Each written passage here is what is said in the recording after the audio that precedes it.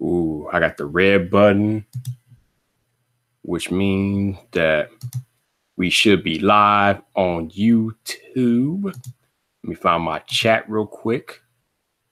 Pull up. Yep. There we go. Yep. I think people watch. Whoa. Oh, hold on. Now we need to catch back up. Oh my goodness. Hold on. Wait. Dang. Oh my God. Oh, y'all got here early tonight. Dang. Hold on. Let me see if I can go back to my iPhone here. Let me see if I can catch my chat. Man, y'all got here early AF. Woo, y'all got here early AF tonight. Man, okay. Let me go back up here and see what's going on here. All right. So, okay. All right, we'll get to that in a minute. All right. What's up, y'all? What's up? I think we got a bunch of people out there. Y'all know I will get to the shout outs here momentarily, but you know what's going on. You know what's about to happen. You know the procedure. And yeah. So, not going to waste much time tonight because this live stream could go any number of directions. But I know what the title is. We're going to have to push that to the back burner because we got more important issues I need to begin with right now at the top of the hour. So, let's get into the most electrifying intro in YouTube entertainment, and then let's get to what I need to talk about right now, immediately. So, current time is 6:31 p.m. Central Standard Time, which means it is Friday night. You know where you are. If you're late, catch the replay. I tell you all the time, do not be late. Anyway, I think it is time to go to work. This is a part of your Friday evening where I'm going to need you to sit back, relax, put your seatbelts on, put your trays in the upright position because Friday Night Vyper is about to take off, baby. Yes, that is how this live stream gets done. That is how I move out. I am the Vyper. So, now that we got all of that station identification, Vype Live, etc., out of the way. What's up, people? This your boy Vyper, the man about tech, and we are live. Welcome to Friday Night Vyp, baby. Woo!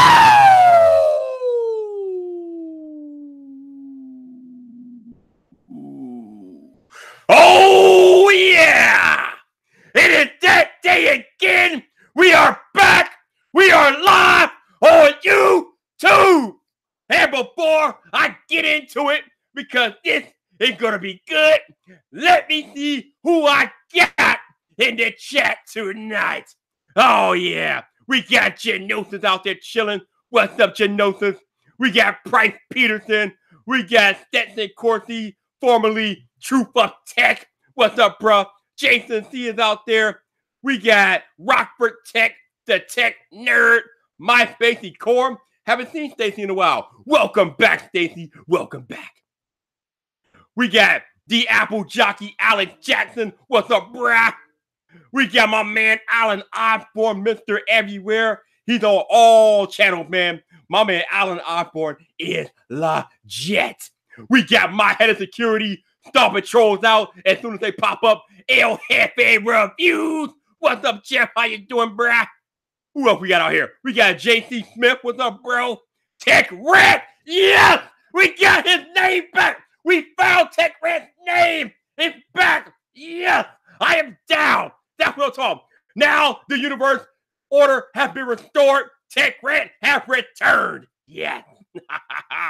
Oh, my customer service enforcer extraordinaire, Christian Taylor, is in the building. What's up, bro? Oh, we got my homie Mediocre Tech. Yes. We got FVT 2190 out there chilling. We got Adult Supervision. Oh, I don't know. We gonna need any of that tonight. But what's up, man? How you doing? And that's about it. Oh, no. Oh, no. I'm gonna miss my boy. Technically T, the excellence of technicution. Or something like that. The excellence of technicution, technically T, is in the building. What's up, bro? Can you tell I watched too much WWF growing up? Just a little bit. But that's all right. Oh, we got Nicholas I'm not even going to try to butcher your last name. We're going to call you Nicholas. Yeah. I don't know how to pronounce your last name, Nicholas, but it's cool. How you doing? Woo! Okay. So, get all the introductions out the way. People are in the building. 26 are watching. So, let's start off with what's hot on the stove tonight, bruh. Oh, yeah.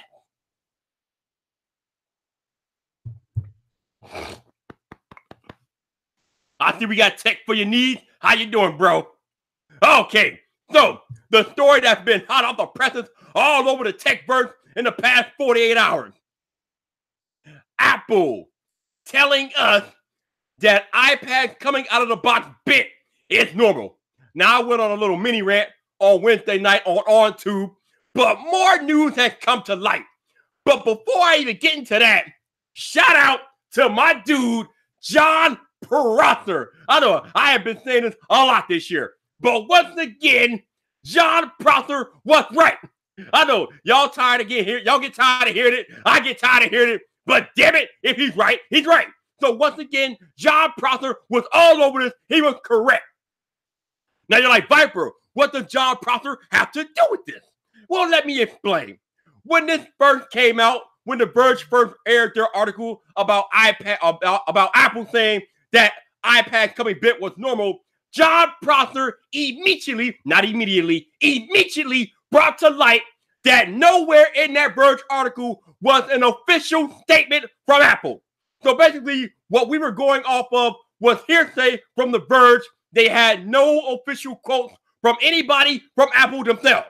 Now, why is this important, you might ask? Well, we got an article today from Mac Rumors, an official Apple blog site, whatever, it is what it is. But we have an official article from Mac Rumors, which one of their readers reached out. So apparently one of their readers sent Tim Cook, big bad Tim Cook. They sent him an email. They were like, Tim Cook, my iPad is bit out of the box. And you say this is normal? What in the monkey's nipple piss are you talking about, Tim Cook? So when the reader sent Tim Cook this email, Tim Cook did not reply. But he had one of the Apple head engineers, Dan Riccio, reply to the email. So Big Dan replied to the email, and Big Dan told this reader that we never released an official statement to The Verge. We never gave The Verge an official statement. But what I will tell you is that the iPad's structural integrity meets and exceeds our expectations. So the dude, one of the head engineers from Apple, Dan Riccio, stated in his response to this dude's email that Apple never gave the Verge. Talk, Viper, damn it, talk. All right. Dan Riccio, engineer at Apple, head honcho, whatever. Dan Riccio said that Apple never gave The Verge an official statement for that article. Apple never sent out an official statement regarding iPad coming out the box bit, which means The Verge fabricated that crap, bruh. And that is exactly what John Prosser said might have happened. So again, shout out to John Prosser for calling The Verge on their big pile of monkey shit, because that's exactly what it was. The Verge fabricated it, and everybody ran with it because, usually you can trust The Verge not to lead you to the river and then leave you high and dry. But in this particular instance, The Verge was talking out of their ass, and Apple never officially released a statement to The Verge regarding the bit iPad. So that is where I'm starting this live stream tonight. Now, even though Apple responded to that dude's email, I'm still not 100% happy with the response, because he didn't really give a strong denial about iPad coming out of the box bit. All he gave was a company line bunch of monkey crap talking about how the iPad structural integrity meets and exceeds expectations. He threw out a bunch of numbers talking about 400 microns this, 400 microns that. I don't give a monkey piss about any of that. When I send an email to you about an iPad coming out of the box bit, I want a hard denial. I want you to say that no, damn it, our iPads do not come out of the box bit.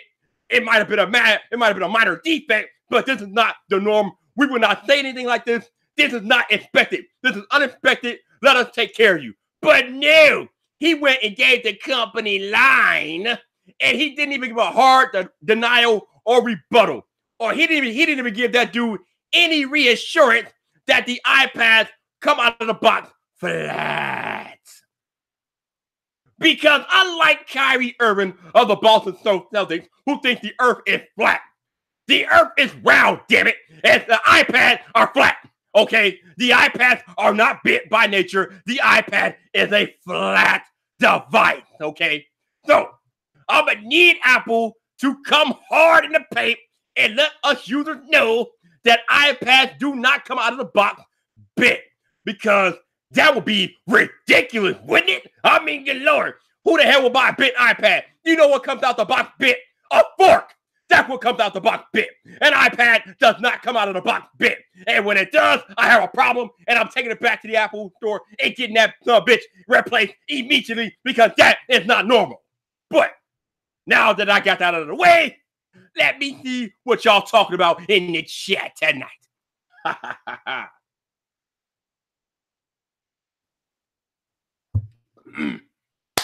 Woo! What a start to the live stream, huh? What a begin to the live stream. Well, I tell y'all, don't be late. All right, let's go back to the top here. Okay, what do we got? Where we at? All right, let me see. What's going on here? All right, let me see what's going on here. Oh, I see you all are congratulating me. For those of you that may or may not be aware, I finally got the email from YouTube approving my main channel for monetization. So thank you all for the congrats. It's been a long 6-month journey. I told you all I met the requirement back in July.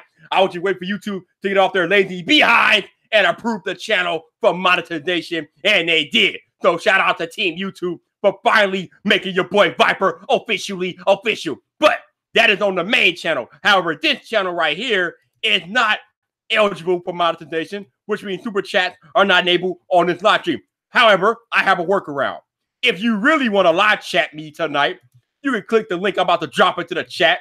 It's my official buy me a coffee link. If I can paste it, there it is. It is a one-time donation. It is not a recurring fee. It helps me out if you want to super chat the live stream tonight. Just click the link and help your boy out and do what you got to do. But super chats are not enabled on this channel because this channel right here is not eligible for monetization yet, because I still don't have 1,000 subscribers. We're like at 462 right now, a long way away from getting all that going on. But if you want to super chat, feel free to hit the link. Please do. Help your boy out. Thank you very much. But let me take it back to the chat. All right, let's see what we got. What we got. All right, let's see. That's right, Stacey. No worries. Welcome back. Real life happens. You got to handle real life first. I know just how much adulting sucks, given the fact that I had to put down too much money for a new alternator at the beginning of the week. So I know how much adulting sucks. So welcome back, Stacey. Welcome back.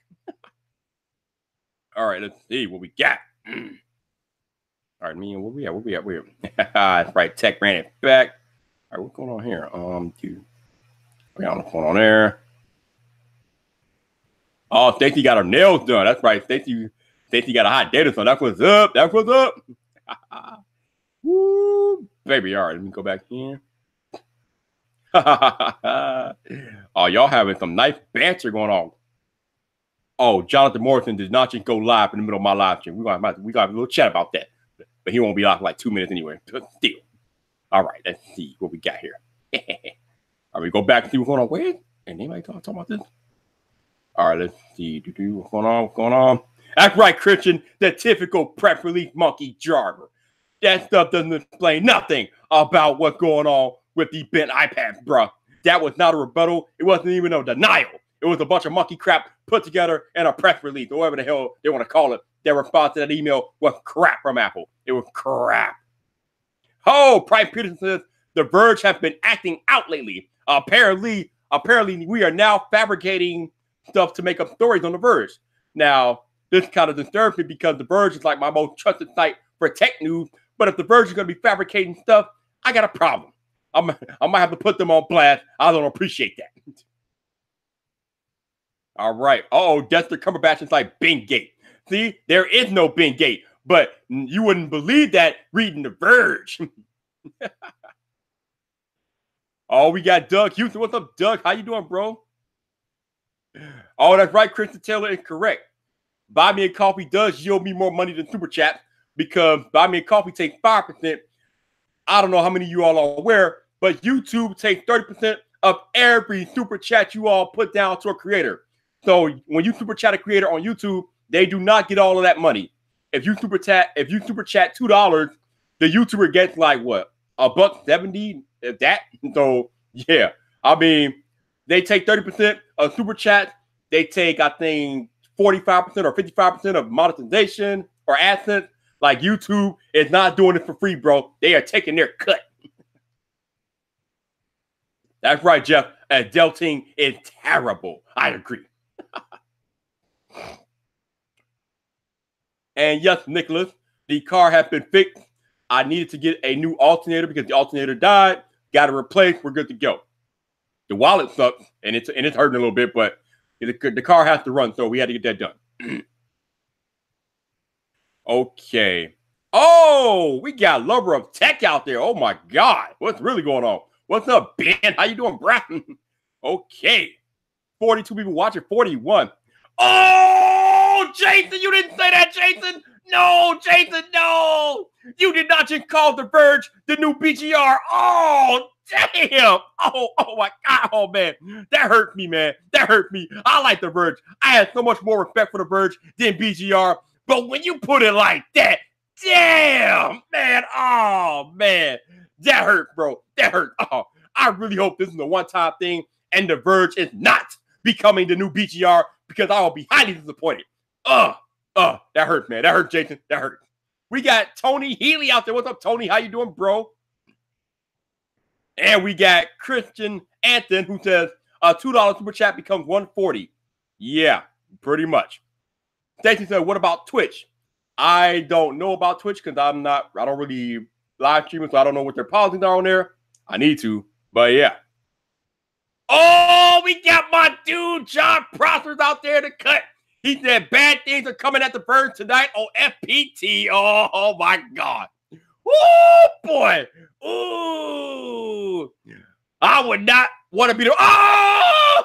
I would not want to be the Verge. And not only do we have John Prosper out there, my man Andrew Edwards is in the building, and he says the Verge has been terrible for years. Oh, man. You know, Andrew, don't say that, Andrew. I like the Verge, man. I like the Verge. I thought the Verge was legit. But after them fabricating this Apple iPad story, I mean, this is some nasty fabrication, bro. I mean, good Lord. How you going to say that Apple said it was normal when Apple never officially released a statement to you regarding the issue in the first place? That is a blatant lie, a blatant fabrication. I mean, that's a blatant misplacement of trust by the Verge. It's just, oh, man. Actually, it's a violation of trust between the Verge and its readers, and I don't appreciate it. And I'm glad that John Prosper is about to bring the hammer down on the Verge tonight on Front Page Tech. I will be watching for sure. Oh, my goodness. Let's go. Go get you some, John Prosper. Go get you some. Woo! Beanie Strong. What's up, Beanie? How you doing, bro? Woo! Man. Okay. Tech for you need to the Verge is done. No, the Verge is not done. One bad apple is not going to kill the Verge, bro. But it doesn't look good. But the Verge is by no means is the Verge done. The Verge is not done. The Verge will go on. They'll get over it. They'll get past it. But if this keeps happening and it keeps getting linked back to the Verge, then we're going to have a problem. But this one bad thing is not going to kill the Verge. Not at all. So Tony Healy says, care to comment on all the Team Unfiltered hate? No, not really. I mean, dude. I get hate every time I upload a video. I mean, I understand that people don't like me. I don't really care. I mean, I'm out here doing my thing. There's a lot more people that rock with me than don't rock with me. It is what it is. What, you don't like me? Get in line. What are you talking about here? Come on, man. Next. All right, let's see what we got. Oh, Andrew said, go watch their cringy Apple Watch 1 video. The first Apple Watch review they did, bro. Oh, man. Andrew. Oh, man. I mean, if you go watch my first video, Andrew, it's pretty cringy, man. Come on now. But if Andrew says it's bad, it must have been pretty bad, man. Because Andrew not want to put a business or company down. So if Andrew says it's terrible, it must be something terrible. Woo! My man Andrew firing shots tonight. Man. Beanie says, if you've been watching PewDiePie lately, you'll know the Verge is not to be trusted. Yep. I remember that. Yep. All right, Dexter Cumberbatch says, there was once a Verge employee that worked for Apple but didn't tell anyone. Oh, wow. I would not be surprised. I would not be shocked at all. Let's see. We got Perp Minded. What's up? You know what, Perp Minded? I never gave you your official due. Shout out to my man Perp Minded. He's also a creator. He made a top 5 YouTuber video, and he actually had me on the list. I don't know how, but I actually made his top 5 list of YouTubers. So shout out to my man Perp Minded. I appreciate the love, bro. I don't know. Sometimes a lot of stuff has been thrown my way, and sometimes I see things, but I forget to reply or respond. So I saw it. Don't think I didn't notice it. I noticed. Thank you, sir. Appreciate the love. No doubt about it. It's just I get so much stuff thrown at me. I just forget to respond sometimes. But I see you, bro. I see you. All right, let's see. Christian Antion says, I love that a good fraction of the chat is full of great tech channels. I'm telling you, man, creator love, baby. Creators be supporting, baby. They know when they come to Vype Live, when they come to watch me, they better support. I'm only here to inspire and support other creators, man. I told you all from day one. The whole key to being successful on YouTube is establishing that sense of community. So the fact that other creators feel comfortable coming together on my live stream to show support for each other is legit. I am down. I do the same thing when I'm watching other creators on their channels and live streams. I'm there to support. So the fact that other creators come here to show love and support for each other, I am down for. That stuff is legit, and that is what makes us better on YouTube. All right, what else we got? What else we got? Again, you go back on. We got that now. My phone. Okay, what we got here? All right, let's see. Christian Taylor says, you're rocking the silicone case a lot, I see. How's the leather one holding up? It's turning color, but it's still pretty good. I mean, I go back and forth, man. I love these casings so much. These are official Apple casings. I told y'all before. These official Apple casings are legit, man. The silicone and the leather ones, they're both legit. I go back and forth from time to time. I mean, it's hard to pick which one I like better. They are both legit. All right, let me take a drink here. Let me take a drink.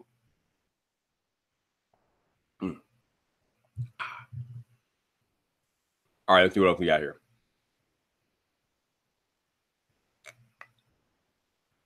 Let's see. Tech Reedy said, what I meant, I'm done. Oh, he said he's done with the Verge. Okay. I thought you meant the Verge is done. But Tech for Your Needs himself is done with the Verge. See, that's what happens, man. When you start putting out crap, you lose people. Oh, we got my dude, Travis MCP. So this is what I need y'all to do in the chat immediately. My man Travis has a birthday. I don't know if it's tomorrow, but it's coming real soon. So I'm going to need y'all to say happy birthday to my man, Travis MCP. My man doing big things on the tube. I think he's like, 14,000 subs on the at last count. My man is making moves on YouTube. Happy birthday, Travis. Oh, it's the day after Christmas. Oh, that means you probably got cheated growing up, didn't you, Travis? Ugh, that's crazy. But happy birthday, Travis. My man Travis is in the building. That's what's up, baby. That's what's up. Yeah. All right. Okay, let's see what we got. Tech Rat says, do you ever wear your merch around town? Not really. It's kind of like cold here in Chicago, so I told you all this is not cold weather merch. So no. Now when it gets warmer, oh hell yeah, I'm gonna be flaunting like a boss. But right now, a little too cold. Perp Minded again, man. Thank you for the support, bro. I appreciate you, no doubt, man, no doubt. Janosin says, Viper, I haven't owned multiple casings that went for a phone. Thus, removing them often cause scratching to the phone at all. No, not really. Unless you're removing them like the Tasmanian devil, then maybe. But if you remove them like you got some sense, the phone will be fine. I mean, I don't know. I don't know, man. I don't know. Let's see. All right. No problem, Travis. No problem, Travis. I hope you have a happy birthday, Travis. Do your thing, man. Get it in. It's gonna be lit. Let's see what we got here. All right. We wish you, Travis, a happy birthday. I like that. I appreciate y'all. That's what's up. That's right. We show love here on Vyp Nation, baby. We show love in Vyp Nation. That's what we do. That's what we do. Oh, my man, El Jefe about to bounce somebody out the chat. Y'all better behave, man. Y'all better behave. El Jefe don't play, baby. El Jefe don't play.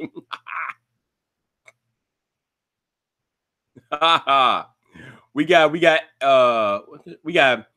Yvonne A. What's up, Yvonne A? I don't know how to pronounce that, but okay.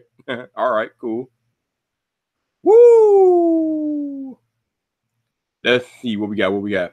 Christian says, oh, actually, no, I forgot. We got multiple Christians here, so let me make sure I know which one. I tell you all which one is asking questions. My man Christian Taylor says, where do you think Apple could possibly go with the Series 5, and are you going to upgrade? Well, of course I'm going to upgrade. I am the captain of Team Apple. That's kind of what I do. But as far as where will Apple go with the Series 5, ooh, wow, I really don't know. What I really wanted them to do this year, and they didn't do, was incorporate smart bands. I want smart bands, man. Like, I don't know if you can like put on like a battery band or have like a secondary LED display as a band or some type of tech in the band. I think that will be a neat direction. And I don't think any other smartwatch has done that yet. But put some technology in the actual band and then we will be on to something special.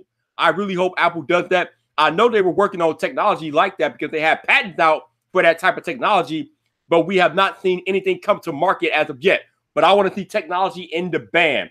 That is the next step. That is next level. That is what the captain of Team Apple wants to see. Get that done, Apple. Get that done. All right. Let's see what we got. Let's see what's happening.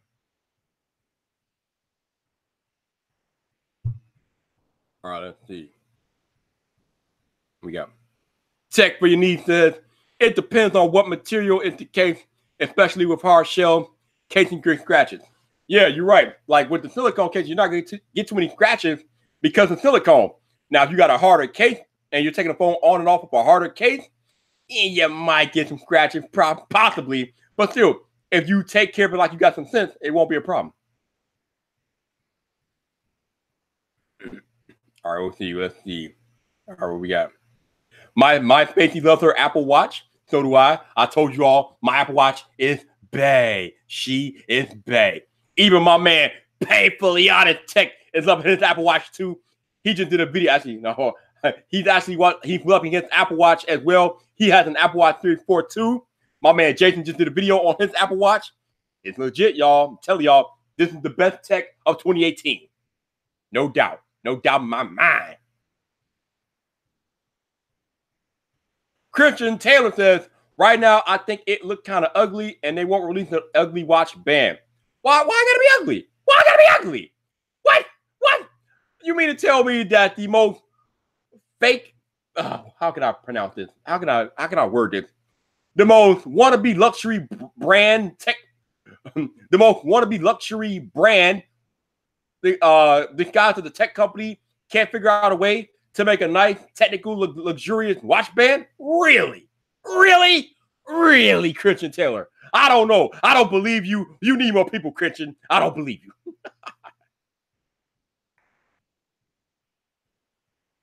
Okay. So my man Even says his wife says hello. Hello, what's happening, y'all? How y'all doing? Tell the wifey I said hello. I appreciate the love, no doubt. All right, let's see. Tech Rant says he's missing Stan Lee already. Okay, all right. Stan Lee was a pioneer. He was legit, no doubt about it. I don't know if any of you all are going to see or have already seen that movie Into the Spideyverse, I think, or Spider-Verse, whatever it is. I don't really do animated movies much anymore, but I do plan on going to see Aquaman because that looks good. Let's see. Janosen said Viper for a new band, they could put the new heart feature sensor into the band just on the opposite side of your wrist where the band connects instead of having to put your finger to contact the ground. Ooh, look at Janosen coming up with these A1 ideas. They could do that. Janosen, absolutely. right, let's see. Nicholas says, did Verizon give you back your money? Nope. I forgot to talk about that. But yeah, we go, me and Verizon will have it out because them punks did not give me back my money. Oh, we got LeBaron Burton out there. What's up, LeBaron? How you doing, man? Christian Taylor says they probably can figure it out, but they might go battery case mode on us and release the iStore. Oh, man, let's hope not. Let's hope not. That would be terrible. That would be a travesty. Woo! Oh, man. Oh, we got all the heavy hitters in the chat tonight. Look at my man Taylor of Tech hanging out with your boy Vyper tonight. What's up, Drew? How you doing, bro? How you doing? So I was just hanging out with Drew in his live stream before I went live, and he got the news that the Verge's article might have been fabricated. I wonder what Drew thinks about the Verge making up that story that Apple called the iPad bending out of the box normal, because now we know that the Apple never gave the Verge an official statement. So I wonder what Taylor of Tech thinks about that, and I wonder if Taylor of Tech will do a video on the Verge's misinformation. I guess the Verge misremembered. They pulled a Roger Clemens and misremembered what Apple told him. Bad Verge. Bad Verge. Oh, man. All right, what we got? What we got? Tech for your needs says smart band can't be done on the Apple Watch 4 because the way the band connect. Oh, no, bro. No. Apple employs some of the brightest engineers on planet Earth. I do not believe that it can't be done. If it can be done, Apple engineers can figure out a way to make that happen. But smart bands on an Apple Watch is the next logical step in my estimation, and hopefully we see it sooner rather than later. Let's see. Let's see what we got. Let's see what we got. What we got here? What we got? My man Drew said Verge be making stuff up. Seriously, Drew, they making stuff up, Drew. What the hell going on, man? I don't know. I don't understand it, Drew. I don't understand it. Oh, we got Greg Gadgets out there. What's up, Greg? How you doing, bro? Yo, I got all the heavy hitting creators in here tonight. Man, that's what's up. Y'all, man. I mean, can we take a moment? Can we take a moment? Can we just take a moment to appreciate all the love for all the different creators that come up into my live streams? Like, I've been kind of blessed this year because ever since I did that live stream on July 3rd and I brought like 12 different creators into the chat with me, these live streams have transformed into something special, man. I've been able to get creators from all different niches together on my live streams. Like, even creators that don't do tech videos have joined me in these live streams. They've been in these chats. I've had tech YouTubers, beauty YouTubers, like filmmakers. I've had all types of creators in my live stream. So I know I'm a tech channel. I know I'm a tech personality, but I said way back when I first started doing YouTube that I wanted to be able to bring together creators from all different niches. And the fact that I've been able to do that is kind of astonishing, really. But it just goes to show that when you come together and support each other and don't worry about being each other's competition or hating on each other or doing this, that, and the other, the community can become a special place. So I just want to take a moment to thank you all for making these live streams and this community a special place to hang out and come together, man. Because what other live stream would you get Flossie Carter and Roberto Blake chatting one-on-one? Like that doesn't happen. Like that just doesn't happen. But it happened here, and you all made that possible. So, I mean, wow. I mean, before Drew and John did the second part of their live stream debate, they came on Friday Night Vyp together. So it's like, I mean, it's crazy, man. I mean, it's utterly amazing. I mean, I don't know, man. It's just what the things that we've been able to accomplish in the last few months here on this live stream is like, it's really astounding. It's amazing, man. I hope that up and coming creators look at this and realize that anything is possible when you just celebrate what everybody's doing and find a way to incorporate everybody into what you're doing and supporting everybody, because it's not just about me putting out content and whatnot. It's about me going to other channels and supporting the content that they put out. Like, I go see El Jefe Reviews. I go to Taylor the Tech channel. I go to Front Page Tech. I go to Shannon Vlogs. Shelly Saves the Day. I go to Tao. I go to Floss. I go to Justine. I go to Jenna. I don't really talk about Jenna much, but Jenna, who is Justine's sister, is pretty legit in her own right. She's a badass. Jenna Ezeric is a badass. Somebody could cut this out and send it to her if you want. I don't care. But as much as I talk about iJustine, Jenna Ezeric is just as much of a badass as her sister iJustine. So shout out to Jenna Ezeric for getting it done. She is badass. That is what I'm talking about.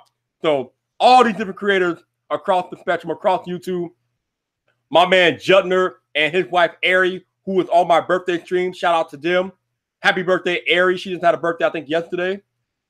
Hope she had a nice time. She told me she did. But, man, just all the connections that we've been able to make. And not just me. Like, it'd be one thing if it was just me. But a lot of you all have made connections with creators that you normally wouldn't make connections with through these live streams. So it's not just me that's making connections. It's all of you all making connections in these live streams. So shout out to everybody for making connections to each other on these live streams.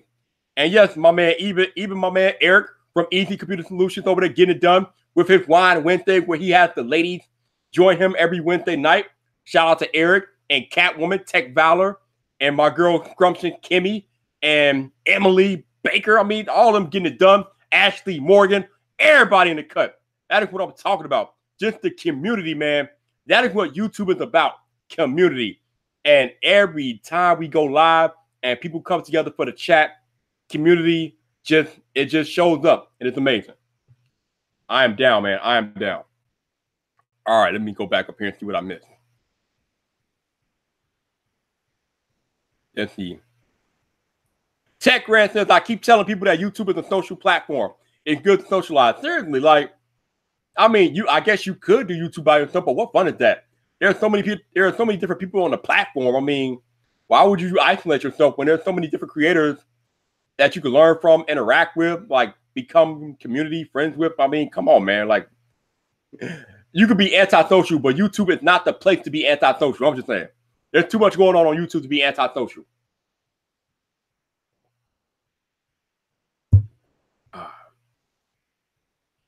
All right, well, yeah. Oh, I appreciate that, Greg, man. Thanks, Greg. I appreciate that. No doubt, dude. No doubt. That's right, Price. Jenna is super nice. Jenna is legit. I know, Christian Anton. There's a lot of December birthdays on YouTube. It's kind of crazy. I didn't even know this many people have birthdays in December. Nutty. Oh, we got my man Willis out there. What's up, Willis? How you doing? Now we got to get Willis to change his name back, and the universe will be completely normal. But right now, he's under this Sean Diggs tech stuff. We need that Willis 16234 back. Bring back Willis. Free my man Willis. Free Willis. Free Willis. That's what I'm talking about. Woo. Okay. All right. So now that I brought up the Apple Verge stuff, what else do I want to talk about tonight? Let's see. I am not crazy. Bring Willis back. Oh! Before we get into the brand stuff. Oh yeah. Oh God. Oh, I gotta get Crunk right quick. I gotta get Crunk. You all are gonna have to excuse me because the live stream is about to get a little nutty. So, a week ago, I did a video. It was a different video. It was definitely far from the norm, but a lot of you all seem to enjoy it. My man, Agent Bauer, interrogated a Google employee. Now, the purpose of this interrogation was to find out where the missing Pixel 3 DXOMark score was. Now, I don't know how many of you all watched the video, but it was kind of legit. The Google employee was hard to break. We had to go off camera to get some stuff done. But eventually, after the camera went away and we signed out and then we went to black, the Google employee gave up the Pixel 3 DXOMark score. He gave it up. And what we found out is that the Google Pixel 3 DXOMark it's the same thing as the iPhone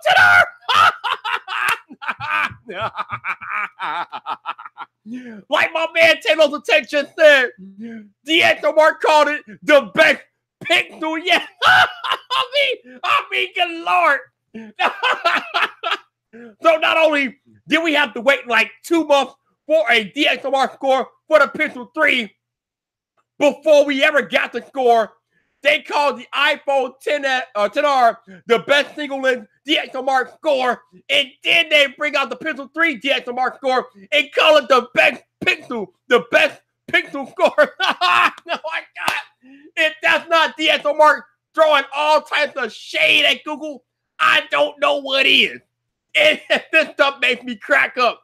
My God, this is hilarious to me, man. Woo! Woo!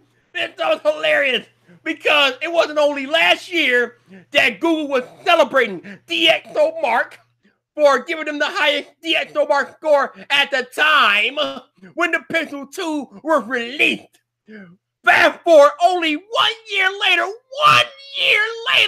1 year, and you can't even find the Pixel 3 DXOMark score. I had to do an interrogation. I had to send the monkeys to the truck to go find it. I had to put out NAPB for the Pixel 3 DXOMark score, and it finally was found yesterday. And it's not even all that great. It's like way down the list, bro. I think it's like, what, 7 or 8 on the list? I mean, good Lord. Woo, boy. My God. This stuff cracks me up. Now, many a tech creator, including Mark Kent, MKBHD, including Drew, Taylors of Tech, have told you all that you should not take DXOMark scores too seriously. But you know how fanboys get. They see the score, they run with it, they run all the way to Montana and back, and they will let you know if their phone has the highest DXOMark score. They will let you know.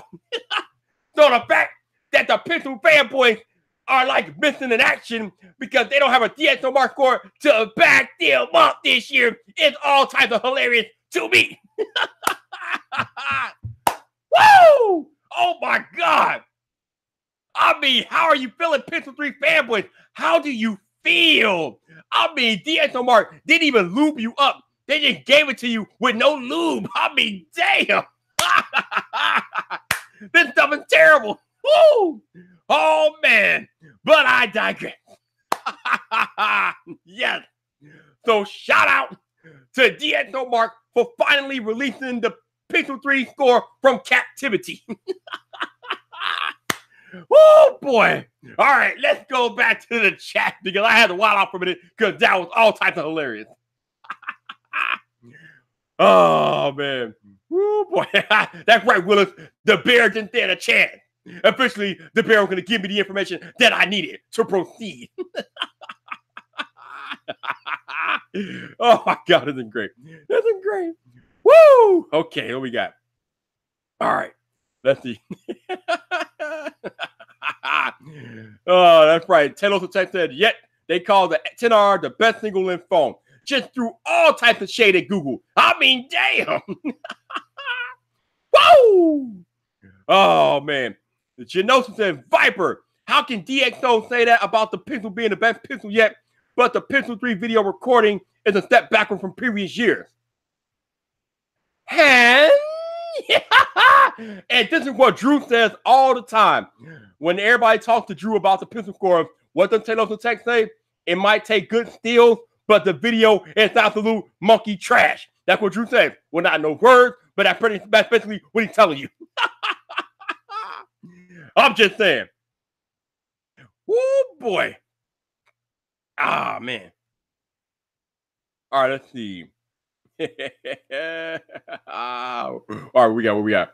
My man Taylors of Tech said, not to mention the 10R has depth control, live portrait mode, and $50 cheaper than the Pixel 3. Absolutely, Drew. Absolutely. This stuff is crazy out here, bro. This stuff is crazy. Woo! Oh, we got Super Dave USA. What's up, Super Dave? How you doing, bro? Welcome to Friday Night Vyp, baby. Woo! And Mitten Dad is in the building. What's up, bro? How you doing? Woo, man, oh, man, oh, man. Oh, my goodness, it's crazy. Oh, we got Modern Day Family Man. What's up, bro? How you doing? Uh-oh, my man John Prosser is Roman.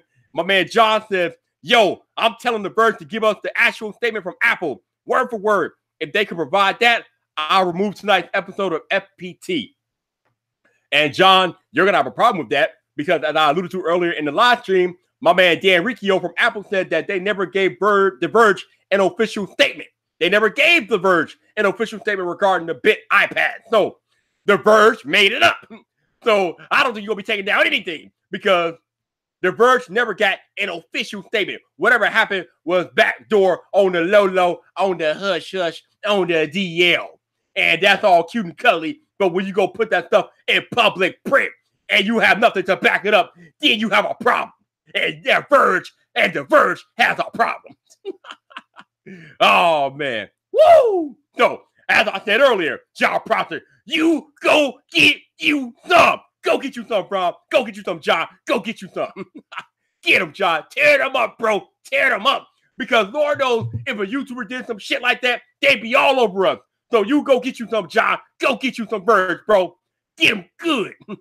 Absolutely. Tear them up, bro. Tear them up. I am down. Woo, baby. All right. So now that I talk about that, where am I going next? Let's see. Where am I going next? I had some stuff I want to talk about today. All right, got that. Okay, HomePod sucks. Blah, blah, blah, blah. Breaking down deal. Blah, blah, blah. Okay, talk about that. I can get that later. All right. Okay. All right. I'll talk about this briefly, right quick. All right. Let's see. Hold on a second.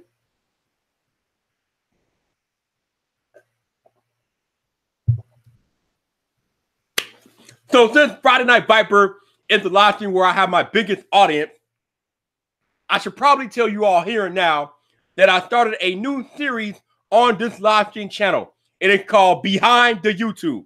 Now, what I'm aiming to do with this series is take you inside of the mind of a creator before they ever press record to record whatever YouTube video they're uploading. So I talk about ideas and how we get ideas, content strategy, lack of content strategy, tag titles, thumbnails, what goes into the creator's mindset while they're trying to go through the process of putting out a YouTube video, things like that. So episode 1 aired on Monday. It's up on the channel. Go check it out. It's called Behind the YouTube. I'm going to try to do one every Monday, or actually not every Monday. I'm going to try to do one every week. So if you all are into that, if you are a creator or you're thinking about becoming a YouTube creator, I would highly recommend going and checking out Behind the YouTube. It will give you a little insight of what goes into putting out YouTube videos, and I think it'll be good information. So be sure to be on the lookout for that. Like I said, I'm trying to put an episode up once a week, and we'll see what happens after that. I don't really have a set schedule for it yet, but the first episode is up Behind the YouTube. Check it out. Now that I got all that out the way,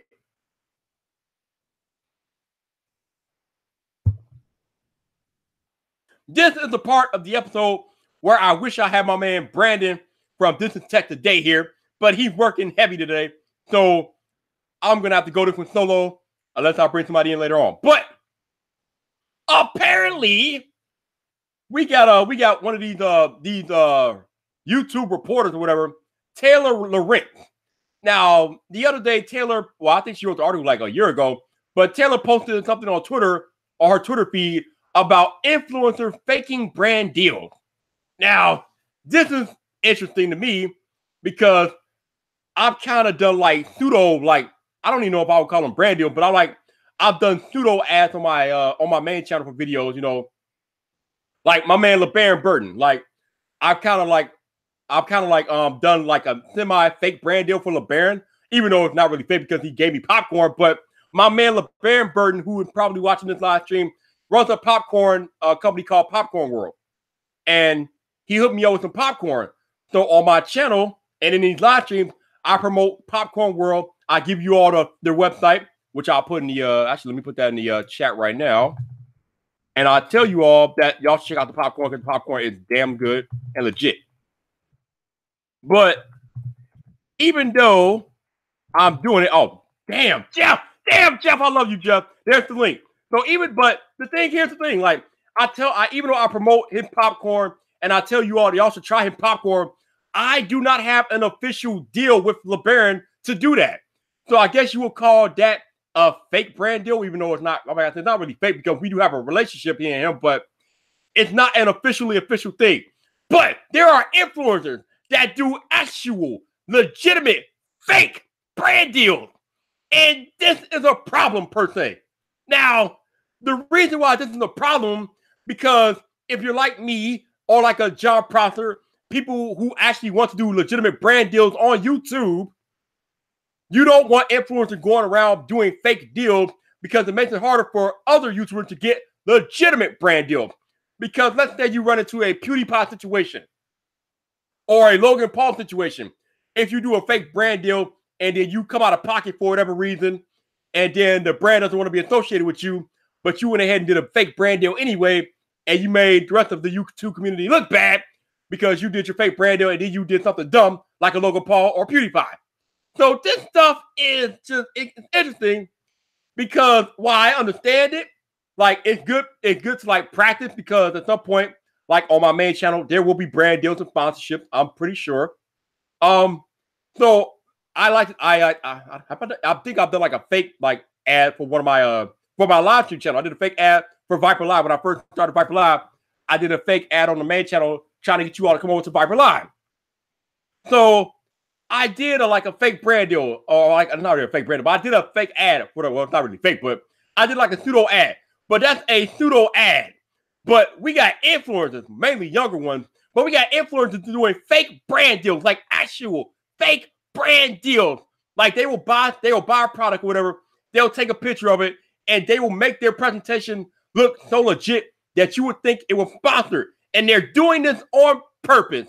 And like I said, while I understand the mentality, because in today's age, the more sponsorships you have as an influencer, the more legit it makes you, or the more legit, or as they call it, as she called it in her article, the more street cred you have with the more sponsorships that you can get. When you have an actual like real influencer trying to get real brand deals, like actual brand deals behind you and your fake brand deals, that causes a problem. Because this is a double-edged sword. On one hand, a brand could be like, why would I pay an influencer to do a brand deal when I got all these other influencers running around doing fake brand deals, giving me free marketing? And on the other hand, it's another double-edged sword, because then, like I said, you got influencers who want to do real brand deals, and with so many fake brand deals running around, it makes it harder to get legitimate brand deals. And especially if you get into a situation like with PewDiePie, when he like recently promoted that anti-Semitic channel by accident. Like if you're a brand that was attached to PewDiePie and his name is in the news for doing stuff like that, then that puts you in a bad light and it kind of messes you up.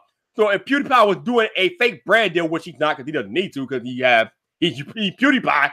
But let's say PewDiePie was doing a fake brand deal and then that information came out about him promoting that channel. It makes it bad for all the rest of us because now brands are going to be more leery to do work with influencers who want legitimate brand deals because somebody who did a fake brand deal went out of pocket and messed it up. So this is a double-edged sword. So while I understand it on one hand, I'm like, ugh, it kind of makes me cringe on the other hand because it can mess up things for other influencers in the future. But let's see what we got in the chat. And I see we've been visited by my man, the savage of all savages, TK from Total Tech. What's up, TK? How you doing, bro? Woo!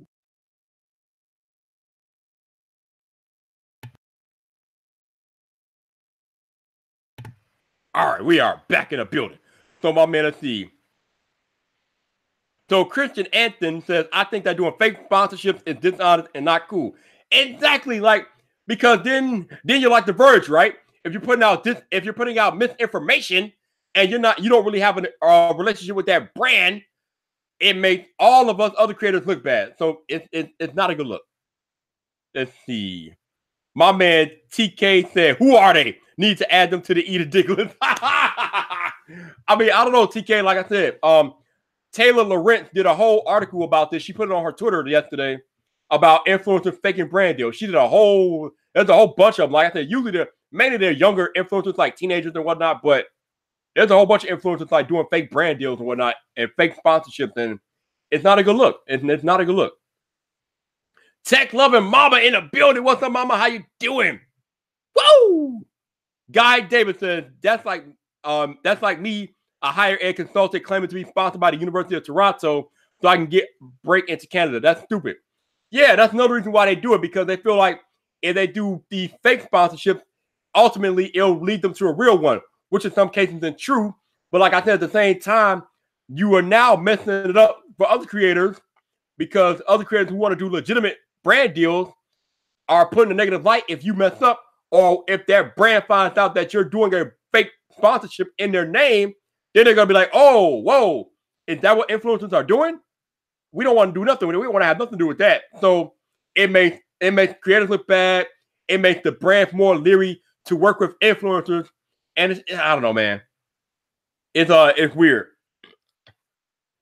That's why I want to talk to my man Brandon from Business Tech today, because I don't want to say he does fake brand deals, but I know he runs like many ads like for products that he uses and whatnot. He doesn't say that he's like affiliated with that brand, but he does like do ads on his videos of product that he uses, even though he doesn't like have an actual like sponsorship or whatever, but he does run these like ads for products that he's like Robinhood, one of the ones that he does all the time. He runs like ad spots for Robinhood, because I think he has an affiliate link for Robinhood. So I mean, but I want to get him on here because I know like I want to get his opinion, since he's like he runs a lot of ads on the channel and whatnot. But it's like I don't know what to think about this. On one hand, I understand it. On the other hand, I'm like, ooh, man, I don't know, man. TK said call fake news, basically like the Verge, fake news. Woo. So Christian Taylor says, and the one brand who does an actual sponsorship with you ain't going to see crap response and never do it again, then it will damage your reputation going forward. Yep, there you go. Exactly. It's crazy, man. Janosen says, great for brands either way. If they're fake, free advertising, or if the YouTuber has false information, the advertiser can sue, win-win. I don't know. If they don't have an official relationship, can they sue? I mean, maybe, but if there's no contract in place, I don't know if the brand can sue the YouTuber for doing a fake brand deal, because there's no laws stopping them from doing that. So I don't know if a brand can sue a YouTuber for doing a fake brand deal, because there's no laws in place to stop them.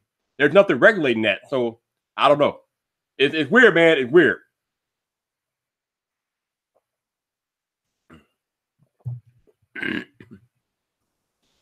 El Jefe Review says, I did that once. I plugged Audible to push my associates link, not sponsored per link, but I actually use Audible like daily. See, that's different. You use Audible and you have an affiliate link.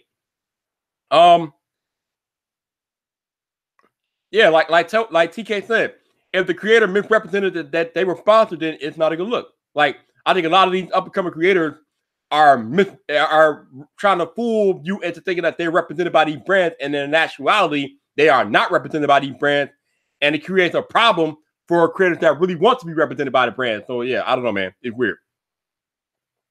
We got Paul Peck Drywall Tube. What's up, Paul? How you doing, bro? What's up?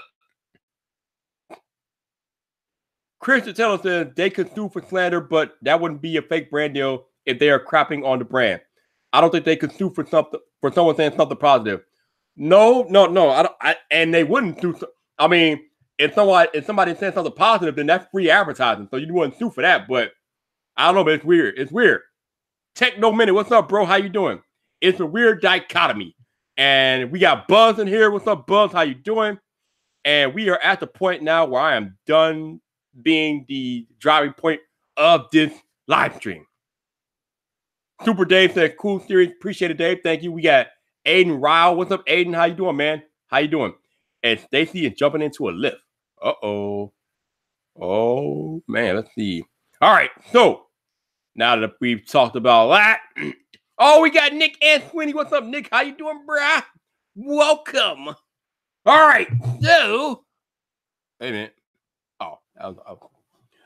Oh, we got Phone Tech at work. What's up, Phone Tech? How you doing, bro? How you doing? Oh, Affordable Tech, you got 2 accounts. Okay, I'm like, what is going on right now? Wait, what is happening here? I don't know what's happening. What is going on? I don't know. All right, let me check the Twitter real quick. The Twitter. Let's see what we got going on here. Let's see on the Twitter. Oh wow. She's funny. Oh man. Okay. So, Phone Tech, appreciate the love, man. Thank you, sir. I appreciate it. Yo. El Jefe say, when the monkey temple's happening here? I don't know what's happening, Jeff. What is going on? El Jefe crazy. But this is the point of the live stream where if you all want to come talk with your boy, the man about tech, the stream is open. Let me know if you want to join me tonight. I will get you all a link to join the hangout if you so choose. Don't everybody rush at once. Because actually, there's a lot of stuff to talk about that we can talk about and go back on. But yeah. Oh, my man LeBaron said, I got you playing in the background, but I got to rehearse for a concert. Ah, okay. All right. El Jefe said immediately. Now, El Jefe, oh, we got Albert U. What's up, Albert? Man, what's going on?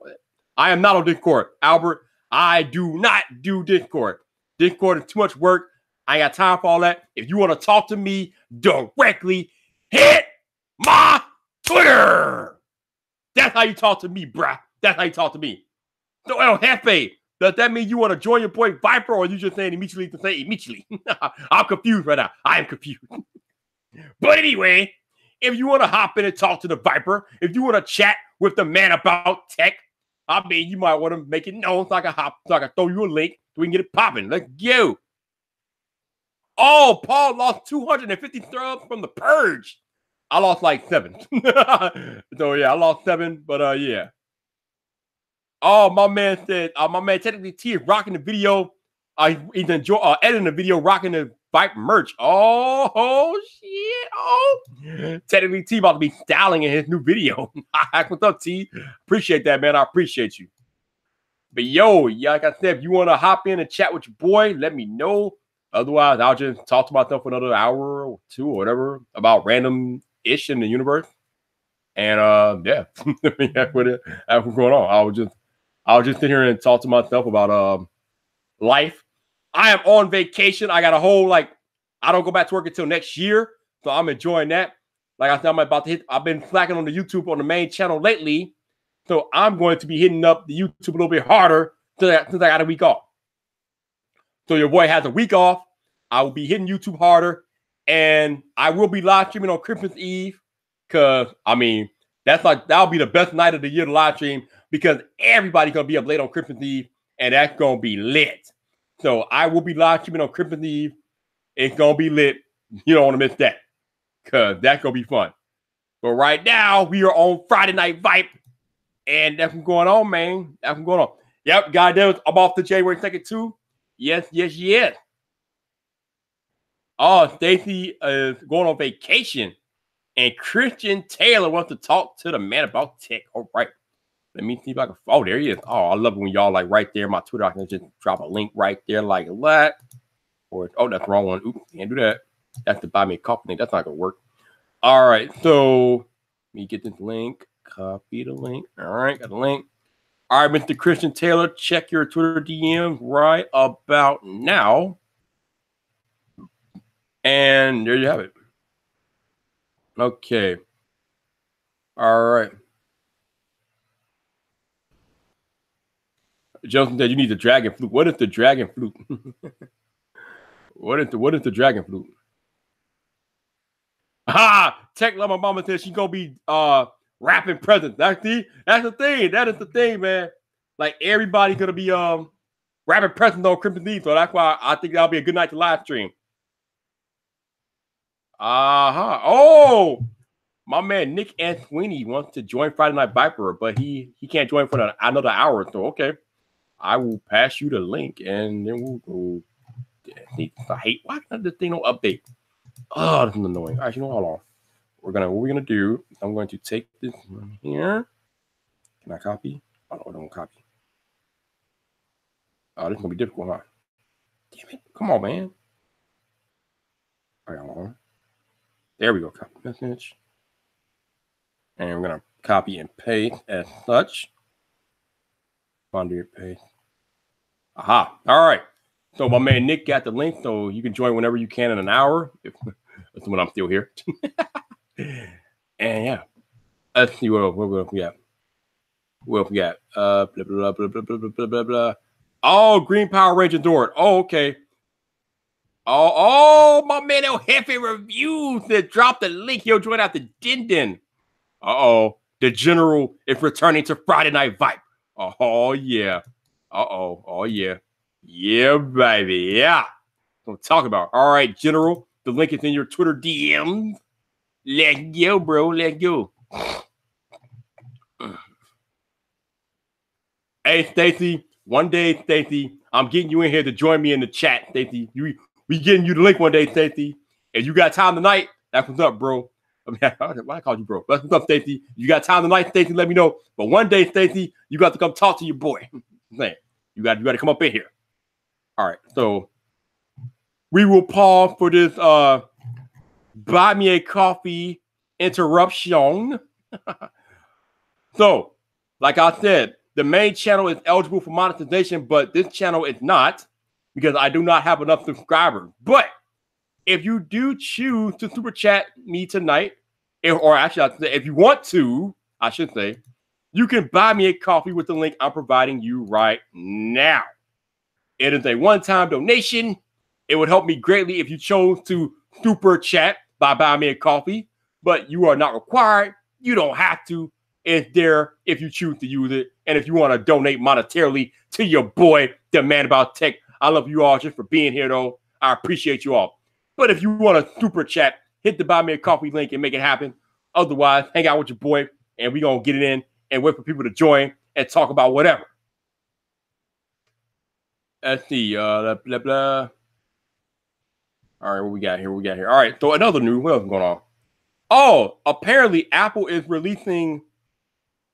possibly releasing an updated iPad mini next year, and they're going to change the size of their 9.7-inch iPad to a 10-inch iPad next year. These are rumors, but I would like to see the iPad mini updated because that was one of my favorite iPad probably ever, man. The iPad mini was legit. Like, it was like the perfect reading device, like the perfect size for reading and holding it. The iPad mini, I mean, if you didn't want those bigger iPads, the iPad mini was legit.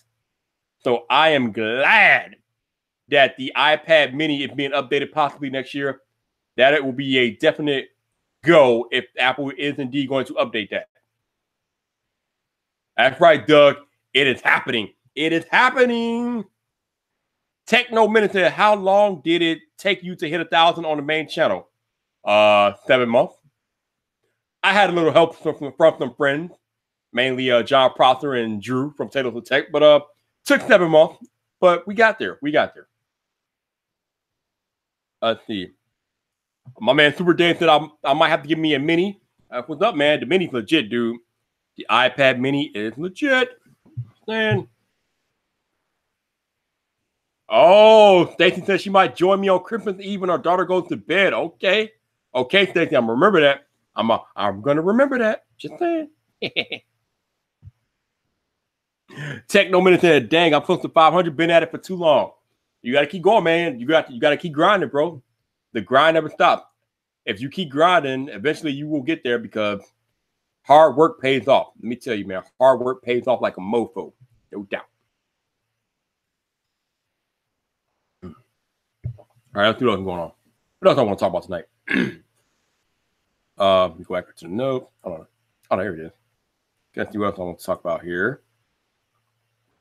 Oh, this is your daily, nightly reminder that the HomePod sucks. That's all. That's all it needs. That's all it gets. All right, what else is going on? Oh, actually, you know what? I always follow people before I talk about that. So yeah. So have you all done your Christmas shopping? Are you all ready for Christmas? Have you got all your Christmas presents that you want to give out this year? Or are you all going to be last minute shopping like the rest of us? Oh, we got my man Easy Computer Solutions in the building. Eric, what are you doing tonight, Eric? I need to know what you're doing tonight. Do you want to come in and talk to your boy, the man about tech, Eric? Can I pass you a link, Eric? Let me know. Ooh. All right, let's see. Easy Computer Solutions in the building. Oh, my man Greg said he is done and ready for Christmas. That's what's up. Oh, my man technically teaches left the Apple store. Woo! Woo! Yo, I bet the Apple stores are packed right now, man. Whew. All the stores are packed, though. All the stores are packed, man. I mean, this is it. This is probably the busiest shopping time of the year, man. Oh, my man Easy is at the bar. Okay, all right, Eric, I got you. All right. Eventually, Eric, you won't get back in here, bro. I'm gonna catch you eventually. Let's see. Techno Minute said, got my dad an older 2015 MacBook Pro. Ooh, nice, very nice. Can I be your son too? Can I be your dad too? Can I be your dad? Can I be your dad though? I'm just saying. I'm just saying. Just saying. Technically, T said, yeah, my lady better be glad. I like her. Tail got an Apple Watch and some AirPods. What? Oh man. Oh, technically T is doing it big. Not bad. Not bad. Let's see. Oh, my man, Easy Computer Solution got the Crown Royal on deck. He is doing it fine tonight. I feel you, Eric. I feel you. Do it, man. Get it done. Get it done. Okay. Apparently, iOS 12.1.2 will be auto-installed tonight. Okay. All right. Do what you got to do, iPhone. I ain't mad at you. Do what you got to do. Do what you got to do. I don't care. Do what you got to do. That's right, Techno Mini. Can I be your dad? Can I be your dad, though? I mean, seriously. I'm saying. Woo. That's the Evid says, if you were offered a Pixel 3 for free, if you used it and only it for 2 months, would you go all the way? Hell no. I am the captain of Team Apple. I can not only use a Pixel device nope. Sorry, can't do that. Not happening. Nope. Can't do it. Not a chance. The Pixel 3 is a nice device, but to be my only device, hell no. To the no. Hell to the no. Not a chance, bro. See, my man Kenofa Tech is braver than me. See, Drew can do that. I am not doing that. That ain't happening. No, thank you. Not a chance, bro. Nope. I lived the Android life for years. For years, I lived that Android life. I am done. I am the captain of Team Apple, and I will always have an iPhone on my person. I have an Android, but it can't be my primary. No. We're not doing that. I've been there. I've done that. I'm not going back. I ain't going back. You're going to have to pry this iPhone out of my cold dead hands.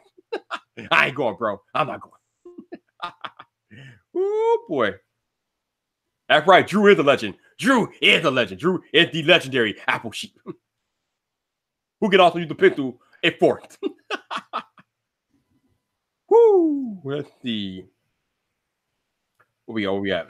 Tim Arthur, I've literally been in an Apple store one time ever. Like Jason, my closest Apple store is several hours drive away. Ugh, that's crazy. Several hours drive, man, that's like nuts. Tim Arthur, Pixels are way overrated.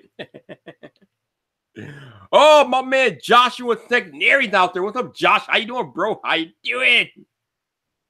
Woo! Jason said somebody make a gift of Viper doing the hell no thing. Christian Taylor says, sitting here waiting to see if Viper notices me. Now, the problem with that is that once I go live, I minimize the Google Hangout screen because if I touch it, it'll malfunction. I ain't got time for that.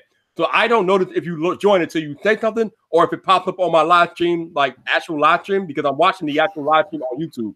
I don't watch the Google Hangout screen because, like I said, if I touch it, it bitches out. I ain't got time for all that. So I minimize it and I watch the live stream on YouTube. So until your little box pops up, which it hasn't yet, I don't know that you're here. But Christian, what's up, bro? How you doing? Pretty good. How are you? I'm good, man. I'm just chilling. I mean, sweet. Yeah, I think it's because it's just two of us right now. So like, oh, that's right. That's right. You want it? That's right. You're right. I would have never noticed you. I forgot. The box doesn't pop up since like 3 people. Oops. Okay. Oh, yeah, I didn't know what to say because you usually are like you do a dramatic introduction when people join. So I'm like, I guess I'll just keep quiet. Yeah, I didn't know you were there. I know. I think, like I said, when I go live, I minimize the Hangout box because if I touch it, it messes up. I got time for all that. But we have been joined by my customer service enforcer, Christian Taylor. It's on Friday Night Vyp, baby. There you go, Christian. There you go. There we go. That's what I was wanting. Yeah. The WWE announcer. Ooh, Techno Minute said Apple is fun until you work there, then it's not anymore. Ooh, oh, damn. Man, you know, I was just thinking, I've been in the Apple store lately, and I've been like, man, I would love to work here for one day. Like, I probably would hate it if I worked there for like a long period of time, but one day, I bet that would be pretty fun. Yeah, I think I would agree. One day would be good, but like if to work there for like a long period of time, probably not. They're way too paranoid about the security and whatnot. I mean, are they? Their products are practically just sitting there for you to steal. Well, I mean, but they have like other like employee guidelines that like make it really like difficult trying to work there, especially if you're a YouTuber. My man, Modern Dad, the English Danny call himself now. He really does not like Apple. He used to work there. I think he said he got let go for something he said on YouTube or something like it's just dumb. So yeah, it's mess. Oh yes, Genosis. I would so choose iPhone launch day to work there if I could work there for a day. Oh, that would be crazy. I mean, would it? You'd just be clapping for like one person at this point. Pretty much. So I think we got I think somebody infiltrated my live stream and I noticed, but I didn't really get a chance to say anything. But we got KB100. What's up, KB? How you doing? What's up, Daddy? What's up? Welcome to Friday Night Vyp. Wait, Techno Minute, did they clap for the HomePod launch? Oh, they clap for everything, dude. What are you talking about? For every product launch? I thought it was just the iPhone. Oh, dude, if it's a major product launch, they are clapping. That's hilarious. I'm going to get there when they release a new Sport Loop or something. They'll be like, I'll be walking in for a green Sport Loop. Yeah, don't be clapping for the HomePod in front of me, though. Don't do that in front of me, bro. I'm saying. I might throw you out your own Apple store. Mean, you dug up the whole HomePod thing in your latest video. Just like, man. So we got a DJW 1981 saying, what the F is this? It's called a live stream. Last time I checked. Did you get lost? Did you make a left turner? Did you make a wrong turn at Albuquerque, bro? You were on Friday Night Vyp, bro. What are you talking about? What is this? I don't think he's used to being here. I don't think so either. I think we got an intruder or something, bro. Better be careful because my head of security is present. Man, you know, I'm going to set a goal. For 2019, I'm going to work on my camera quality on live streams. I'm looking at you like you're streaming from the most buttery smooth camera ever, and I'm definitely on a calculator. Actually, you look pretty good from where I'm sitting. Really? Yeah. Man, my connection looks and I'm watching you on the live streams. That's kind of funny. So my man DJW said I was asked to come check y'all out. So my question is, who asked you to come check us out? Who did it? I need to know who did it. Who did it? Who's responsible? Who did it? Who do I need to talk to? Oh man, but yeah, your quality good, and I am streaming from my Panasonic G7, so that's why I look good. We got the cam link working. The cam link is handling business. We have smooth 720p, buttery smooth 30 frames per second, getting it done. Nice. Yeah, I got the G7. I just am too cheap for the cam link. Yeah. Plus, it's like it's not on Amazon anymore. It's like only sold at Best Buy. I don't know. You know me and Best Buy. I'm not able to shop there anymore. Oh yeah. We know. I thought I was gonna have to let it out on Apple today, but they came through last minute. So Apple usually take care of you. Apple usually can't take care. But yeah, actually, the funny thing is, what about I say? Oh, there is a new cam link that does 4K streaming now. Apparently, ooh, yeah. I'm not doing that though because that's like way too much data, and I'm not having it. Do you have like a data cap on your internet, or you just mean speed wise? Yeah, data cap is like 1 gig. Not 1 gig. 1 terabyte. Yeah, 1 terabyte. Do you come close to it? Honestly. No, not really. You probably have Comcast because I do. We have Comcast and we have the same 1 terabyte cap. There's only been 1 month that we passed it, and it's because I had a glitch with my backup software, and it was like, yo, I'm going to back up your whole hard drive again. So 4 terabytes of data later, that was not fun. So Janosen says, you you have possibly the lowest live latency of all the live streamers I watch. You're under 4 seconds. That is because I set it to ultra low latency before I go live. When I enter in the settings. When I'm setting up the live stream settings on when I'm scheduling it on the back end in the Creative Studio, I switch it over to the ultra low latency, so to get the smoothest buttery experience possible, baby. So yeah, that is intentional. Oh, we got Uncle Dan's Dumbassery here. That is quite the name, bro. I've been seeing him on Twitter, though. What's up, man? How you doing, bro? Welcome to the stream. And this dude, DJW Studio, tell me who sent you. Who sent them? Teddy VT said he's all over that calming 4K. Shooting in 4K, doing regular videos in 4K is cool, but T, would you live stream in 4K, though? Because that's a lot of data, man. That's a lot of data. And I see we got my head of security, LFA Reviews. What's up, Jeff? Hey, what's up, man? Can you guys hear me? I can hear you. Loud and clear. A little bit. Good. Just making sure, man. Just making sure. Oh, there we go. Okay, cool. All right. Man, how you guys doing tonight? Doing well. How are you? Oh, man, same old, man. Just editing a video and trying out this different video editor. So just trying things out. That's what's up. My man Jeff is in the building. Man. So, since I have you two gents here, what do you all think about the Verge's misinformation here? Oh man, they're always shooting themselves in the foot, man. I'm actually excited, man. I got my popcorn on deck right here for tonight, man. I'm waiting for that FPT episode to drop, so I'm ready to go, man. I am ready. Oh, you got the popcorn. Yeah. Now you got the other popcorn coming too, right? Yeah. Oh yeah, no, I'm waiting for LeBaron. This was a gift I got at the my company impromptu company party that we had yesterday, and they hooked me up with some popcorn. So I was like, man, I'm juiced. I can't say I'm surprised by The Verge. I kind of lost respect for them after they threw crap at YouTubers. I don't know. Just a lot of big media sites like that. When did The Verge throw shade at YouTubers? I must have missed this. I think it was I remember that. I think it was PewDiePie or someone they were going after. Oh yeah, they're always going after PewDiePie.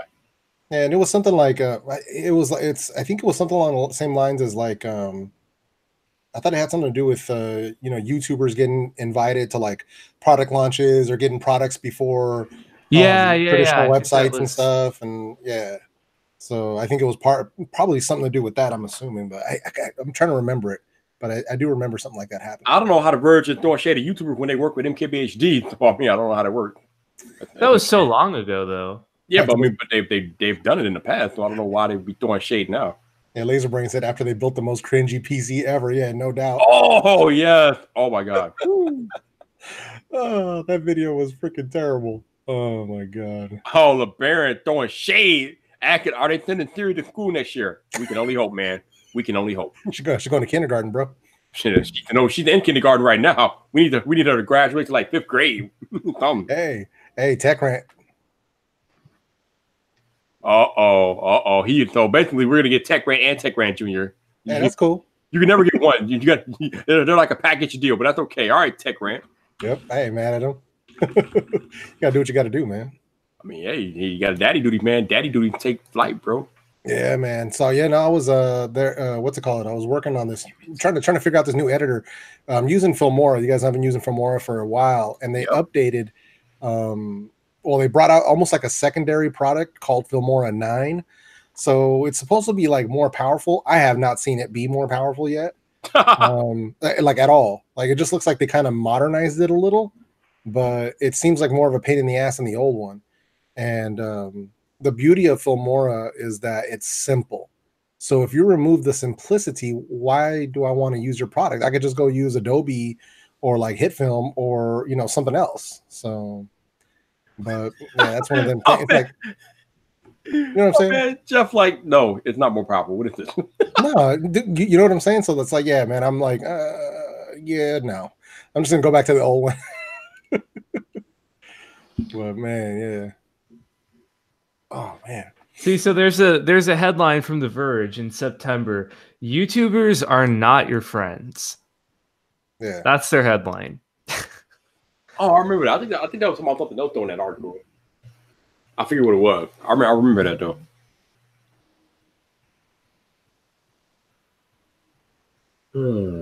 Nah, you know how it is though, man. There's always people, people like to take shots and stuff. It's new media, man, and old media and stuff, and it's just I don't know. It's a weird setup, man.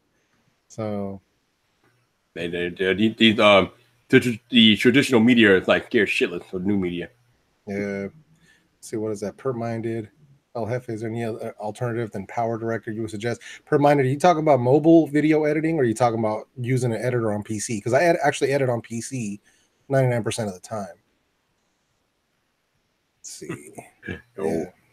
So Jeff, I was talking about the whole fake brand thing earlier, and you said that you actually did a thing with Audible. Mm-hmm. Yeah, man. So basically, like I use Audible anyway, like right. Because I got that super long commute, so I listen to audiobooks at least anywhere from 2 to 3 hours a day. So I was like, you know what? I have an affiliate link. I hadn't made any money on it yet. So I was like, you know what? Let me give this a shot real quick. So in one of my headphone reviews, I think maybe 4 or 5 videos ago, I threw it in there when I had mentioned audiobooks. And I was like, yeah, and speaking of audiobooks, I'm going to leave a link to this below, talking about it and stuff. And I actually said it right on there. It's like, this isn't a sponsored video, but I do have an associate link. And then I put it on the screen as well. And I mentioned it because if you use my link, you get 2 free books that you get to keep. It's a 30-day free trial. So if they jump in, that's how that works. And I actually made money on that. Like, people actually signed up for the trial. So that money came in. So it was a good deal. So even though I'm not sponsored by them, but the fact that I have that associate link and people actually signed up for it, shout out to them, man, because I actually got paid for everybody that signed up for that free trial.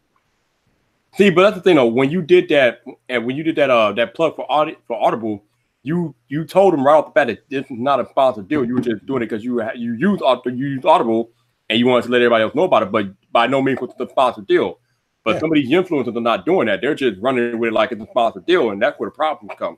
Yeah, exactly, man. It's you got to be transparent, man, about that sort of thing. You got to make sure that they know right up front. And it's not even just about doing it just for, principle of it, but also I'm fairly certain there's laws around that too, where you have to disclose that stuff up front. So better safe than sorry. You know what I mean? Yeah, but laws, I think the laws more or less pertain to if you're getting money from it, though. If you're not getting money, then that's a different story entirely. Well, I mean, it depends. There was the whole thing with the hashtag ad where I think it was it the FCC who put those regulations out? They were trying to say that even if you got a free product for review, so not getting paid for it, but just a company sent it to you, they were trying to say that you still had to put hashtag ad. That's a little ridiculous. That's a little nutty. Yeah, that's a little ridiculous. So speaking of which, we got my man G'd up, suited up in a suit and tie, Mr. Podcast himself, Nick and Sweetie. What's up, bro? What's up, man? Hey, nothing much. So full disclosure to everyone, hopefully you can hear me and doesn't lag out, first of all. But I'm also at an airport right now. I kind of found a quiet spot. So I'll keep myself muted when I'm not talking because I'm sure you guys just would love to hear all the announcements of all the flights leaving late and, all that fun stuff. Look at this, my man coming from the airport. That's what's up, man. I appreciate you, dude. It's that travel weekend, man. It is, definitely. So where are you heading to, man? I am headed to Los Angeles to visit my grandparents for Christmas. Yep. Say hello to Drew for me. Will do. I was having to see Randy over the weekend here, hopefully. Drop off some stuff that I got for him. It was kind of funny. He was trying to get, he just got a 12.9-inch iPad Pro, and he was trying to get a smart keyboard folio case thing with a keyboard one, but no Apple store in California had any inventory in stock. Wow. And so I was talking to him, and I just pulled it up on my phone.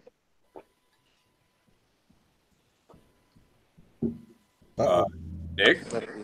And we lost audio. Oh, Nick's audio went boom boom. The AirPods are failing us. Apparently. So, Nick, I don't know if you're listening still, but yeah, we can't hear you anymore. But we also got my man over there in the back cave, Mr. Tech Grant, who got his name back. Yeah. Yeah, man, I finally got the Tech Rant name back.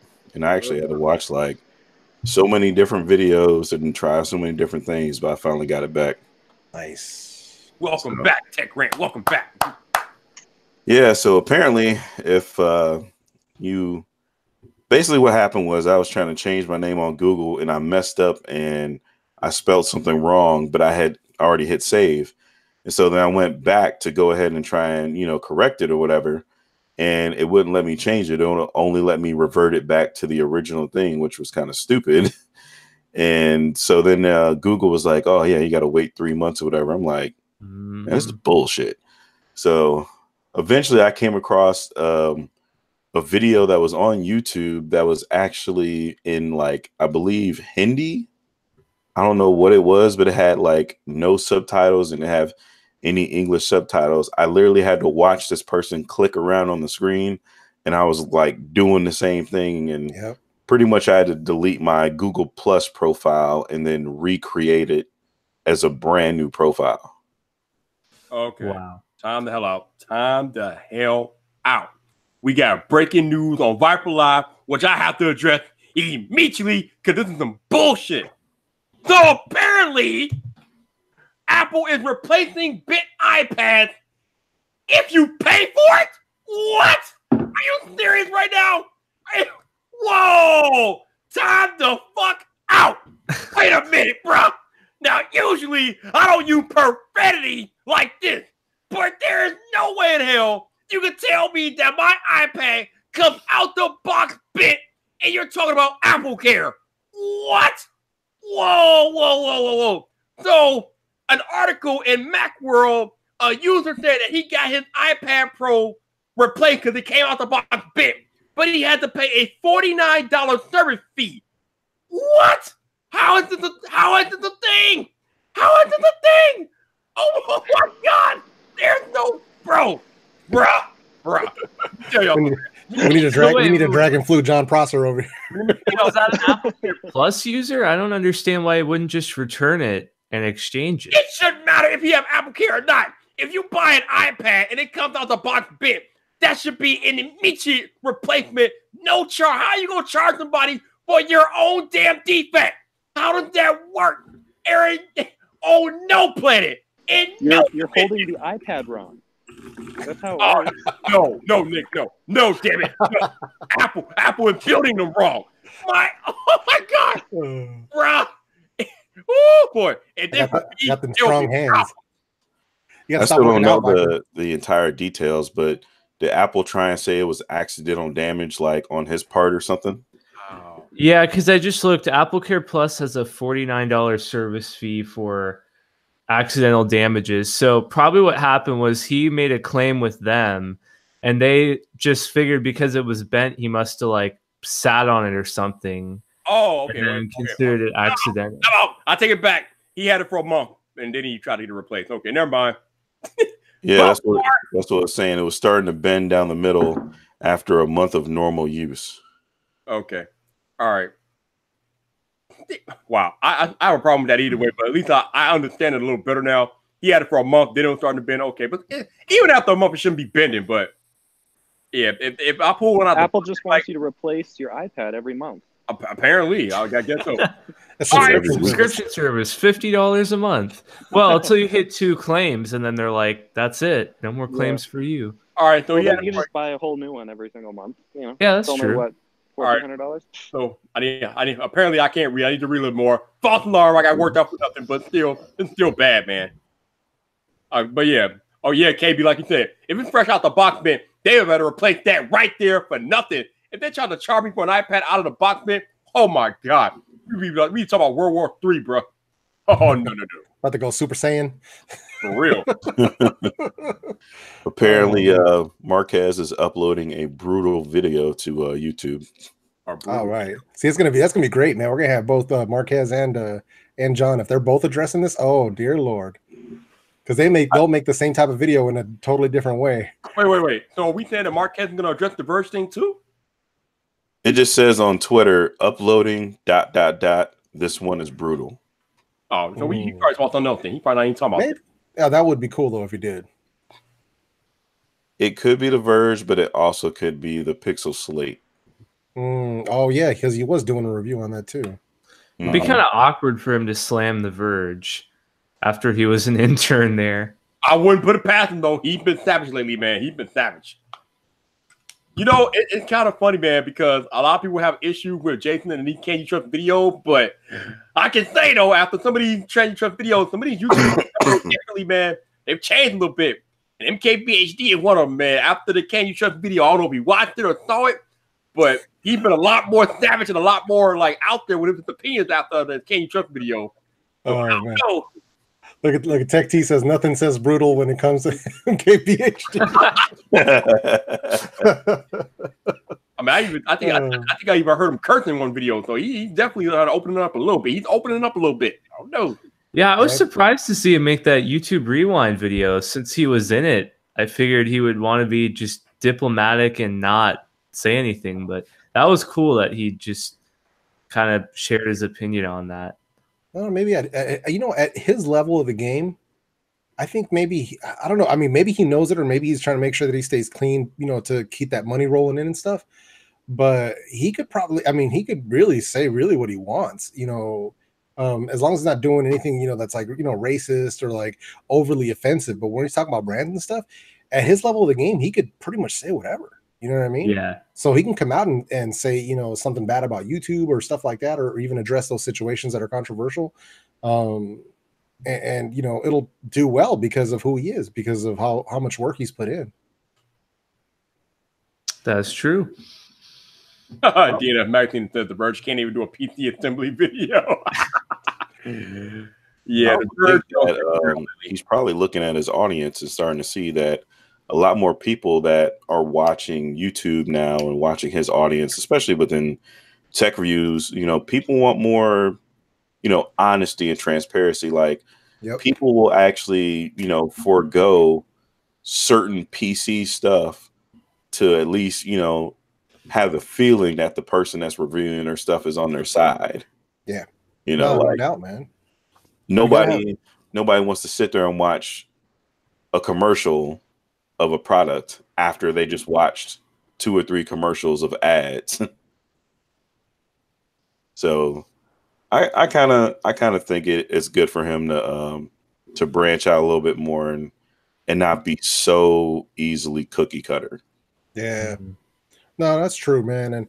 And that's the real though too, man. I think audience really responds to more authenticity and more your opinion, which is more based upon your personality. So just like when I stopped doing like spec reads on the stuff that I review, even though people will still ask me about that in the comment section, which I gladly answer. But once I just started kind of getting into like straight into here's what it is, here's my opinion about it, do I recommend it? Once I started just doing that, the channel really started to grow and people really started becoming more interactive and the engagement went up.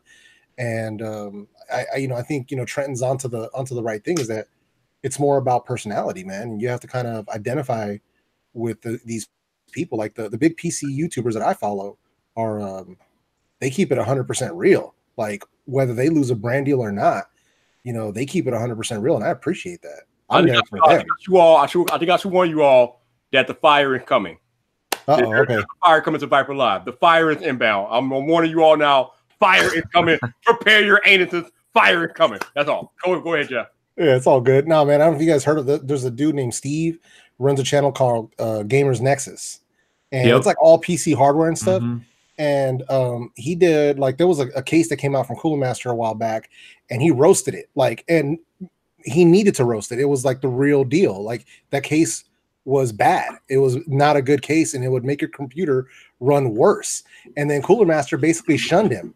But, he didn't care. He just kept doing what he was doing. And then eventually they came back to him like, hey, come review our stuff. Like they were like excluding him from events and like excluding him from product reviews and stuff. He was like, all right, you want to exclude me? I'm just going to go buy it and review it anyway.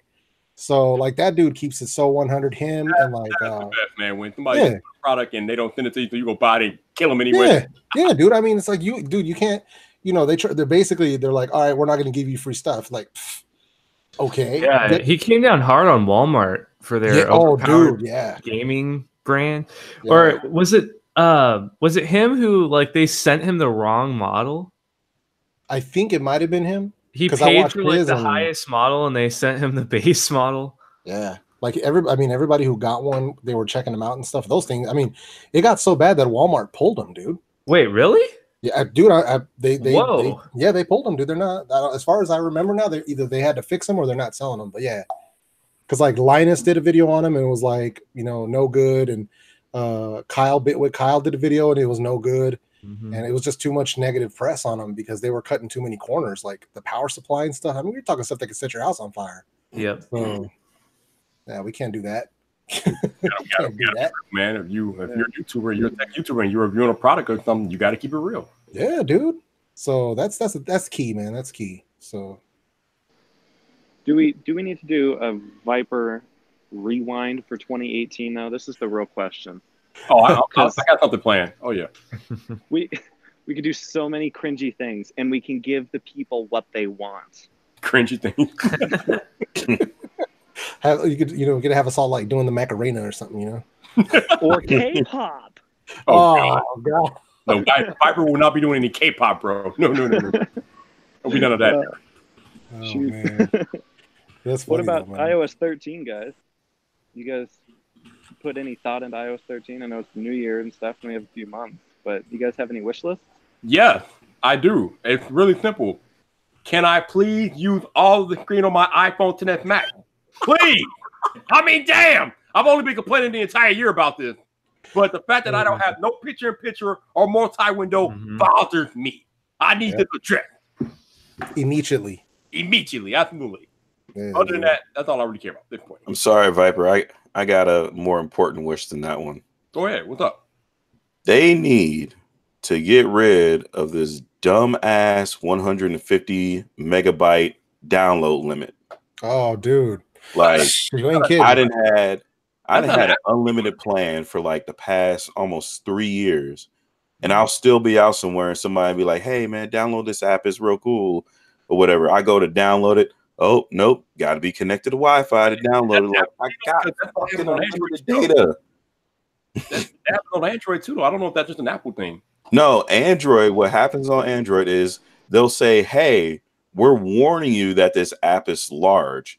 You can still download it, but on Apple, on iOS, you absolutely cannot download it."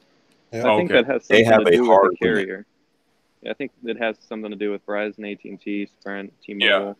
Yeah, they don't want that load on their network. Yep, I think you're right. Yeah, I agree, Tech Rand. It's annoying. That happened to me at Vid Summit, man. That last night after everybody bounced, and I put the SIM into the iPhone, and I was trying to download all the apps and like get things going, and the Wi-Fi was so spotty that it just wasn't working out. So, yeah, man. Oh no! Fire inbound. Fire here yet? Oh yeah. Fire, baby. I think we need to leave now. Let's go. All right, John. Arrived. Let's go. Give it to us straight, baby. Let's go. All right, before you get started, hi, John. Yeah. What's up, dude? How are tell you us guys? about tonight's video, John. I feel like something's about to happen, and the internet is going to explode. The Verge is full of shit. Is what's wrong. That's right. Time and time. Tell us more, John. Tell us more. Time and time again, they've been full of shit lately, and we've been just keeping an eye on them because ever since they're like how to build a PC video and all the PewDiePie stuff that's been going on, there's two things that we've been paying a lot of attention to, like in terms of front page tech. Number one, how the Verge shifts narratives and articles, and number two, how multiple articles, like a lot of coverage is misconstrued and people don't realize that a lot of these articles stem back to just one report. So we show all the articles about this Apple thing and make it known that it all stems back to one Verge report, and the Verge report is bullshit. So it makes all of this that spread like wildfire complete bullshit. And so I put the offer on the table. I was like, listen, Verge, I want to trust you. I want to be wrong this time. But you offered us no real statement from Apple. But yet we have emails that not only have a statement from Apple, but have a name attached to them from Apple, the head of engineering. So it's your move. Like, if you want us to trust you, give us an actual statement, word for word. And if you do that, I'll delete tonight's episode. I'll remove it. If you can't do that, I wouldn't be shocked, because I think if you add any further context to your article, it won't line up with your narrative and you'll look like shit. Yep. So ball's in their court. They get a little late for looking like shit part. Man, they're probably halfway to their, they're probably traveling too, man. Probably out of here. Like they're not even paying attention now. They just burned all the servers down. Just Yeah, like, that's nope, it. it's gone. No more Christmas. site. Delete the Yeah. entire website. Yeah, No, they're probably I mean, like, at "How are we least gonna like put this?" at least when BGR is shitty, they're like obviously shitty. But like, I just don't understand how you can make a whole article based off of a statement from a company, but never in that article include the statement. What journalist does that? I've never seen that before. It's just Very too suspect. sketchy. It's very sketchy, no doubt. I think they're all full of shit. I'll tell you which Yeah. journalists would do that. Journalists who are too motivated for views and clicks. It think that's worked a though. fundamental I problem. pointed that out. No, It worked. totally, It was covered definitely. everywhere. 100% it works great. It's a great tactic. It just doesn't Yeah. lead to good journalism. There was a bunch of articles made about it. A bunch of YouTubers covered it. It worked. Yeah, And most of- everybody used that same wording. The iPad bends and Apple says it's normal. But what if Apple never said that? I think it's just Apple does stupid shit sometimes, but I think this is just too stupid to believe. I don't think they were that stupid and that disconnected. I have Yeah, can you a hard imagine what time Tim believing Cook- that. You mentioned what Tim Cook was saying? I would not want to be in that room. But you know, the other thing that gets me, John, is that even though like Apple probably didn't say this, like that response to that email that guy sent from the Macroom article wasn't really too reassuring, man. Well, yeah, that's not even my problem. Like, I mentioned how Dan went on and on about how great the fucking iPad is. I don't care. Like at this point, I'm past the iPad thing. Some are shipping bent. That we know that much. Like we have photo evidence of that happening. And I think that's sort of what happened. I think there was an off the record talk, and they were like, "Yeah, some bend, so some have shipped bent," and the Verge like shifted the whole thing into like, "Well, Apple thinks it's normal and it's fine." When in reality, I think Apple knows they bend. That's not a good thing. Bring them in. We'll replace it. We're sorry. I don't, Yeah, but this day I and age, just don't there's think no they were like, such thing as "It's off the normal. record It's fast. anymore. Don't worry." Ooh, oh, Marquez title of his new video. Damn. Wow. What is it? Called the Google Pixel Slate. He said, "This ain't it, Chief." That's the title. Like, wow. Ooh. Damn. Oh my God, I forgot. Today, I got an email from FedEx that said there's a 4-pound package from Google coming. Uh-oh. I wonder if that's what it is. Oh my God, they're sending you the Slate. Ah! I did not talk to Google. I didn't talk. Listen, as far as I'm concerned, Google should not be my friend right now. So Yeah. I don't know why they're sending me anything. I don't think They might be sending you a bag of shit.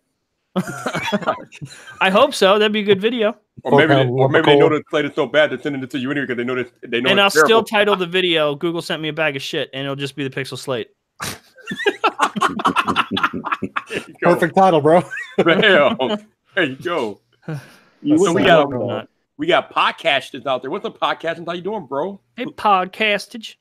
You heard I that. watched his video today about the Rodecaster Pro thing because Rode is sending it. I can't believe that worked. Thank you, everyone who helped me peer pressure Rode into giving us Nice. stuff. Oh, that's awesome, dude. Yeah, we used a jealousy tactic. I was talking to them, and they were like, "Hey, yeah, we love you guys. We want to send you some gear." And I was like, "Well, here's the thing. We worked with Sonal before, and they like sent us all our audio gear. I did that on purpose to make them a little jealous." And then they were like, "What did they send you? We're gonna replace all of it." I was like, "All right." So like we're getting 2 Procaster microphones, 2 Rodecaster Pro mixer interfaces thing. We're getting a Rode NTG4 Plus shotgun mic for Front Page Tech, the actual main show. We're getting Rode mic arms and shock mounts and something else. Oh, 2 of the new pod mic things to try. So they're sending us like more stuff than I need. Sweet. Yeah. Jealousy works. I heard that, dude. Hey, Yeah, if you peer put up pressure your works. if you put up your Sonal mic on the black market there, man, just let me know. I'll just give it to you. Oh, right on. I want. Oh, I'm not going to put it on the black market. We've had enough things on the black market this year. Pistol 3. No, Right? Damn. Yeah, where was that when I needed it? Yeah, right. Oh man, dude, that's yeah. great though, man. I'm glad that worked, man. That's like similar to the chair that I'm sitting on here. So Oh Totally- yeah. totally Dude, peer pressure works. And I wanted to work. Rode was my first, I think the video mic, I think it was just the video mic at the time. That was the first mic I ever bought, like my first external mic I ever bought. And ever since then, like every year I reached out to Rode and they were like, sorry, man, like you're just not big enough. So I was like, all right, motherfuckers, you want to try me? So I peer pressured them. I was like, okay, all right, let's see. Let's just annoy you till you cave. And then that night they were like, okay, what do you want? Nice. So here we are. He's like, I got a question for John. I want all your things. That's what I want. All of it. What's your question, dude? All right. So based off of your experience, which news sites would you say are most credible when it comes to tech? Would have been The Verge till yesterday. Exactly. Yeah, that's the tough part for me is like, because now I'm questioning how far back does this go? How many of the articles that we've covered from The Verge have been like manipulated? So, I mean, like I would say probably like The Verge, maybe Engadget. Who else? Ars Technica, pretty good. But like in terms of the least credible, I'd say Mashable and BGR are pretty bad. They're all pretty bad. Mashable. So, yeah. Well, I mean, Mashable has a clear narrative with everything they do. So like every article is always in a certain direction, and then BGR too. BGR is anything pro Apple all the time. All right. So. Yeah, you know I know about BGR. We ain't gonna need to talk about them. Yeah, even like stuff, even like their Samsung articles somehow incorporate the iPhone. It's like the Samsung Galaxy S10 is going to have the thing that the iPhone doesn't have. Okay. The funny thing about BGR being pro Apple is that Apple never invites them to anything.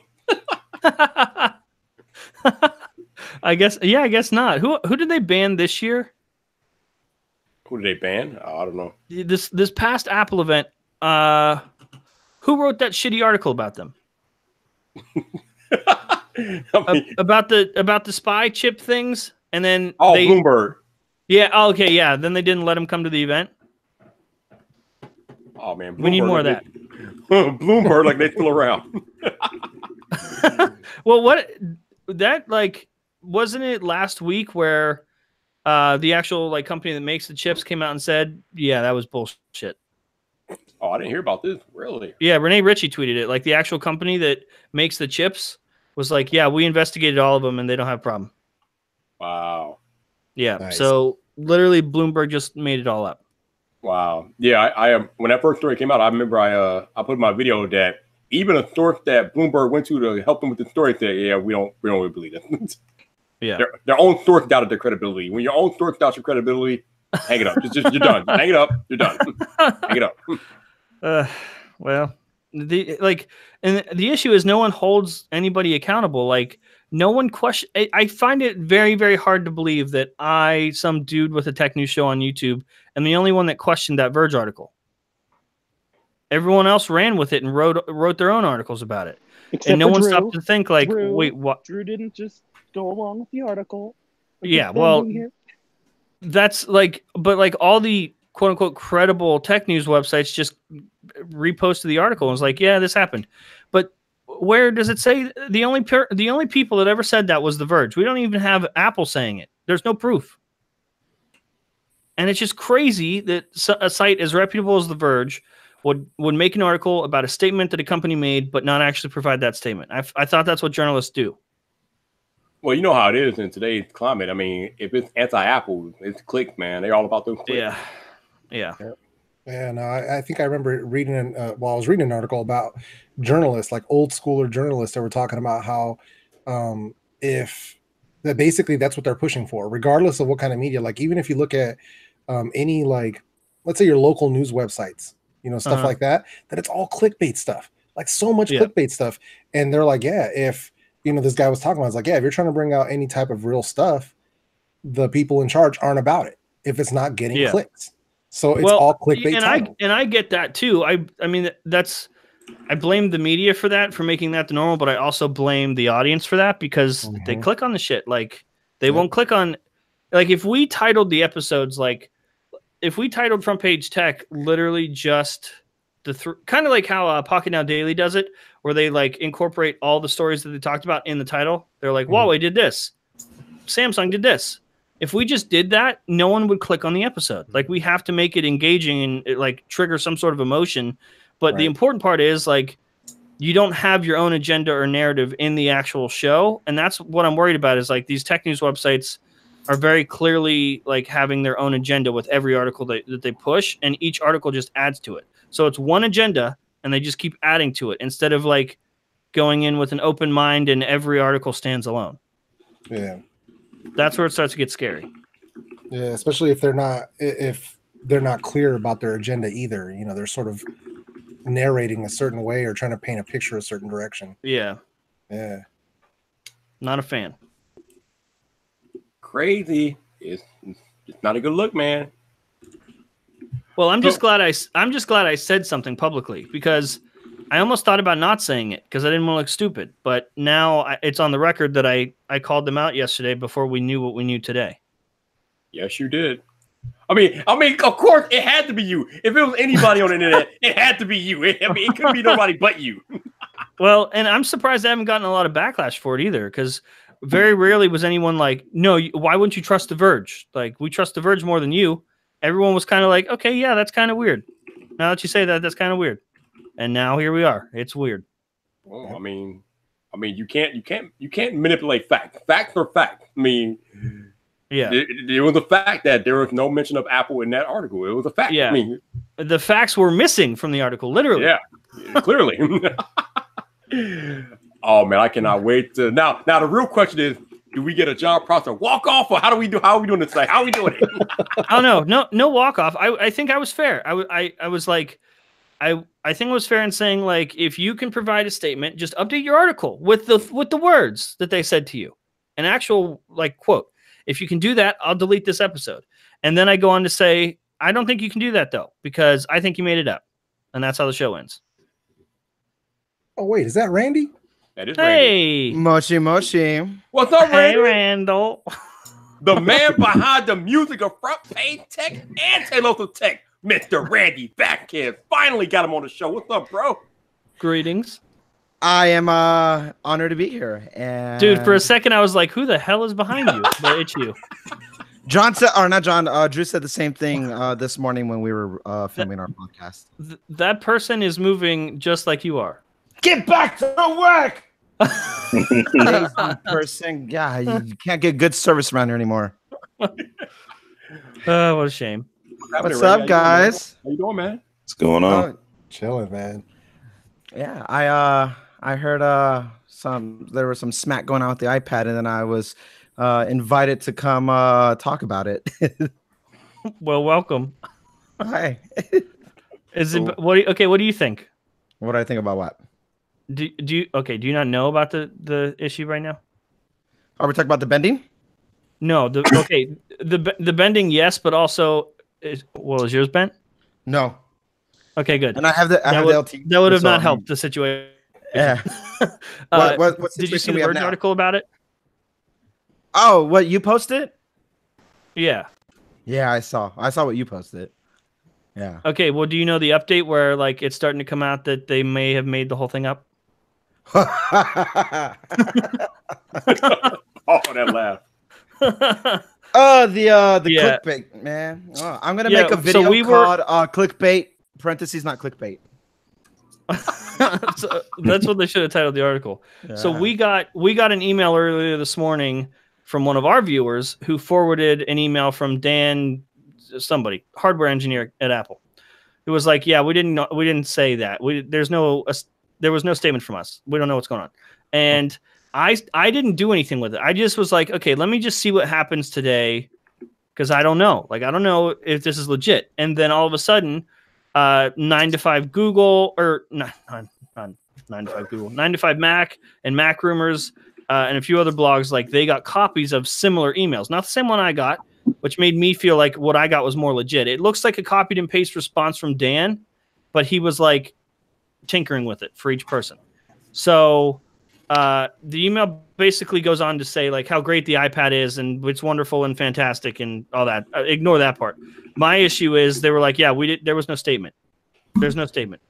So The Verge just like, I'm sure they talked to Apple, but they didn't actually provide the statement, and I think they shifted the entire narrative to just fit whatever would get them clicks.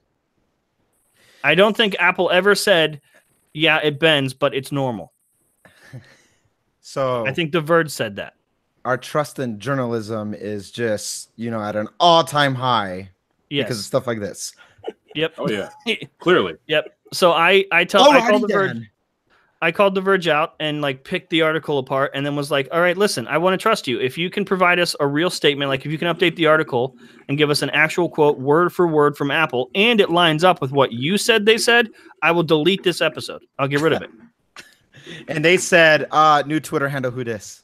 That's basically what they got. Sorry, somebody from BGR wrote this. Apologies. We got hacked. The matter. Somebody did something without our vetting. They've been fired. This is not a representation of Verge, etc., etc. Yeah. Okay. Yeah. So what you're telling me is it's just. I have Friday. questions for Vox. That's all. I think they're full of shit. Shocker. So this whole. So we're not refuting the fact that there is a bending thing happening. No. I mean, there's evidence, people's photos and stuff like that. People are getting iPads that are shipped to them that are already bent. Okay. I think that's true. I just think the way the Verge, quote unquote, quoted Apple was fucked up and wrong. Okay. The real phrase I have an issue with was it's normal. I don't think Apple ever said that. I don't think Apple's that dumb. They're dumb, but I don't think they're that dumb. Not that dumb. No, not at all. I mean, I figured this publicity stunt was just hurting their stocks more. I saw an opportunity to buy more Apple stock while it's down, and it's down a lot. I know. You buy up. If you're gonna buy, now's the time to buy. Let me tell you something. I have been buying. There you go. Good. Man. They're down 40% in 70 days or something like that. Darn. Is Apple doomed? They're doomed. They're going to be fine. Next Verge article. Apple is doomed and dying. They say it's normal. So my thing is, well, hold on, John, did they respond back to you reaching out to them yet? The episode's not posted yet. I just filmed it an hour ago. Oh, I thought you actually maybe try to do under the table. Hey, let's talk about this. Oh, no, I'm doing it above the table. My dick's in front of everybody kind of thing. Thank you for the imagery. Yeah, I'm saving that one for the spank bank. Okay, good. Glad to hear it. Well, okay. I last thing I saw was what you posted that on Twitter, which was maybe 2-3 hours ago or so, but not since. Yeah. Yeah. I elaborate on that a bit on the show, if you will. I don't think I've ever seen a single episode. You don't think you've ever seen an episode of Front Page Tech ever? Ever. No. That's a shame. You should start watching it. Some good music there. I hear that whoever's writing those tracks, he's just a sham, and he's just waiting for that day where he's just called out like you're a phony, a big. Yeah, he's a great big phony, but he's cute. He's a cute phony. Very handsome man. Oh God. Okay. You're welcome. Thank you. John Prosser is a gay anti-Semite. Next Verge article. Oh Lord. And we're gonna just capture this moment in it and then send it to them and be like, yeah, it's just that clip. Just that right there. So John, were Verge? John, were you listening when I was talking about influencers doing fake brand deals? No, I was recording at the time. What'd you say? So apparently we have up and coming influencers, more teenagers and whatnot, doing or presenting they're taking pictures with merchandise and stuff and passing it off as their actual have real sponsorship when in actuality they don't. Basically, influencers are doing fake brand deals, fake sponsorship deals. Okay, so to clarify, are we talking people doing affiliate stuff and claiming that's a sponsorship, or people just outright faking it? People are outright faking it.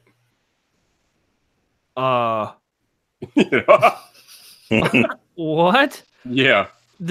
Can't brands sue for that? I don't think so because there's no regulation to get to. Can't sue a brand if it doesn't really exist. I mean, you can't claim that a company gave you money and they didn't. That hurts them.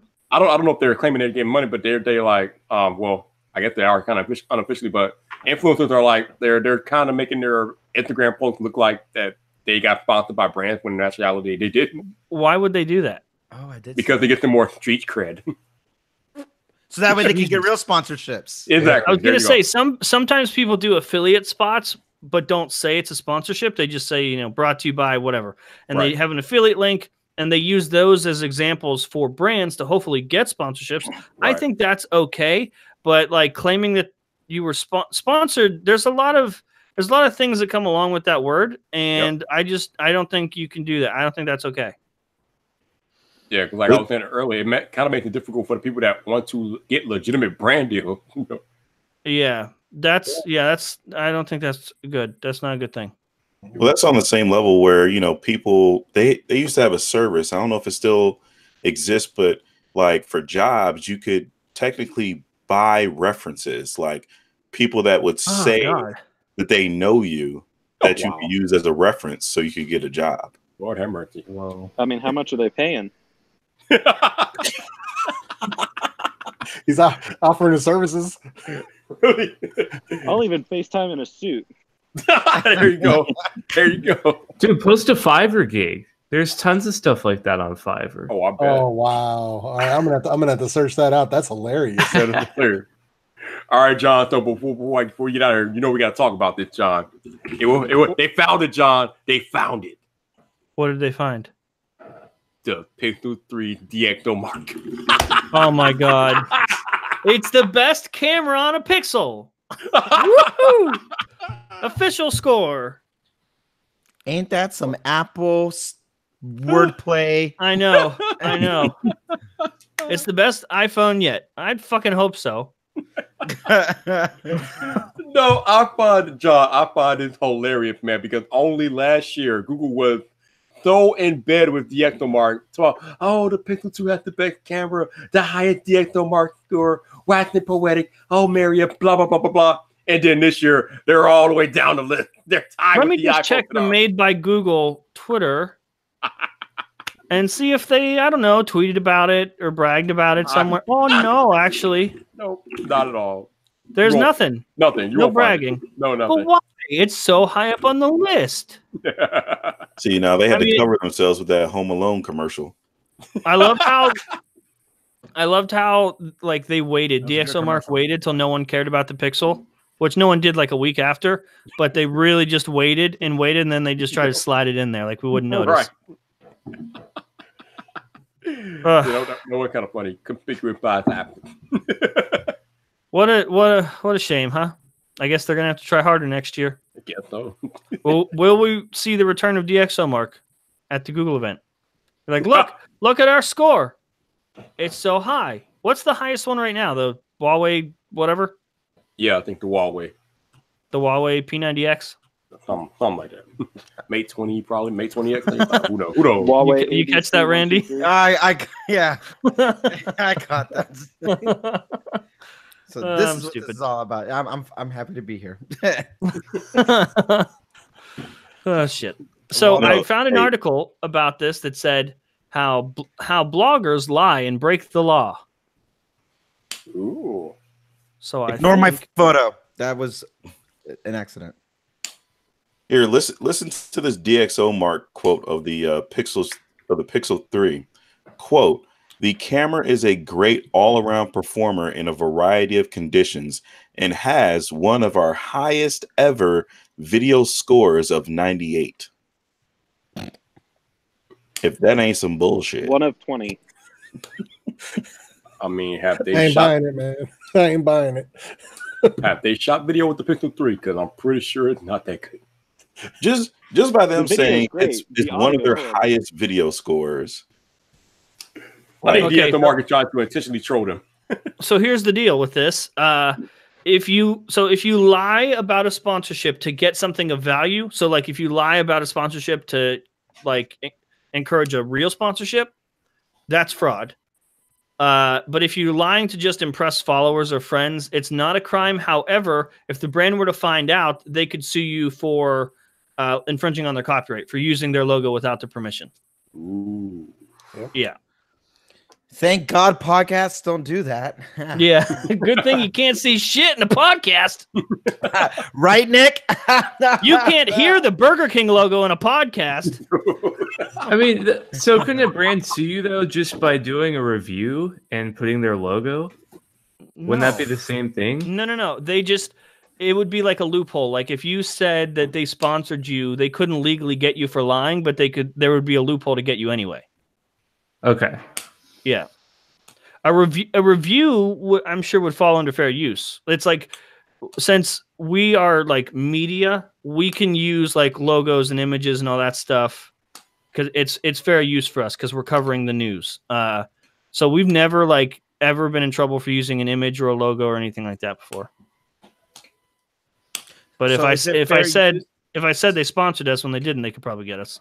But isn't that fair use? I mean, I'm using you to get more views and more sponsors. Yeah. And can there be a loophole in the loophole? I think the word you're looking for is the word that we need to pay attention to is fair, because good for you doesn't mean fair. It's just use at that point. Use. Yeah. Just asking for a friend. Okay, yeah, just making sure. I'm gonna make sure Drew doesn't slip up now. You're probably feeding this information like, hey, did you know you could fake a sponsorship? No, he keeps it. He uses me and Nick as his Goonies to if anything happens. It's like I wasn't me. And little do you know, Front Page Tech is the official sponsor of our next podcast. Yep. That's how you know. We're gonna techno buffalo this thing. Oh my God! It's a full-fledged episode and be like brought to you by Jern. What a grand old time that was. Yeah. Sorry, John, if you're watching, which I don't think. The scandal.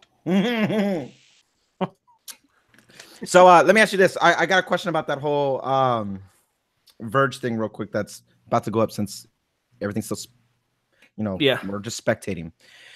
If tying into that whole, like, you can't be just saying things that wasn't true, can Apple go after them for the media, well, because now they're using quotes to say something that didn't happen. That's the thing. If they provided a fake quote, like if they said somebody from Apple said this and put quotes around it, they could get them on that. But other than that, the media has this sort of freedom of speech to do this. Like, there's laws against suing journalists. You are fake news. Yeah. So you can say that all you want, but you can't sue them unless they were like to obviously, like, defamation is a thing. So if they included a quote that wasn't real and said that you said this, and here's the quote, here's the statement from this person, then yeah, you'd be in trouble. But they didn't do that. And I think they didn't do that because they didn't have shit. I know. Yeah. Shocker. Yeah. Well, fun. It's just Christmas wasn't going to be as exciting without having some, controversy of, Apple sells. Mm-hmm. And so does the controversies and stuff like that. I've never deleted an episode of Front Page Tech before, so this will be interesting. I don't think you're gonna have to tonight. You're not gonna have to. Nah. Yeah, they can't do it. They can't give you what you need. They can't give. John just has one of those noses where he's like, I smell BS, and then okay, and then he does one of those things where he's up all night and he finishes recording around 4, posts it around I don't know, 6 a.m.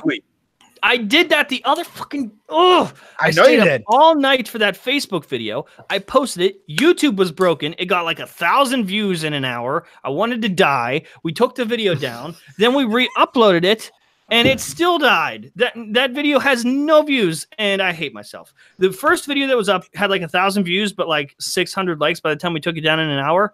So it got at least like 7,000 views, but it wasn't showing. There was a bunch of comments. There was a bunch of engagement, but like that video was dead on arrival. YouTube wasn't going to recommend that to people. Like, it wasn't going to do well for the next few days because it didn't do well in the first hour, and that sucks. Thanks, YouTube. So I've decided, no matter how juicy the story, I'm not going to stay up and waste my time and work hard on a video because it's never been worth it. Anytime I've ever done that, it's never been worth it. It's worth it right here, buddy. Right? Yeah. I'm glad. What? From now on, when I work real hard on a video all night, I'm just gonna skip uploading it to YouTube and just send it to you. Thank you. That's it. You mean John Prosser sleep? I didn't think he slept. No. Oh God. I just wake. Oh man. I fair use. I'm gonna turn every Chuck Norris joke into a John Prosser. Yeah, he doesn't sleep. He wakes. I slept that. So I posted the video twice. Was mad. Went to sleep mad. Woke up. Was like, oh, I hope it did well. Looked and it had 12,000 views. And I was like, oh, okay. Well, this was all not worth it. And then in that video at the end, I was like, we'll update you on tonight's front page tech. And I was like, no, fuck all of you. I'm not doing this tonight. I'm not doing it again. Even though it totally wasn't the audience's fault, but I'm like, why didn't you click on it? I worked hard.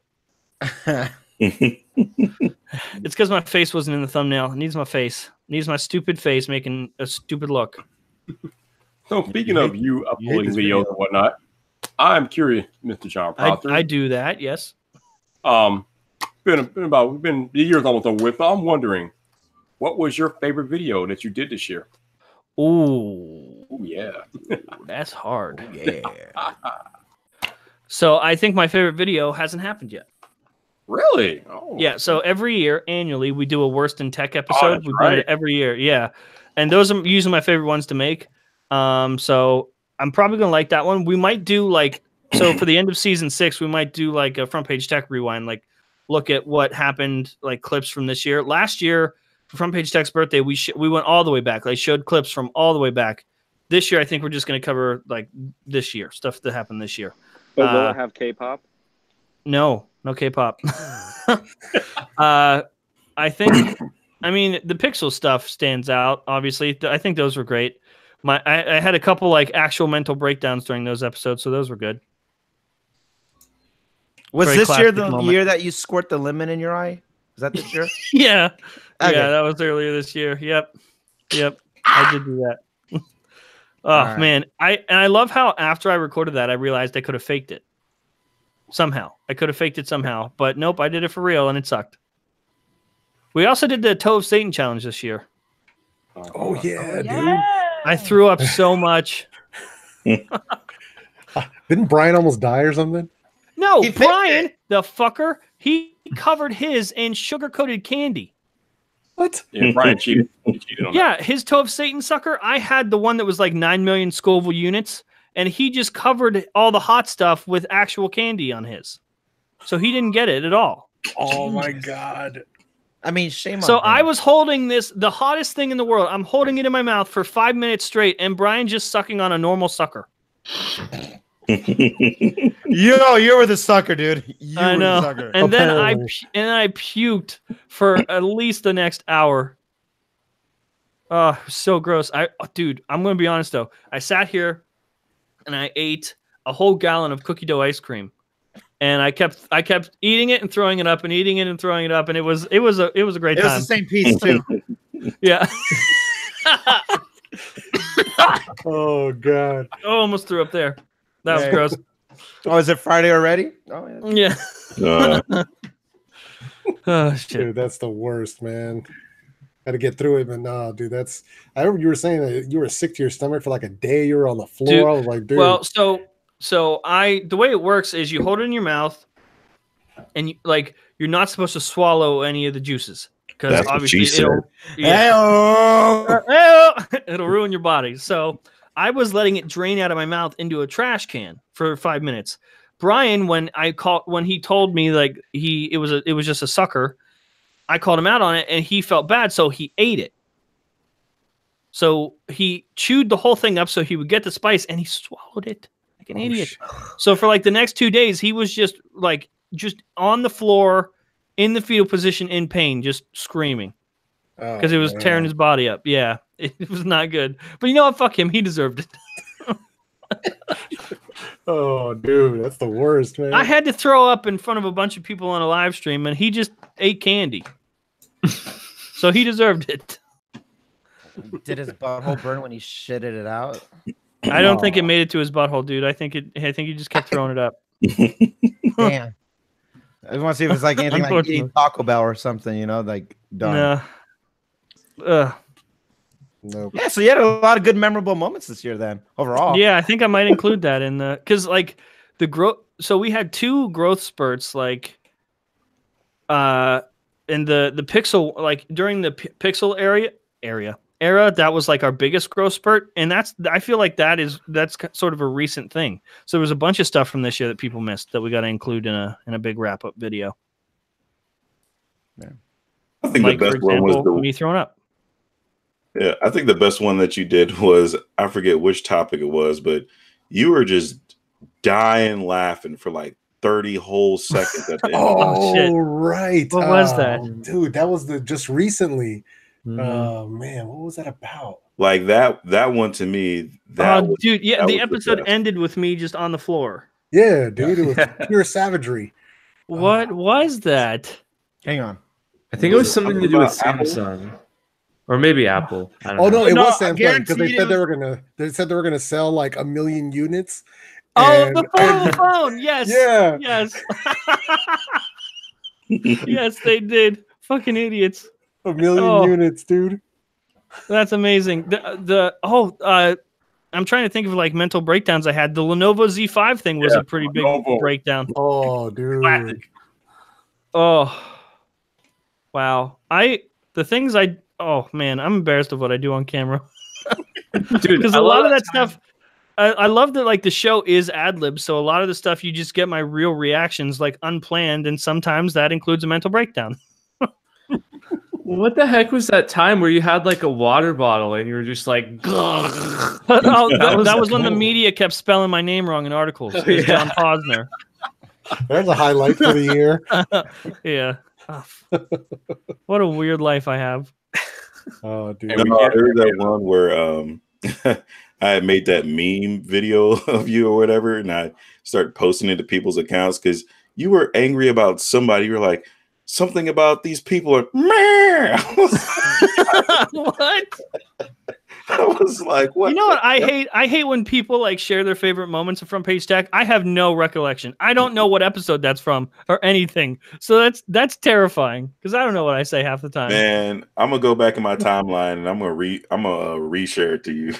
I feel like I should I wonder if like during an episode of Front Page Tech I should say or like ask the community what their because there's a lot of stuff I don't remember. So I wonder what the community thinks is like their favorite moment. Like I want links to stuff. They got to give you timestamp links. I know. I can tell you that what's more memorable for me is your hook right before you go into the intro.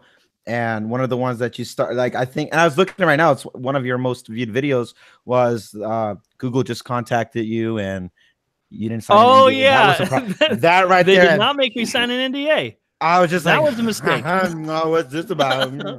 I'm eating water. Oh my god. But I mean, yeah, that you have good clickbait. Well, they're not clickbait, but you have good hooks right before you go into it. So those are more memorable than the. Very enticing. That was not clickbait though. They actually did contact me and they did not make me sign an NDA, and it was a mistake. All of that stuff was true.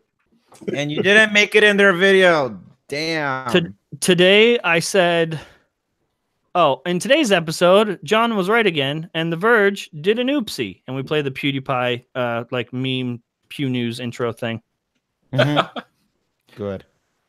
Yeah. That's called relevance. And we talked about lying the whole episode. Yeah. Meme review. We talked about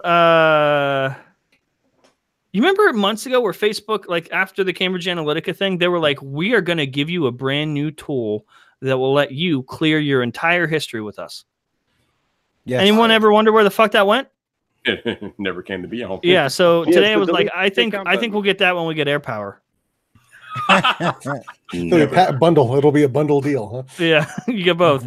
And then we mentioned AT&T lying about 5G. They're just going to start shipping Android phones where in the corner it says you have 5GE, which is just their name for 5G evolution. It's not 5G. It's a complete lie. It's just kind of fast 4G LTE with a new name. But for the average consumer, they're going to think they have 5G. No, John, it's called marketing. They didn't quote it. Yeah, so well, it's called lie. It's called lying. No, it wasn't in quotes, John. So it's not. It doesn't count. Fair use. Allegedly. Yeah. Right. 5G, right. Hey, John, I just tweeted that clip at you. Gonna check. You listen to it long enough, it starts to sound like a ringtone or like an alarm clock. Hey, Bern, when I say The Verge did an oopsie, play the Pew News intro. I forgot to tell him that. I had to tell him. You tweeted a thing. What is this from? Oh. It's from. What is that from? I think it's from an FPT Now.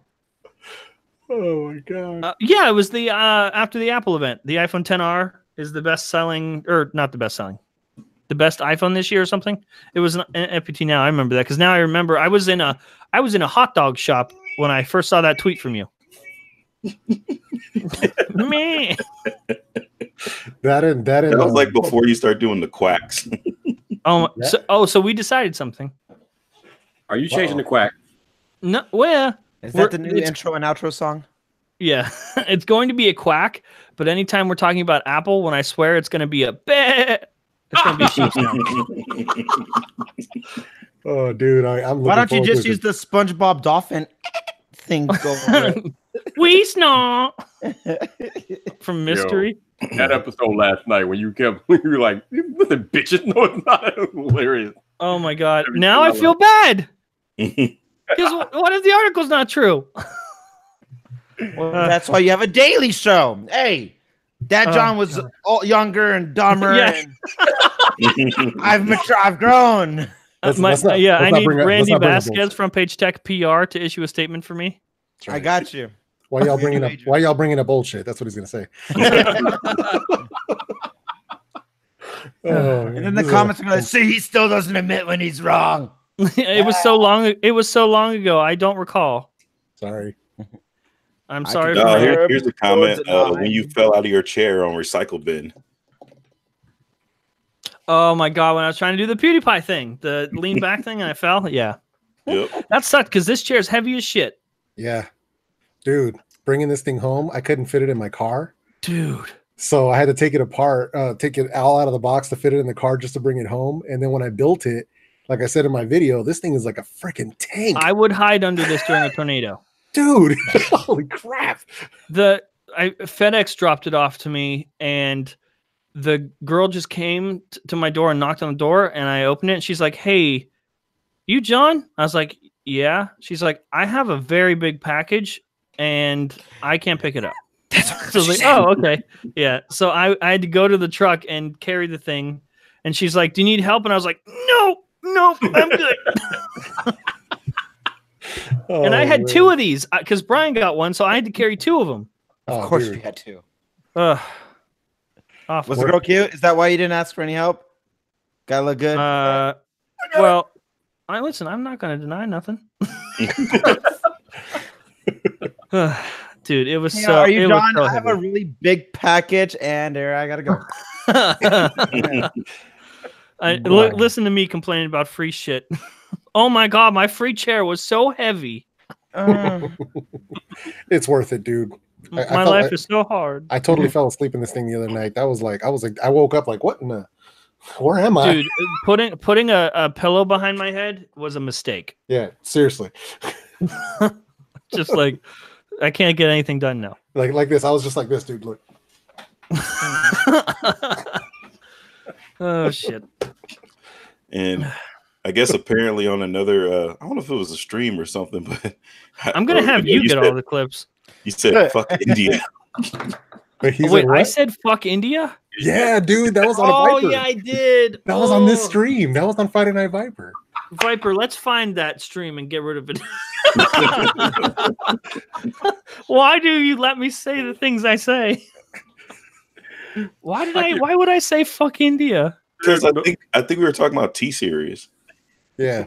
Oh man, what a rough. Oh my god, I remember it.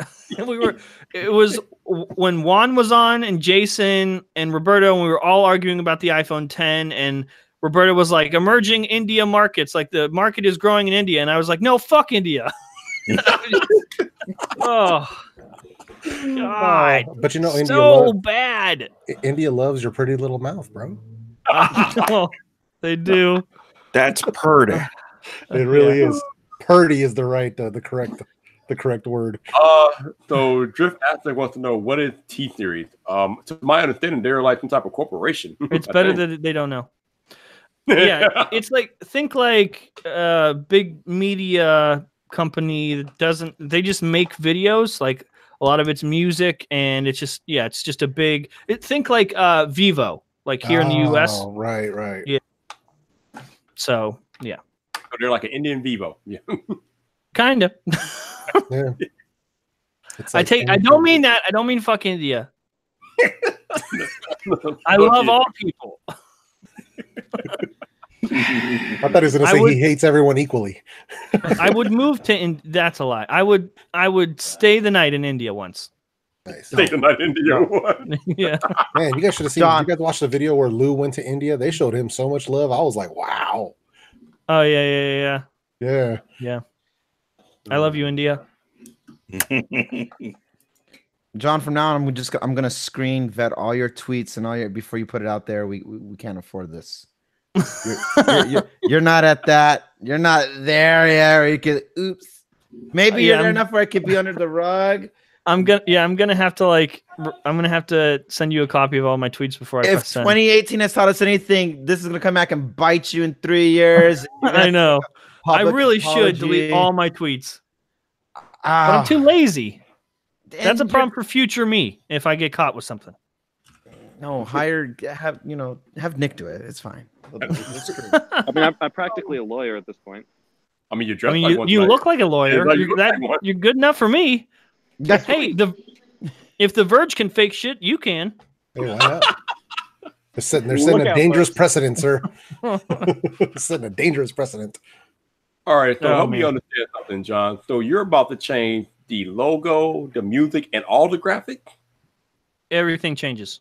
Damn it. I like the logo. They're even getting a new host for the show. Yeah. It's Randy. Hi. Be sure to smash that like button and like that smash button. And if you like my stupid face, get over it! And then just cut it out. And then we every single year we change the entire look of the show. So like the music, the entire feel of the show changes. I'm gonna give you. Go ahead. This year, this year in January, it's moving to 18:9. Ooh. Oh, you're doing 2 to 1. Ooh. Yep. Oh. Please just keep the background dark so I don't burn my eyes out on the toilet. No, I'm gonna burn my eyes out when I'm on the toilet. Let me find you a preview. Oh, I don't know if I can find it. Oh shit! It's a white background. Keep talking. I'll find it maybe. So is Randy doing the movie for the new series too? New season? I've been fired and hired and then fired. No, so here's. I'll tell you this much. John is being very picky. I am. Dude, we haven't even finalized our own assets on our. I know. So what I'm doing right now is I have like 5 solid tracks, almost complete demos, but they're missing that that flair, if you will. And I'm waiting until John gets me something a little bit more concrete on his end, because when I wrote this season's theme song, he gave me what the animations. The way we pulled this off is kind of a miracle. The one we have now. I like we had just started talking, and like 4 days later, we had a theme song for the show. I didn't sleep at all. So this time around, I'm trying to be a little bit more, practical with it. Yeah, me too, and it's not working. No, we just got, when we have a deadline, we're like, oh God, we're pushing publish in 5 hours. We got to get this done. And that's just, how we work. But I got I'm waiting to see some the animations and everything is, and then I will write certain whether it's the beats per minute or just I have a theme in my head of how it's going to go, and it's going to be completely different than what you got this year. So that way, it can be. I don't like reusing material, but at the same time, the trick is find something that still gives it that flavor that says, fun and poppy and happy, but also And we want to go all the way in your butthole this year. Not just the tip, huh? Yeah, not just the intro, but the credits and the background music, all that stuff. Which is why these 5 specific these 5 specific demos that I have so far, they are meant to be easily. What? All that stuff just works. What did you just say? Robo Randy. Yeah, you went away. I went away. Am I back? Yeah. Am I good? Yeah, kind of. I just told you the secret of life, and it's like I'm only gonna say this once, and and that's all you need to know. The tracks are gonna be just. I don't want to. It's just pretty much. It's gonna be one fluid ecosystem. So say intro, background, outro, credit, the FPT now, the recycle bit. Everything's gonna have the same flavor, but it's gonna have different parts to it as a whole that kind of like, oh, this is FPT now. Oh, this is the recycle bin. Oh, this is the show. And then the trick is it's going to be one full song in its entirety. And so there'll be a full version again. And then you can listen to it in its segments. People are like, oh, it feels like I'm watching from. Oh, that's cute. Yeah. So yeah. I'm cute. You are. I already said that. And it's already enough information for the Verge to take and run with it. That done, yeah. And then I can put quotes in it. It's like, oh, he's gonna put it in his butthole, the whole thing. He said it. And then there's that photo of me like, oh God, we're in trouble. How did we get here? I have no idea. Viper, get control of your stream, Viper. I'm just here, man. I'm chilling. I'm just here. Viper said hands off. I'm not touching that. Oh my god! So I ain't like that. I like the logo and the music, and I'm gonna miss all that good stuff, man. Am I the only one that was hoping for ducks in the intro music? And you're going to a dark background too. Oh man! There was that episode where Brian like spent a half hour just making the entire credits the duck sound. Oh man. Him and I I yelled at him on Twitter like maybe a week or two. You ruined it. And then because I'm just like, if you go to my video now and all the the most recent comments like, can the next one have more ducks? Dude, and like, you know that only happened one time. The audience does not forget. Oh man. Oh, dude. The internet never forgets, man. Never. Hey, the cult is real. We need to incorporate that in the wrap up episode where talk about the memes that we created this year, like memes that are specific to our community, like more cameras equals more cares and stuff. The fuck field. Yeah. Oh, dude, a shirt of an angry duck saying "fuck," limited edition. That's good. That's good. Oh my god. I still want you to create some merch with a picture of you holding a screwdriver as a microphone. Oh no, dude, that had my wife. Screwdriver mic. Dude, John, that had my wife cracking up so hard when I paused it and showed it to her. Dude, she almost fell out of her chair. Oh my god, I did that once, and that's what I hate. I just do something once, and it becomes a thing. The fuck field was only supposed to be a one-time thing, and it turned into not that. And Disney's gonna hit you for copyright. Dun, dun, dun, dun, dun, dun, dun, dun. I know. Come on, John. One of these days, you're gonna go over 5 seconds, and they're gonna slam you. I'm trying so hard to stay in fair use. When I heard that song come up the first time I saw the fuck field, I literally hit the subscribe button. At that point, I was like, "Yep, I'm sold." This is it. Well, so Brian didn't know what to do. I was like, "We need some sort of traveling sequence." So he did that, and he didn't know we were going to do it again. So every time for the next 4 times, he had to remake that entire sequence. It took him 4 times to catch on that it was going to be a thing with us. I love how you guys actually just were instead of the plane going like this, it just comes back. Dude, he's so fucking. For a second, we were like, okay, since we're committed to this joke now, should we make a real 3D map with the map actually shows the fuck field and all that stuff? And we're like, nah, it needs to be shitty the way we made it. No, that's the humor. That's the joke. Yeah, just reverse the plane. One big dragged out, And everyone, every time people see that map, they go, "What the fuck, man? Why is the fuck field in Kazakhstan?" And we're like, "Yo, dude, Google image. We just I have no fucks there." Yeah, we just searched for map. Yeah, dude, that's what we got. The fuck field is located in no fuckistan. All right. And and the actual image that we use is I just Google image, like I think it was like sunny field, and that's what I picked. The worst, Dude. I just like, dude. You broke up, and all that came out of that was. it was exactly what you thought it was. Okay, just making sure. Never mind. How's your cats, John? Last time I saw the fuck field, there was kitties in there. Oh, he's much bigger now. Edgar's much bigger, and he's a shitter. Like literally. Is he still trying to bite your arm off? Can you see my arm? See the cut on my arm? Oh no, it's up here. You see so that? He is still trying to kill you then. Yeah, and my hands are ruined. Like, look at my hand. It's all just like he just eats me. Your hand modeling days are over, bro. I know. Good thing I don't do You'll never reviews. be in B-roll again. Right? Yeah, where I'm like, look at this phone. Don't look at my It's still hand. elegant. Look at this phone. Oh, dude, I had to stop doing the showing my hands in the unboxings because everybody was like flipping out about my busted nail after I slammed my thumb in that car door. So I was getting endless comments. I remember like, that. What happened to your Your what happened to your hand? Yeah, it's all good now. Like it looks, my thumb is fine now.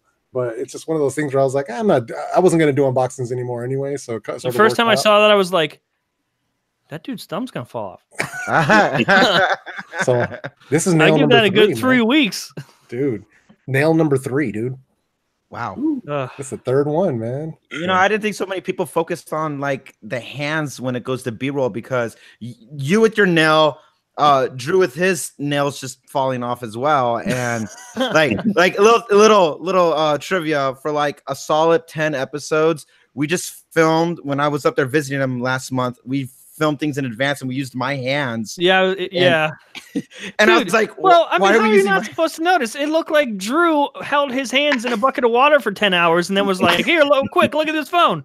I don't know, because when I look at B-roll, I'm not looking at. Let me look at your. No, I'm looking at the damn product. I'm thinking like he's like, no, objectively, this is trash. This is garbage. I'm like, okay, I guess. Fine, we'll use my weird ass long finger anyway. But so I'm also subconscious like, wait, should we like pedicure? Because this is apparently a thing. Don't be self-conscious because like people are used to seeing Drew's hands. I am a model. You gotta go get a manicure. Yeah. I would the whole thing. I even like I did petties and manis, and he's like, we're just holding the iPad. I don't care. I just wanted to feel pretty. I see why Drew does it because like it's not worth it. Like especially when your focus is on the product and no one's gonna pay attention to what you're saying. I guess. And all the comments are just gonna be bullshit. That's like, he's just best to avoid that. Yep. See, so we got Drew should start reviewing stuff with gloves on. Oh, God. That's a great idea. We got an interesting question in the chat here from my man Genosis. He wants to know that you all agree with MKBHD smartphone of the year, the OnePlus 6T. Yes. You agree, huh? Okay. Mm-hmm. How about the rest of y'all?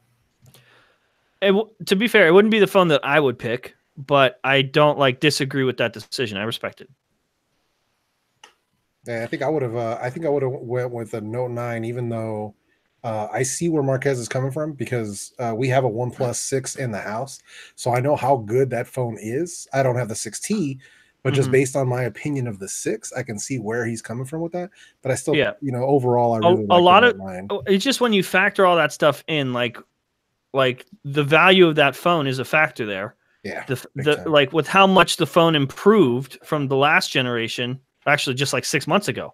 Yeah, that's factored in, and it's a great phone. It's a great value, and so I think it deserved phone of the year. It wouldn't have been my phone of the year, but if it was the U.S. market, I would say yes. But I'm hesitant on the international market because all those other phones are. If our focal point was the price and the specs that go with that price, right? Then I could see why. Okay, so it's not the most affordable, but for the U.S., I would say the 6T was a fair conclusion, and if you're willing to put more money up front, or to get everything else, I would have gone with the Note 9 as the overall again, because the Note got it last year, right? Yep, that was I would have done that, but good phones are getting cheap phones getting good, that whole thing. So the 6T for America I think is fair. Have you guys used the 6 at all? Like their Oxygen OS? Oxygen OS is so good. Dude, it's so freaking good. Like, I'm like, what in the actual, like, dude, Samsung, I was okay with Samsung, like with their stuff, I was okay with it. But after experiencing what's on the OnePlus 6 and then after it updated to the 9, oh dear Lord. I'm hoping one UI with Samsung this year is good. Yeah. Dude, it's so good. Like it's underrated. People have to try it out to really see it, dude. So I take it, Viper, you didn't agree? No, not at all. Okay. I've already made my point well known about this particular topic. I would say the Note 9. Yeah, me and Tech ran on the same page.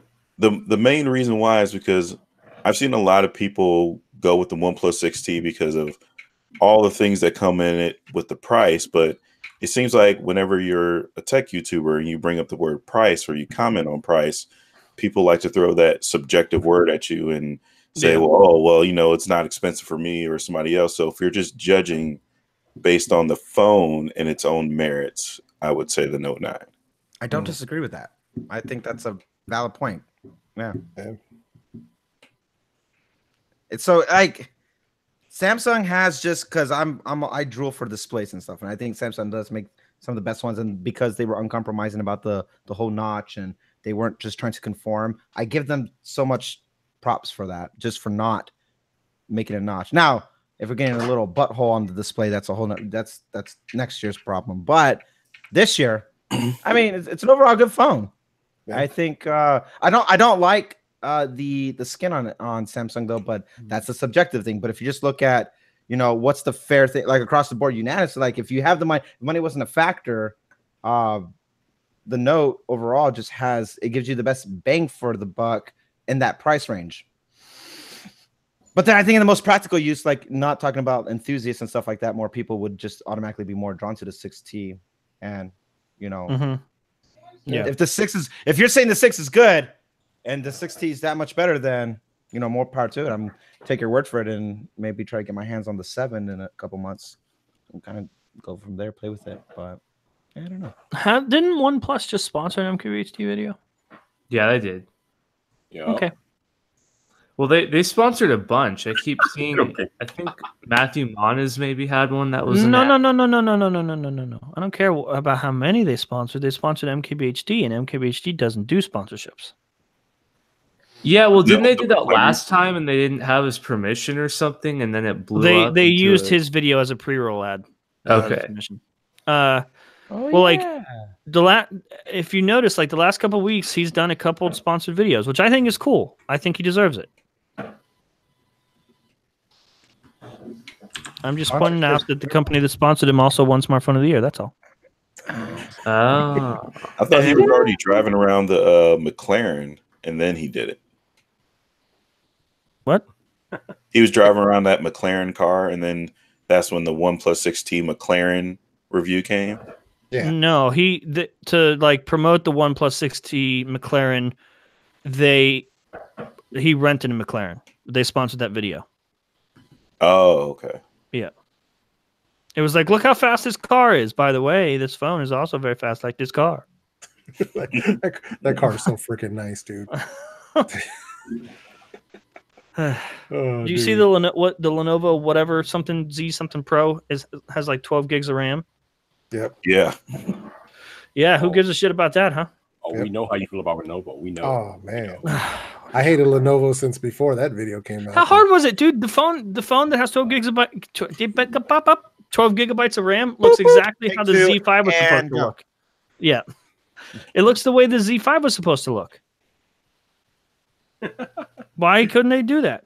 I wonder if they're going to do another bait and switch on us again. It was one of those Verge type deals, man. They all that misinformation, man. They had you thinking one thing, they came out with something else. Like, what the hell, man? Yeah, dude. We call that the Lenovo Shim Sham. Seriously. Like. What's funny about that is that's the only thing that people focused on was, well, what are you going to use the RAM for? And what it's like, okay, I kind of get that, but people are now complaining about having more stuff inside of phones. And I'm like, wait. So first you were upset because you didn't have enough in the phone. Now you got too much in the phone and you're upset. Like, I don't get it. People are dumb. I don't think it matters what's in the phone. I think we need to stop focusing on that. Who gives a shit? So you just said that the OnePlus 6T would not be your phone of the year, Mr. Proctor. So what would your phone of the year be? The iPhone XS. Really? Yeah. Specifically for the improvement with software. I think Apple did a great job. Actually, no, I lied. iPhone XR. What? Oh, wait. Yeah. It's an R, really? Yeah, because of factoring in other values here, the fact that it was a new direction for them, sort of a risk that they took, and it's a really, really good phone for what I think is a good value. I think it could be $50 cheaper, but I think it's a good value. Weren't you going to buy the XR? I did. You did? Yeah. I thought you used the XS. I bought both. Okay. Yeah. Nice. No, and I think that the iPhone XR which one's in your pocket? The XS. Listen. I had both of them. It's not okay. Listen, when you hold them side by side, that's But I think I'm judging you. I know. I honestly think the iPhone XR is the best iPhone for most consumers. Like if you want iOS, I think that's a great phone. Says the guy who has a XS. Yeah, well, I'm not the average consumer, buddy. Okay, Viper. Hey, I'm actually liking my XS, man. I'm not shocked. I think it should have been like iPhone XR or Note 9. Yeah. So, battery? Are you leaning on because those two have some of the better battery screen management process? Yeah, I've never I've heard people say that the XS battery sucks, but I've literally never had a problem with it. Oh, dude, I murdered this XS battery. Really? Oh, dude, yeah. What are you doing? So, driving into work, listening to podcasts, have the navigation going, stuff like that as I'm driving into work. And then when I'm driving from site to site, I'll either have people's videos playing in the background. Like I'll sort of minimize it, but you can't do the dual screen, but I'll minimize that, listen to video. Does that kill your data? Probably, but I'm on. It reminds me of dude, one of my biggest pet peeves is when people use YouTube to stream music. Instead of like Spotify or something, and then they wonder where all their data went. Yeah, you're not even looking at it. You're just wasting so many gigabytes of data. Yeah, no, dude. So I'll just do that. But I'd say so if I leave my house, so the day gets started with the phone around 7 a.m. I'd say about 1 p.m. 1:30, the phone's down around 30%, and I have to plug it in or start charging it up again. So I have. How many hours of screen on time do you get? Me? Yeah. Oh, I'd have to look at that, dude. I'm not sure. I have this. It was like a $25-$30 battery case for it that I use sometimes when I need it. It's not even charged right now because I haven't needed it. But it says 5 hours 19 minutes. 2 hours 14 minutes below average. I will say, in the defense of listening to music on a YouTube app, there are a lot of there's no defense. No, there is. There is a lot of channels and creators that have music that's only on YouTube and not on Spotify. Who are those people? A lot of people that make anime remixes and musics and do games. Is it their music? What's that? Is it their music that they put up there? Yeah. I disagree with that strategy so much. Because that means if they don't have it on Spotify, Apple Music, Pandora, anything, that means it's not licensed. They don't own it. Anybody can come and steal that song and claim it as their own, and they have no actual rights to that song at that point. That's true. I'm not talking about it as a business. I'm just saying, as far as just listening, I find more stuff to listen to on YouTube than I do on Spotify. So do you do it for the fact that it's independent? Artists putting music out there, not necessarily the anime videos or whatever. You're doing it to the support of the artist. That, and it's an easier thing for me. I can easily switch from music to video all within the same app. And do you have YouTube Premium though, where you can turn the screen off? What's that? Do you have YouTube Premium? Yeah. Okay, well, I can criticize that less. There's a lot of people that I know that They don't have YouTube Premium, and they're just driving, and they just have a YouTube video playing, and they just put their phone in the seat, and it's just wasting data. Yeah. I just turn the screen off, or I just have my 10R just plugged in. Yeah. Gotcha. Yeah. Because sometimes I'll be driving, and 1 minute I'll be listening to a song, and then I'll be listening to one of you guys talk about something, and it's just so much easier. Yeah. Speaking of YouTube Premium, I thought my man John just got into a recent Twitter battle. Surprise, right? With somebody who you were talking about. You know what's sad? What's that? I have no idea what you're talking about yet, but I know I got into something with somebody. Go ahead. Oh, you know what I'm talking about, or you will. You were arguing with somebody about using ad blockers because you had an ad. Oh, you blocked some type of ad in your video or something. They were like, "Why'd you block the ad?"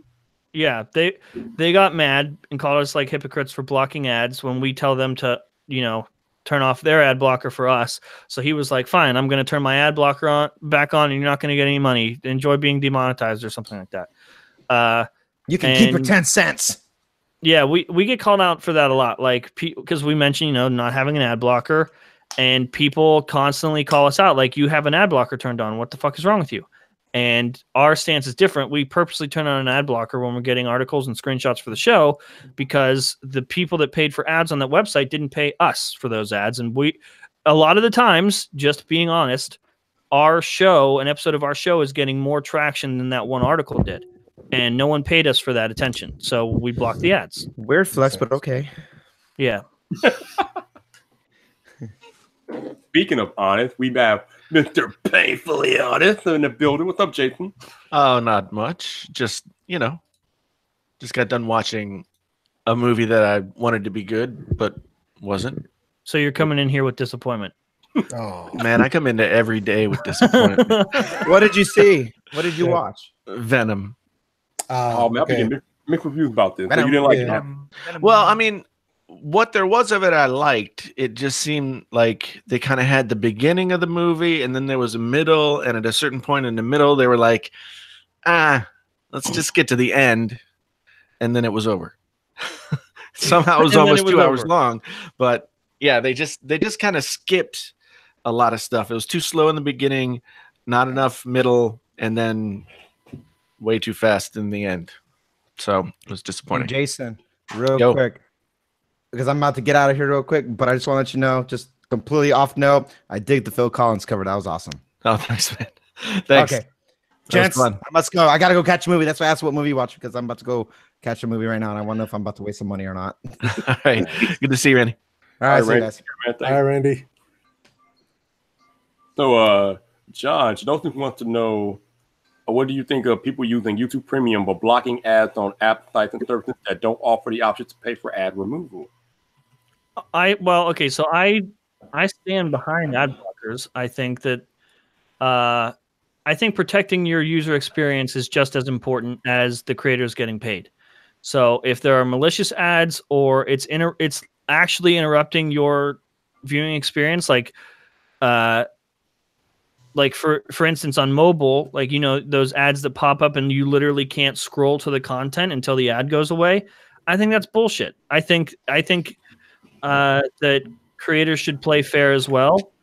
So I think that ad blockers make sense, but I don't think there's anything on YouTube that is malicious or in your way.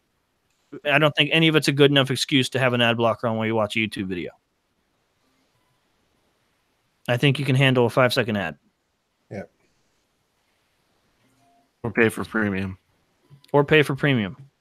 That's the best thing is YouTube Premium. I have never looked back since they introduced YouTube Red. I've been paying every month since then. You and me both. And you and me both. Yeah, no, it makes sense, dude. There's, just like like a Spotify membership and like things like that, dude. It's just simpler, and being adult. And that's the key service that you want. That's the key. That's how the music industry was saved. They made it more. iTunes made it more convenient to buy music instead of download it illegally. Yeah, dude, and like even for like listening to ads, like when playing Spotify, like I got the family membership and stuff, and dude, it's worth it. And if it helps support people, then that's great. But also, it just works a lot better for me, and it's worth the money for me for the amount of music and stuff that I listen to. So it works. Yeah. Yeah, I know some people can't afford it or say they can't afford it, but I mean, come on, man. Anybody who buys 2 cups of Starbucks coffee a month, can pay for premium. You know. Yeah. Yep. Those people are shouting that they can't afford it while they're on their way to McDonald's. Yeah. As soon as I got my first money from AdSense, I started the YouTube Premium. So now it's sort of paying for itself. Yeah. So it's not coming out of my pocket basically at this point. Right. Man, YouTube Premium is a lifesaver. I canceled mine only because like the music streaming was just not there for me. And I'm like, I'd rather just like sit through ads and pay for Spotify than oh god, no, it's not worth it. Like there are the beauty with YouTube Premium is that I would be willing to pay for one of the many features. Like I'd be willing to pay just so I could turn my screen off, or I'd be willing to pay just so I don't see ads. So like to me, it's more than valuable. But see, I'll tell you what I miss, and I like debating resubscribing is since I switched to iPhone, it is driving me nuts that if I exit the app, it's like, nope, stops playing. Because on Android, you could get away with it. The picture-in-picture, even if you didn't have YouTube Premium, you could exit the app and do whatever, and it would still play. But iOS, it's like, nope, go get a life or pay us money. Nope. And it's worth it. It's worth it to me. And like, I don't know if like many creators disclose this, but like we make probably $600 a month just from people on YouTube Premium. Like that. So not normal ads. Like then if people used ads? Well, no, we make more just from people watching ads, but I think that's just like, more people don't pay for YouTube Premium, but like it's a viable option. No, but I meant like more. Do you think you make more per person? Depends. So the way it works is like it's on watch time. So like Christian, if you watch me more than you watch Jason, I'll get more of that cut. Yeah. Or like, if Viper's over there watching more painfully on his tech than me, then Jason's going to get more of that cut than I will. So I think that's fair. I think that's fair. Like it's literally based on who the person watches more, where their money goes. Right. Yeah, and to answer a valid thought question, YouTube, I don't know how it works, but like YouTube takes the percentage of what happened from Red and they somehow it goes to creators. I don't know how it goes, but yeah. I think like John said, it depends on who they watch more or whatnot. Yeah. My only thing with the whole ad blocker thing, because I'm not gonna lie, I used to use ad blocker way back because this is really before YouTube Premium even started to become a thing. And it was like there were certain channels that were like, let's say they had like an hour long worth of content, whatever. You were getting an ad like every 5 minutes, like just ad after ad. It was more ads. It was just annoying. And just as a viewer, that was like, it was like the only option that you had because they didn't have premium back then. Then of course, premium came out, and to me, it was way more convenient, but it's just the number of ad spots. It just started to become more and more and more. So I can kind of see where, because not everybody's looking at it from the creator's perspective. A lot of people are looking at it from the I'm a viewer, me perspective. Here's a way around ads because there's more and more ads every single day. So that's just the only other side that I wanted to bring to it, because it's not that people are using it to say that we don't want to pay you. It's only the assholes that come into the comment section and say that. Most people that are just using it is just like, when you don't want door-to-door salesmen coming to your door, or you just want to be left alone or something like that. So I kind of get both sides. Well, door-to-door salesmen are invasive. YouTube and the ads on YouTube are selective. Like you're as a viewer choosing to watch the YouTube channel that's got the content that has the ads. So I've had plenty of people come onto my channel and be like, dude, 10-minute video and I got like 4 ads. I'm like, I don't fucking control that. Yeah. I don't control that in any way, shape, or form. As far as I know, I've never punched any buttons or anything like that. We do. Yeah, I mean, mid-roll ads. Buddy. Yeah, they are wonderful things.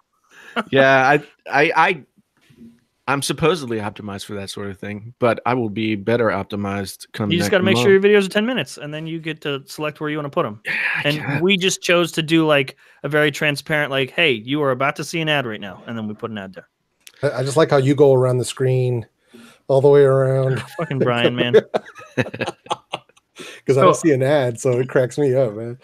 My ad revenue literally went up by 13% a month just from one mid-roll ad.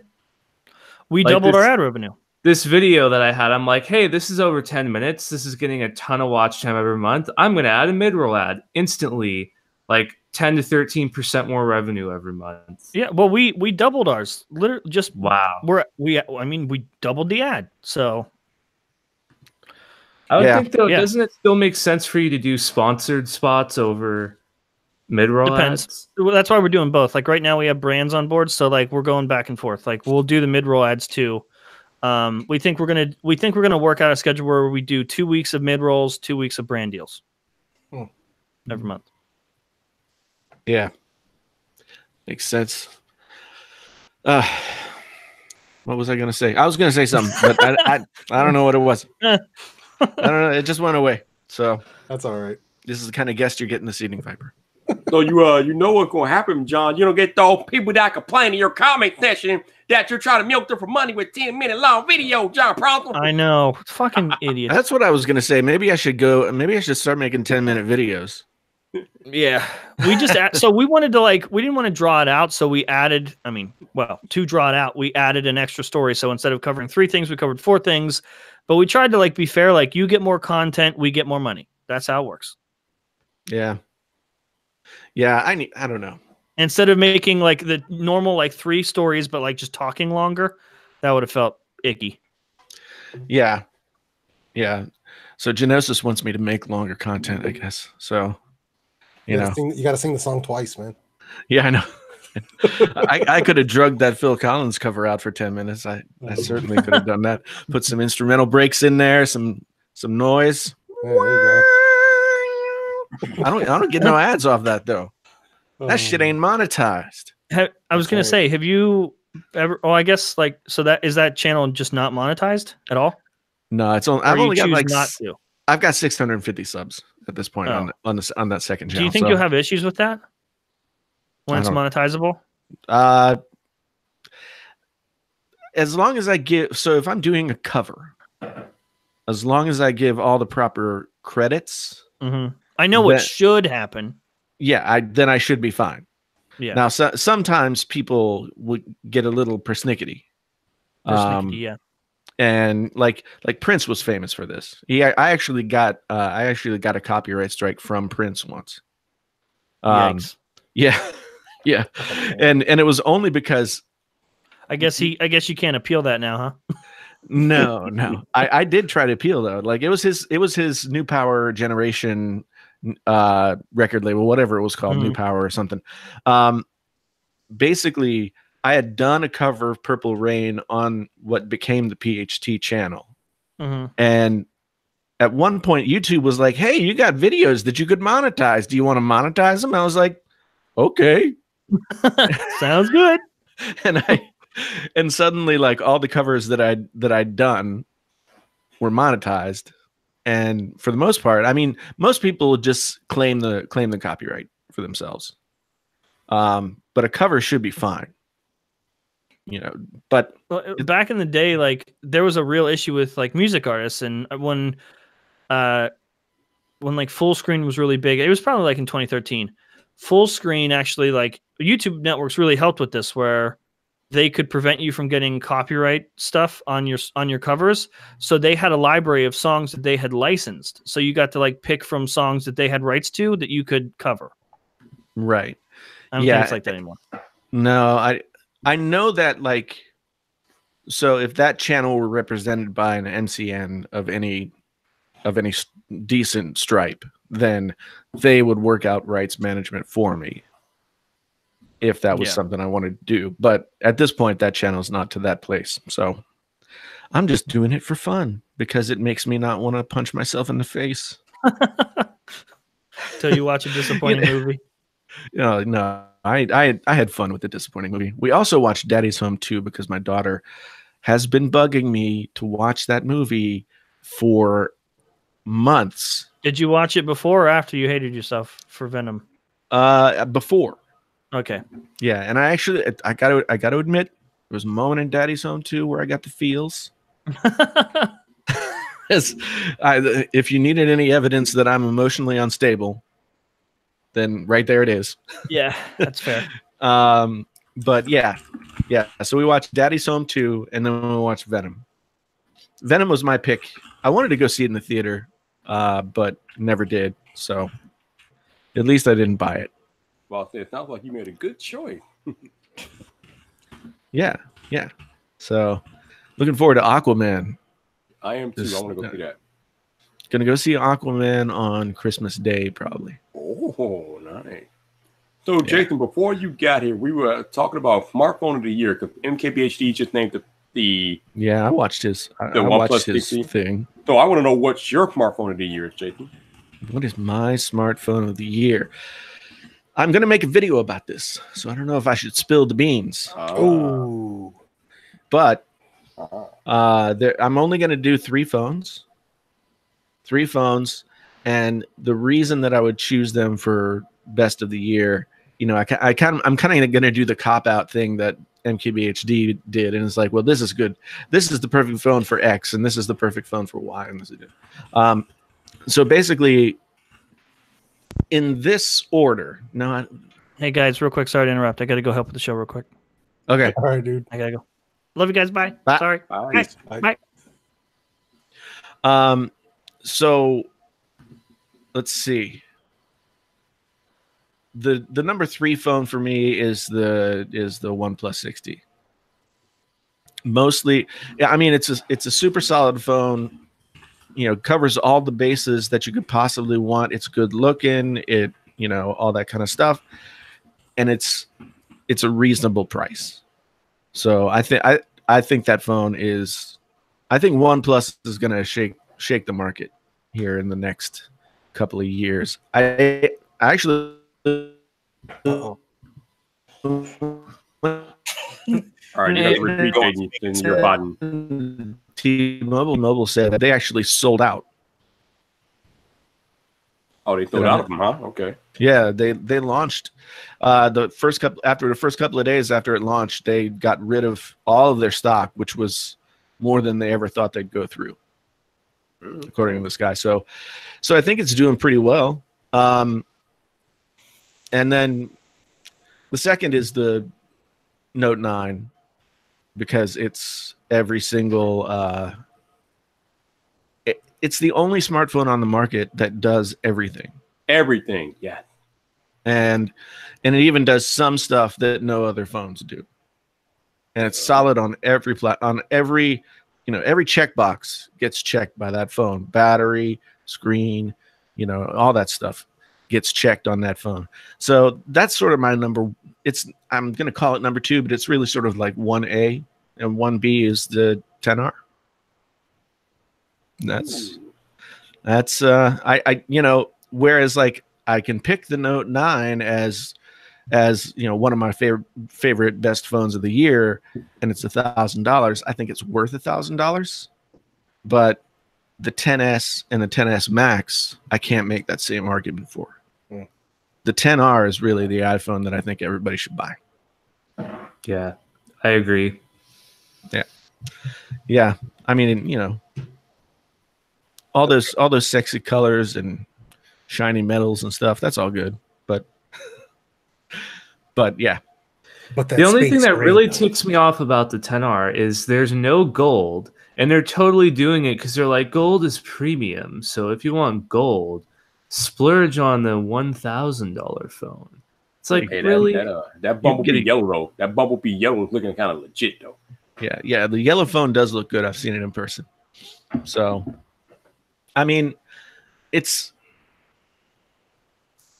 they cut the right corners when they decided to make a phone for that price point. I think it still could have been cheaper. But when they decided to differentiate it from their bigger, whatever, what am I talking about? Oh yeah, phones. When they decided to differentiate it from the flagships, and they went to the colors and everything like that. I think it was a good trade-off. I honestly didn't think it was gonna work very well based on the experience that we had with the iPhone 5C, and for all intents and purposes, it looks like the general public is not all that excited about the 10R, but I still think it's the best iPhone of this year. Yeah, I like the size of the 10R better than the 10S for sure. And I like it better than the 10S Max. The 10S Max felt just a little bit too big in comparison to the 10R. 10R sits, I can like get up and down the phone with my thumb because I'm a left-handed phone holder.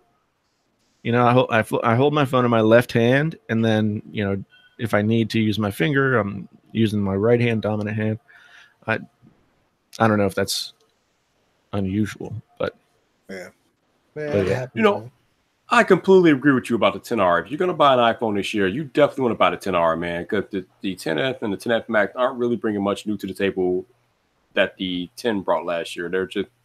They're very, very incremental upgrades at best. But the 10R with the battery life, with the color choices, with that good camera, the 10R that's the phone, man. That's the one. Yeah, you guys see, I mean, even Trenton, he got the 10R if memory serves, and he's been taking some solid photos with that thing, man.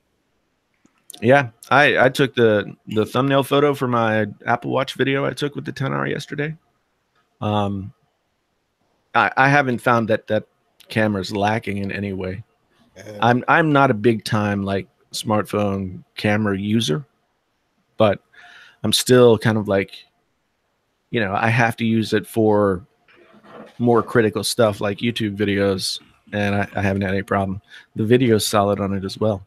Yeah. So yeah, I'm actually going to be making a video on how to take pictures with the 10R and use them as thumbnails, because I did a review of a cheap wide angle lens.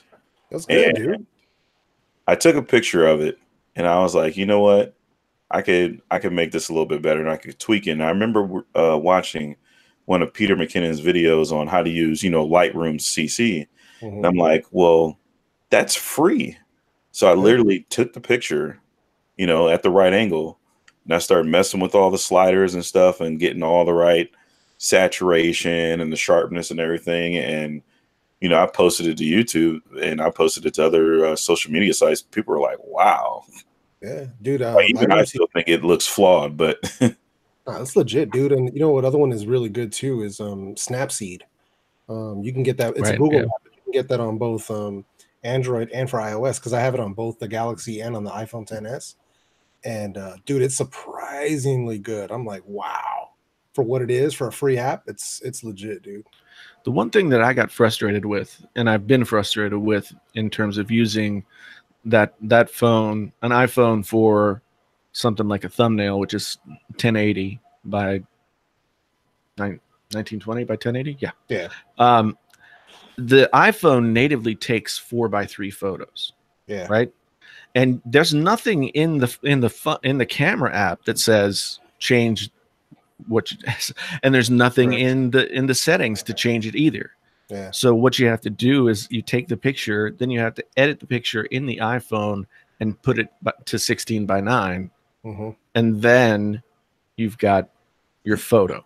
Yeah, that affects the way you take pictures, because on the Galaxy, I had it set to take pictures at 16:9. Right. So with this one, what I had to do was if I'm going to take the picture for the thumbnail with the iPhone, I have to pull back a little bit more to give myself more space to be able to crop it to the correct size of 16:9, but also leave enough room for text. Yeah. It's it took me a while, like, because I just really fiddled with it yesterday when I was trying to get that thumbnail picture taken. I was like, I'm going to figure out the way that this is supposed to be done instead of just, throwing it into Photoshop and making it bigger and and calling it a day. I think it would be great. I mean, maybe one of the third-party phone apps would give you the opportunity to make those changes inside the app. I'm not sure. I haven't, like, what Filmic Pro, Yeah, I think so. D did a video on the best camera apps. I'm going to go through it again and download some of them and try them out. Right.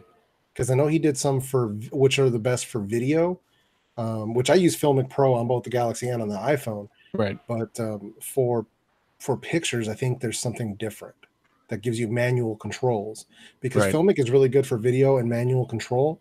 But it was being finicky when I was trying to take snapshots.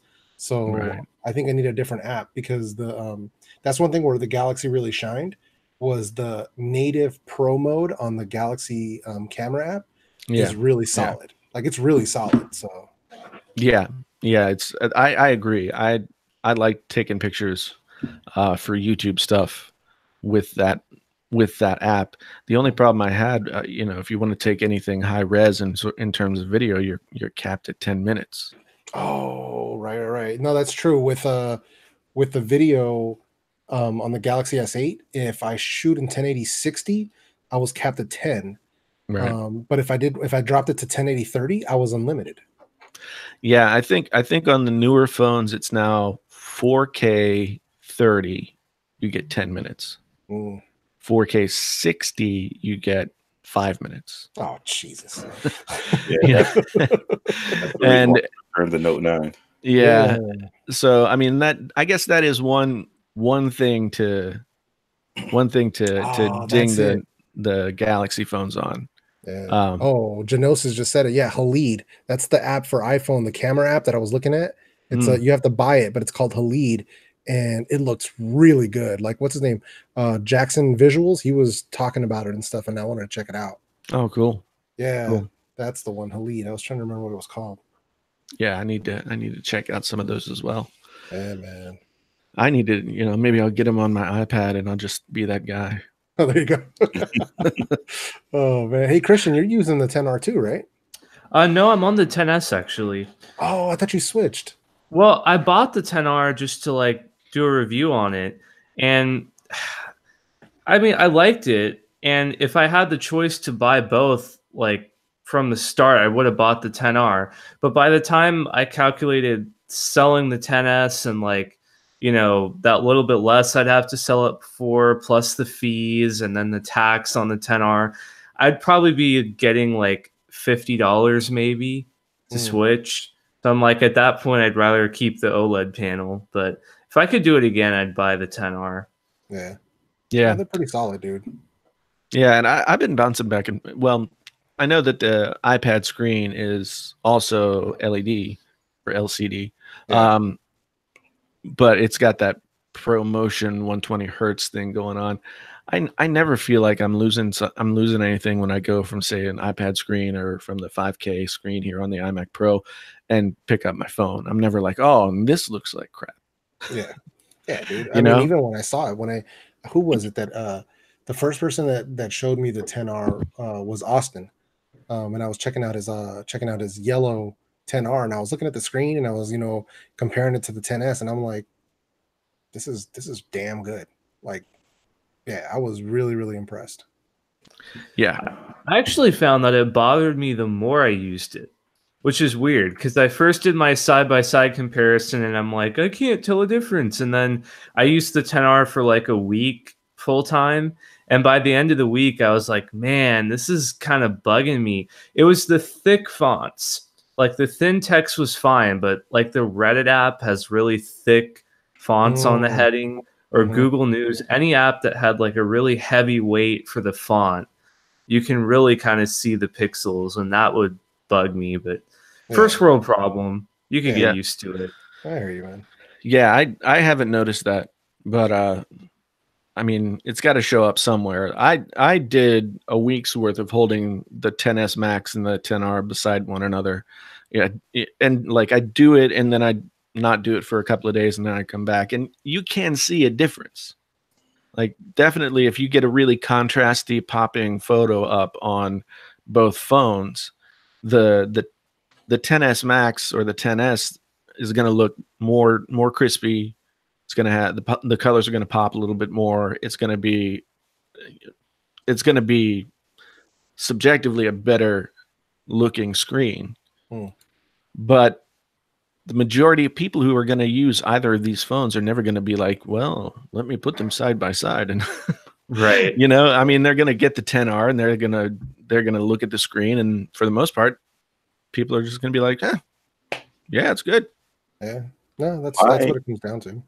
Yeah, I would say my main drawbacks with the 10R, looking at the 10R and the 10S or 10S Max, the two things I run into that would be an issue, but it's not a huge issue, it's just one of those things that adds up, is when I'm actually adjusting the sliders for the colors of thumbnails, having that OLED screen, I can see the colors a lot better than I can see on the LCD.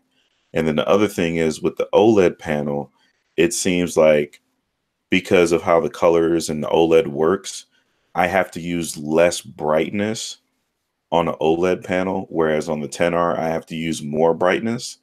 So my battery usage has been about equal because on the bigger phone that has the OLED, I don't have to use as much brightness, whereas the 10R, I'm at least at half brightness, if not more, all the time. Yeah. It's one of those things where I really expected when I got it. And so Albert down here in the comments says it's incredible how Apple is finessing people into liking the 10R screen. Haven't we been hearing everything? It has to be 1440p, et cetera, et cetera. And that's I don't think it's Apple. Like I think most people would attest that I was like pretty down on the 10R and pretty cynical about what we were going to get before it came out. Yes. Mm-hmm. But I did look at both. I did look at it against the other phones. I did use it on its own, and I deemed the screen to be good enough. and that I wasn't really missing anything, and that holds true with what Apple's been able to do with LCD screens in the past. I hear what you're saying about like color accuracy. Apple with the LCD, usually their colors are pretty good, but on something like an OLED panel, you can get closer to something like sRGB or something that's more color accurate. And that's going to help you make better decisions about what you're seeing in your photos. Honestly, I take pictures from time to time with my phone to use for videos, but for the most part, like that's about the extent of it.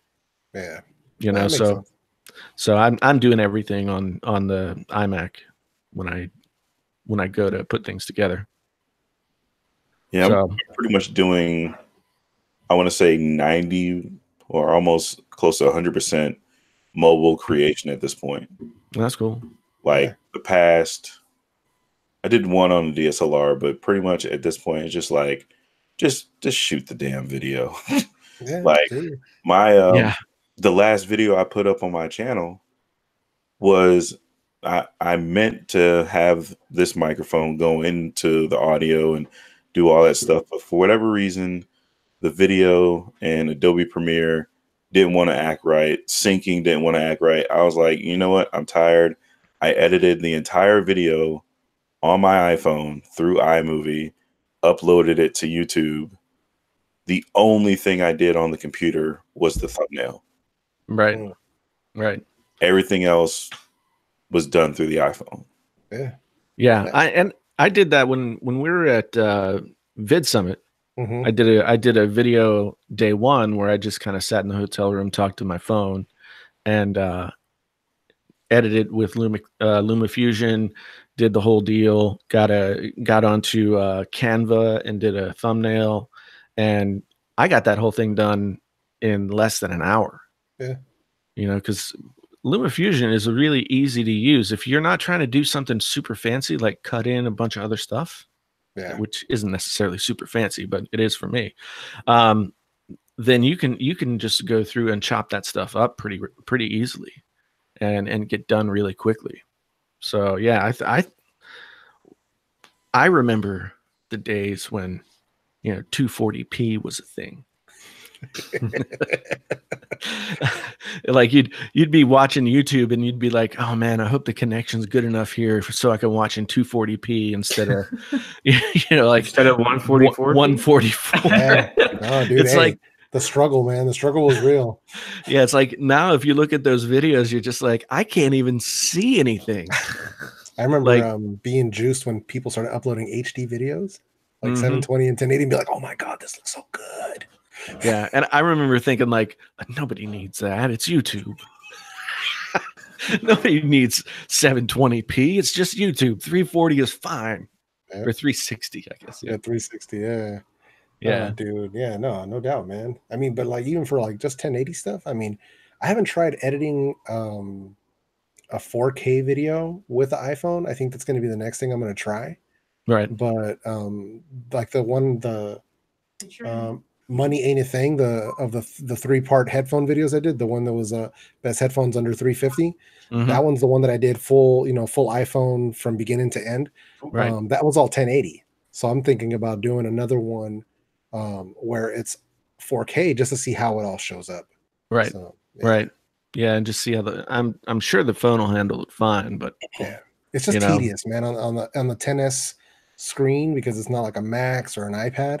Right. It's tedious for my fingers because I like even when I'm texting people with this iPhone XS, I hit multiple letters at once.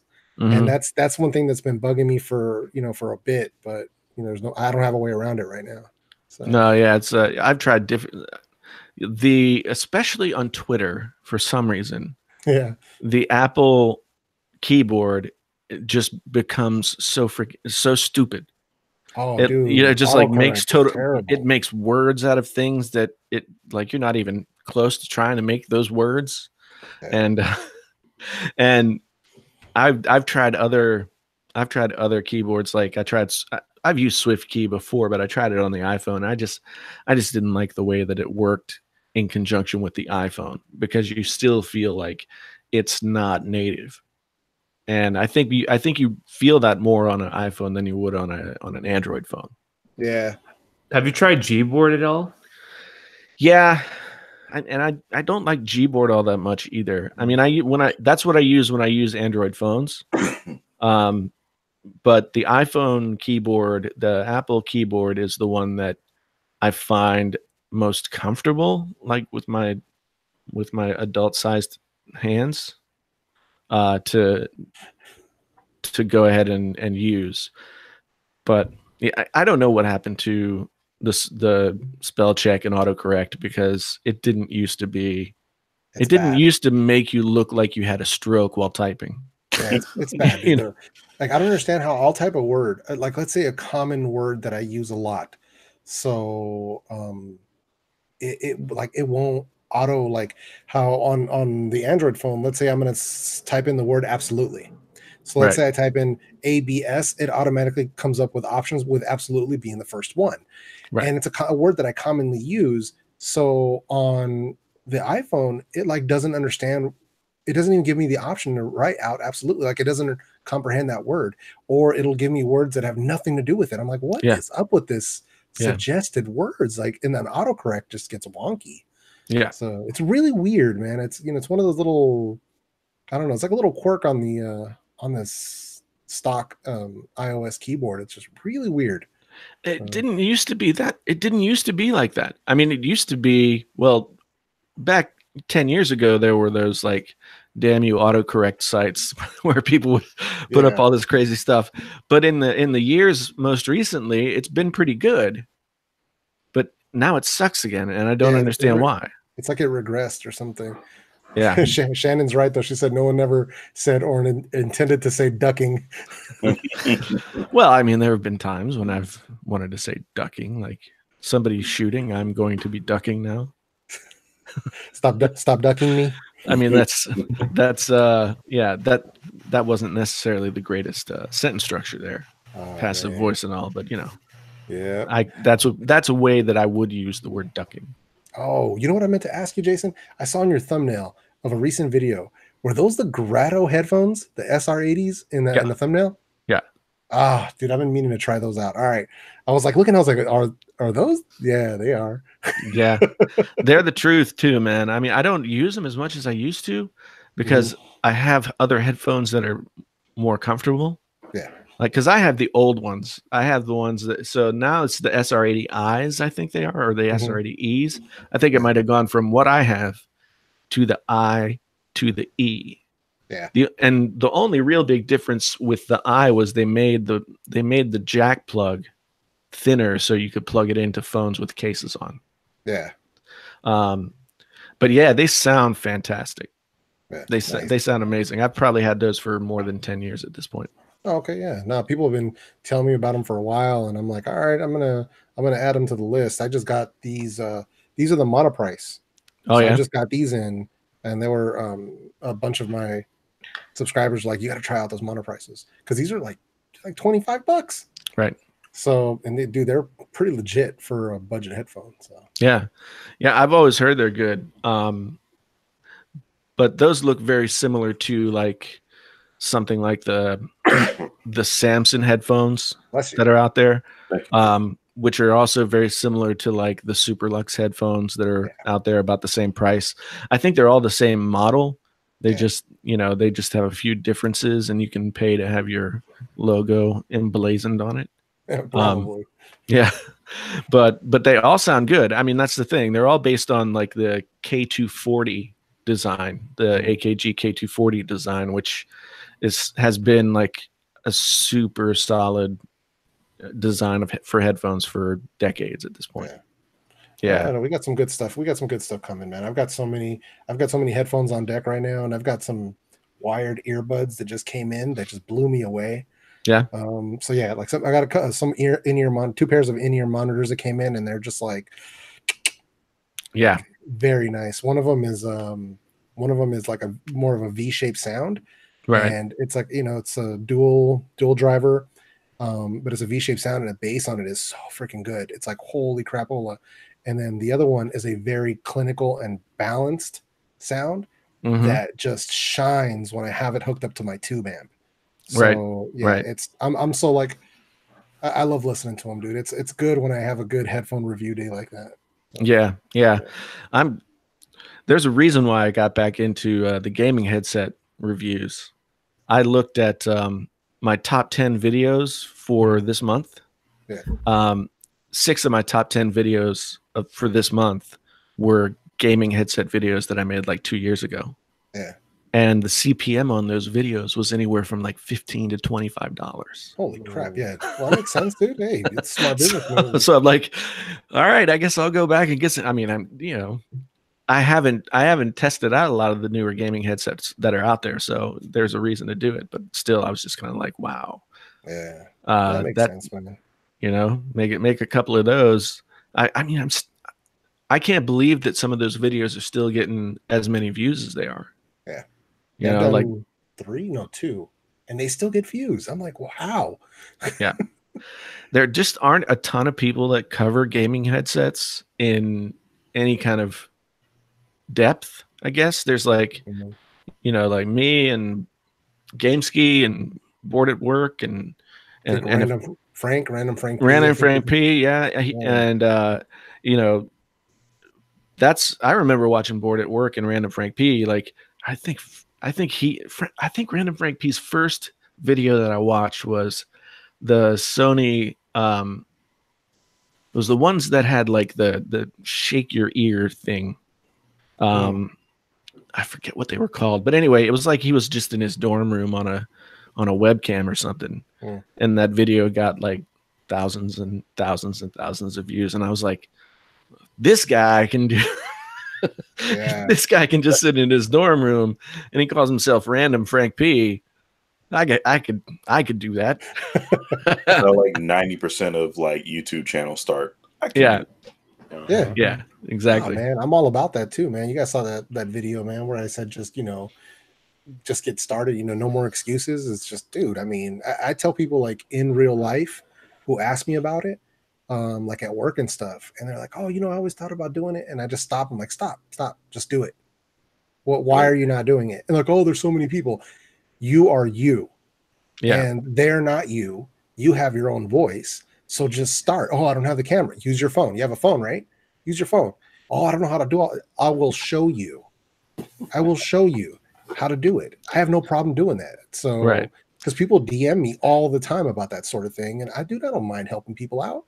So, dude, if people can start, like, look at Marquez's first videos. Yeah. I think he was filming on like a calculator or something. But yeah, it's at his parents' dining room table, 12 years old. I had the same computer that he reviewed, by the way. So I think I watched that video when it came out because I bought that same computer, and I'm sure I was sitting there thinking, like, I'm watching this review video from a 12-year-old kid about this computer. Like, this is weird. I can't tell you how many 10-year-olds and 12-year-olds got me through with their video game tutorials. Like walkthroughs on certain levels. Oh, I can't tell you how many little kids. Yeah. Dude, I started my channel with an iPod Nano. I'm not even kidding. The 5th generation iPod Nano, and the potato camera on the back was like the camera that I started making videos with when I was little. Hey, Viper, you remember that iPod Nano, right?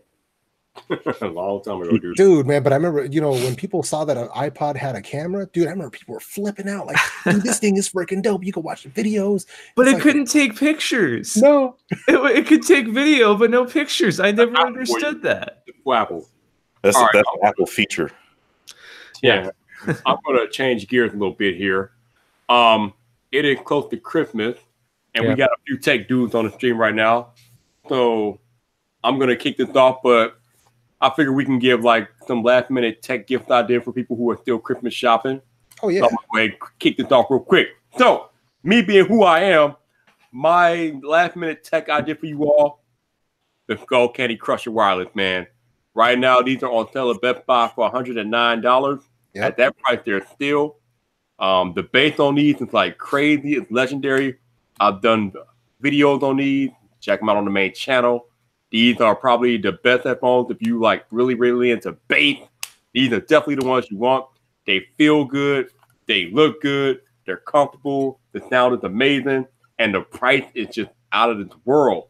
For $109 for a last minute Christmas gift, you cannot go wrong with the Skull Candy Crusher Wireless, man. So that is what is up. Y'all need to get on that immediately. Yep. Hashtag immediately. Right. Yes. Who else? Who's going next? I would say Fitbit watches. And the reason being is because, one, they serve two purposes. Either A, if you know somebody who makes a New Year's resolution every year to drop some weight, then that's a perfect gift for them. You mean everybody, everywhere, every year? Well, not necessarily everybody, but if you just know like somebody needs that extra push, you know, and they need to have something on their wrist telling them, hey, get up. You know what I'm saying? Like, it's like, hey, you've only moved for 3 minutes today. Right. Like that's a thing. And the watches are actually pretty reasonable. But if you want to introduce somebody to a smartwatch, but you don't necessarily want to drop $300, $400, $500, then that's a good entry level watch for somebody. Yeah. My wife uses the Alta, I think it is.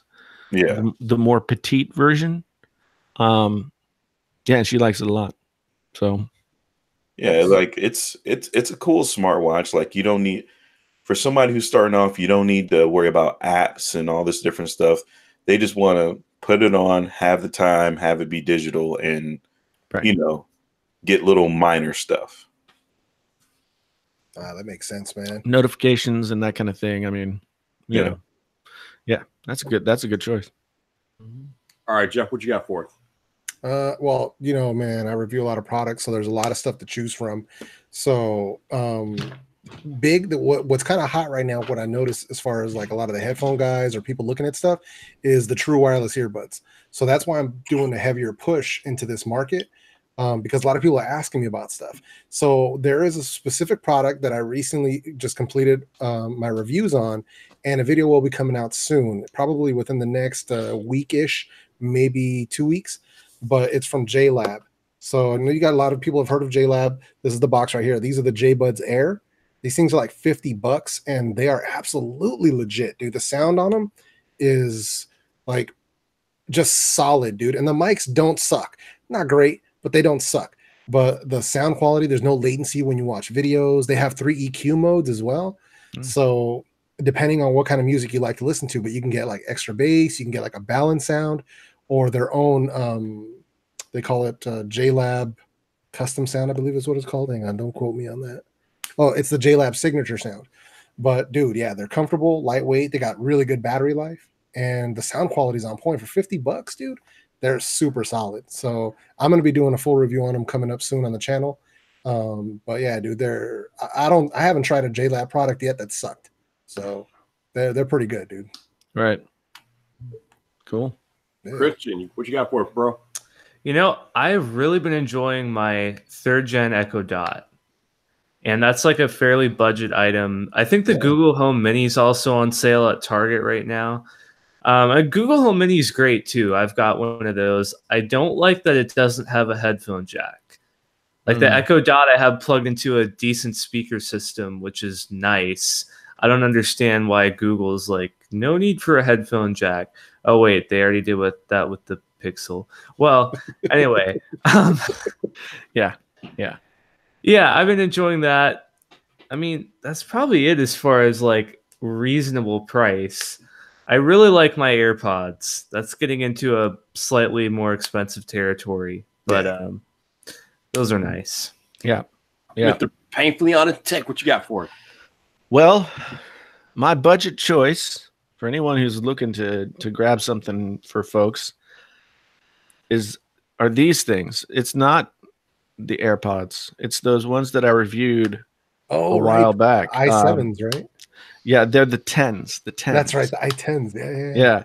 These things are like the only thing they don't have is like the W1 chip. You know, so but it's still like super solid Bluetooth connection. It stops. It has the infrared sensor, so it stops playing when you take them out of your ears. The whole deal. And I do think they sound a little bit better than the AirPods themselves. I'm not saying the AirPods don't sound bad, but they don't sound awesome. So for me, it's like, okay, if you're going to be $159 and only sound okay, but do all these other really cool things, I guess that's all right. But I can't get too excited about telling everybody they got to go get them. But if you're going to cost like $40 and have most of that stuff and arguably subjectively sound better, then as long as you're okay with going with a knockoff of a popular product, then these things from Nockies, the i10, perfect name. Yeah, I know. I think it was you that commented that on the video, and I was like, oh, geez, I never even thought about it. What's the pairing process like on them? It's just like pairing any other Bluetooth headphone. Okay, but then when you take them out of the box, they do the auto pairing thing just like AirPods. Oh, that's good. Yeah. The only other truly wireless earbuds I've tried besides AirPods are the Anker Liberty Lights. And those things are a royal pain. It's like you got to turn one on, then you got to turn the other on, and then they have to pair to each other, and then they pair to the phone, and it's like, ain't nobody got time for this. Yeah.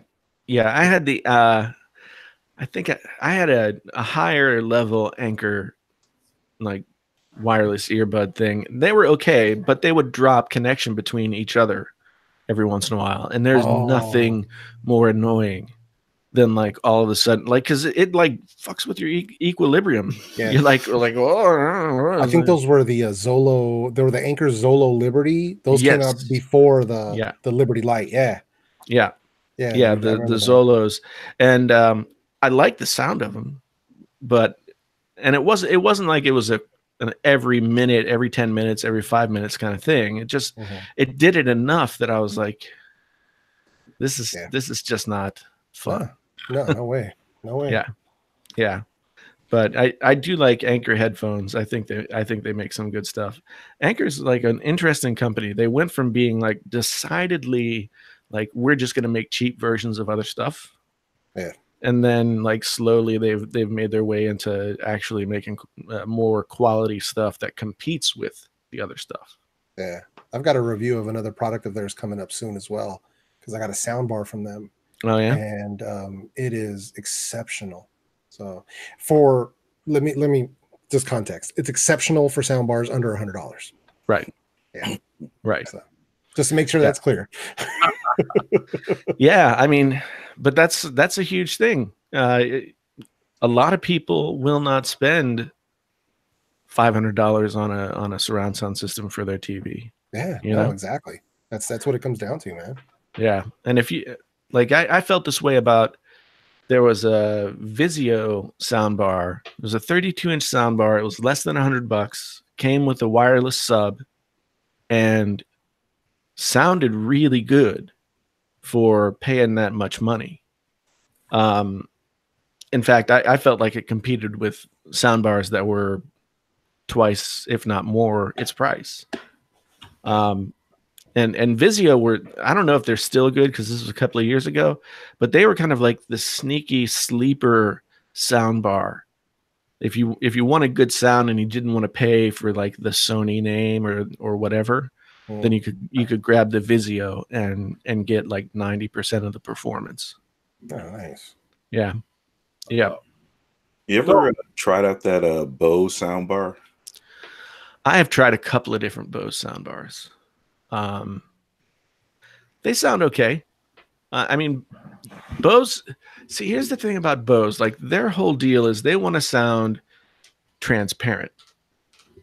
You know, they want to sound like it's coming from everywhere, and it's not very easy to pinpoint where the speakers are. That's always been like all the way back to the Bose 901 speakers. That's always been their MO, is they just want to be transparent and sort of send the sound around the room. And the good thing about that is it usually isn't offensive. The bad thing about that is not too many people sit there and say like, yes, this sounds great. You know, it's like it just doesn't have the same kind of character that that others do. But I mean, if you pay for the good Bose system, you're going to get good sound. You know, I don't think I'd want to listen to music on it, but if it's just for, some of them you can't get good sound out of them, but they've gotten better though, man. I know a lot of their speakers and stuff like that has improved, because I know that for a while there, I mean, for a few years they were getting a bad rap. It seems that they've gotten better overall lately. So I don't know if it's a difference in engineers or maybe they're listening to the negative feedback, but well, they were kind of the only game in town for a long time as well. Yeah, they got a lot of competition now, man. So, yeah. Interesting what competition will do. Yeah. And I mean, Bose has always been kind of the Apple of audiophile people. You know, like everybody loves to hate Bose because even back in the 70s when they had the 901s out, like if you've never looked at a Bose 901 speaker, it's like trapezoidal in some weird way, and it sits on this little stand, this little like a champagne flute stand, and it has 13 speakers in it. Holy crap. and it has a little amp that goes with it. It's really crazy. They're still available today in pretty much the same form factor as they were when it was like 1975, and they still sound really cool. But audiophiles love to hate Bose. What do they say? Bose stands for I forget, like it's an anagram for something. Yeah. All right, so in other last minute tech ideas, Ridge Wallet people. Now, this Ridge Wallet is legit. You see how light and compact this is, right? Like when you look at this, you don't really think it's a wallet, but this is a wallet. It holds 1 to 12 cards. It has the money clip on the back, or you can get the one with the cash strap, which is like the strap all the way around. I like the money clip because you can just slide things in and out. But this thing is legit. it's a little pricey because right now they're like at $72. When I reviewed this 6 months ago, it was $65, but now it went up to $72. But it is worth every penny. It has RFID blocking technology, so people can't steal your information wirelessly. And this is the best wallet I have ever owned. I will swear by this. This will make an excellent Christmas gift for the dudes that need a wallet or anybody that's looking for a wallet. Check out ridgewallet.com. This thing's legit, man. Tell me y'all. What's up? How do you get your cards out? Do they like slide out or this? You see this at the bottom here? You got the little spacing. Yeah. So you just slide your fingers up, card come out. That's cool. Yes, I've got one kind of like I have one with a pull tab, so I just like pull it and then you can like fan your cards out. Right. Okay. I don't know, man. I might just go to Marshall's and get a $12 wallet and stick some fucking aluminum foil in it. No. You got tinfoil hats for the wallet. Like, damn, man, that's a lot. Yeah, that was the only thing that kept me from getting a Ridge wallet at the time was the cost of it, the initial cost. So I like the way it looks and everything. I'm waiting to see how this AdSense pays out. If you I think it's still valid, but if you guys go to my last video where I did the Rich Wallet haul, where they sent me the care package, there's a 15% discount for the link in the description there. So, oh, that's right. You want to do it? There for you. Yeah, right.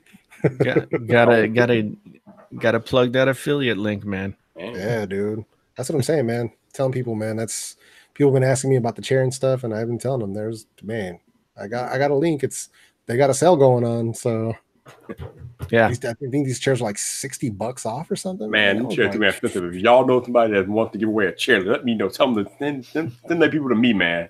I'm gonna start a GoFundMe. Start a GoFundMe, give Viper a proper chair, but man, we gotta get you in at a desk, man. We gotta get that way you don't mess your back up, man. Yeah. How's he gonna fall asleep at the end of the stream though? I've heard those chairs make it happen. Hey, that happened to me the other night, man. I was editing and I freaking passed out. I'm like, what the hell? Couldn't believe. I'm like, where am I? I woke up like, where am I? You're hustling too hard, man. You need to scale it back. That's what it was, dude. I mean, because work, work has been tiring me out, and then next thing you know, I'm like, I think it's like late night. I'm like, all right, so instead of messing around playing video games, I'm like, let me do some B-roll editing real quick, and kind of trying to compartmentalize the editing session so I don't just sit like 8 hours in one sitting. Mm-hmm. And yeah, dude, I was in the middle of editing, and that next thing I know, I wake up, it's like 2 a.m, and I'm like literally, I was like this, and I was like what the. Man, my man, I'll have to be holding those late night editing hours. Like, man, that's what I'm saying, man. You guys see I'll tweet it out like at 2 a.m. Pacific. It's like 4 or 5 a.m. East Coast time. Hey, yeah. Jeff, what is the update on the Nikon camera you received a few months back? Oh, dude, I mean, I still use it for a lot of B-roll. A-roll is just not going to work for me. 90% of the time, either one, like the video will either be too dark or too light, or I'll be out of focus. Even though I focus it manually, I'll still be out of focus. And also plugging my mics into the port on the DSLR, I get a crazy loud hiss regardless of which microphone I use. So this ain't it, Chief. You know what I mean? So, but for B-roll, it's freaking excellent. So like taking pictures, photography, and for like my B-roll video shooting, like 1080p 60, it is absolutely legit. I can get up closer than I can with my phones. Like I can get much tighter in on those shots. So it looks way, way better. But for A-roll, I just can't use it for that. So yeah. Just to simplify my workload, I'm sticking with the Galaxy for now. I still can't get the audio issue sorted out with the iPhone until I buy an actual Lightning like mic. Yeah. But going through the dongle, it's not working. So Galaxy it is. What mic are you looking at for the iPhone? There was one from Shure, I believe. Yes, there is. Yeah, and now Rode makes the one that they used to make that was 3.5 millimeter. Mm-hmm. they now make a Lightning version of it. The Video Micro? Yeah. Well, it's like the Video Micro, but it was made specifically to attach to a phone. And now they make it in a Lightning version. So that might be really good as well. Yeah, I gotta check that out, dude. Because I mean, not knocking the built-in mics on the they're pretty iPhone good. are good, Yeah. but that's only like if I have the phone close to me, and so if I put the phone where I would normally have it for one of my videos, then you get mad echo from the room. So yeah, and just I don't have the audio editing abilities to get rid of all that echo. So yeah, with that stuff, you got to do it in the room. Like you got to get the sound, you got to get the sound absorption. You got to make sure the room is like not totally dead, but dead enough that you're not going to fight that echo thing. Like that's one thing, you know, with like Jomo's space, it's good that they use like lavalier mics because and sometimes when they use room mics, it's like really echoey. Yeah. Because that's all lofty and made out of stone and metal. No, that was what's it called? His neighbor is J2 Cents. Yep. And he had this whole vlog about how they were setting up for the audio, and it's in the same building, so it's the same like space. It's literally right across the hallway from Jomo's place. Yeah, and he was showing like how he had to buy all these curtains and like all the sound deadening and like these boards that go up on C-stands. Yeah. And like all this crazy stuff because of how high the ceilings were and like the walls. And I was like, wow. But for me, I don't have a dedicated space. I'm hoping maybe 2020 or somewhere around there where we can move into a 3-bedroom place and I can actually have a specific room to shoot videos that I can set up and not have to tear down. Right. So yeah, because right now I'm in the living room, so sound deadening ain't gonna work in here. Yeah. Yeah. So, it's tough. Yeah. So Jason, yes, you are moving the Painfully Honest podcast to Saturday? Thinking about it, I might actually be putting it on hiatus for a little bit. Oh. I just was talking with Roberto about possibly doing this today because I think I want to get back to at least 5 days a week, painfully honest videos. Okay. And if with the one reason I wanted to move it to Saturday is because doing it on Tuesday, I'm usually just kind of wiped out on Wednesday, and I don't get back into the swing of things until toward the end of the week, and then I'm behind. So that's the reason I'm thinking about moving it to Saturday, and at least maybe for the next couple of months, just putting it on hiatus so I can focus back on the painfully honest tech stuff. That makes sense. I got a lot of stuff to cover. So, and hey, gentlemen, I'm gonna have to drop off here, man. I gotta get some stuff going with the wife, and then I gotta finish editing out these videos if I want to put up some content this weekend. All right, man. All right, buddy. Good to see you, man. man. Well, all right, right Chris. on, thank you, Appreciate See you, Chris. Thanks for having me on. Yeah, man. No doubt, man. Everybody in chat, I'll catch you guys later. Trent, I'll catch you later. Jason, Vipes, Christian, man. I'll see you guys soon, man. Yeah, man. All right, no doubt. So it's interesting that you said you were trying to get back to going 5 days a week because I have the next week off of work, and I've been slacking a little bit with my normal upload videos. So I'm trying to get back to 3 or 4 videos a week myself. Yeah, I've been pretty consistently getting 3 videos up, but I just feel like I need to get back to where 4 and 5 are an option, and I could do it on the regular. Yeah, and yeah, the podcast just takes a lot of energy. You know, oh, you don't gotta tell me twice, buddy. Yeah, these Friday Night Live streams, and they go long. Whew. Yeah.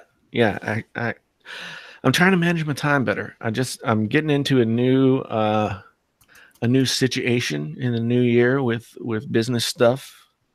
So trying to tighten up the ship, as it were. No doubt. Yeah.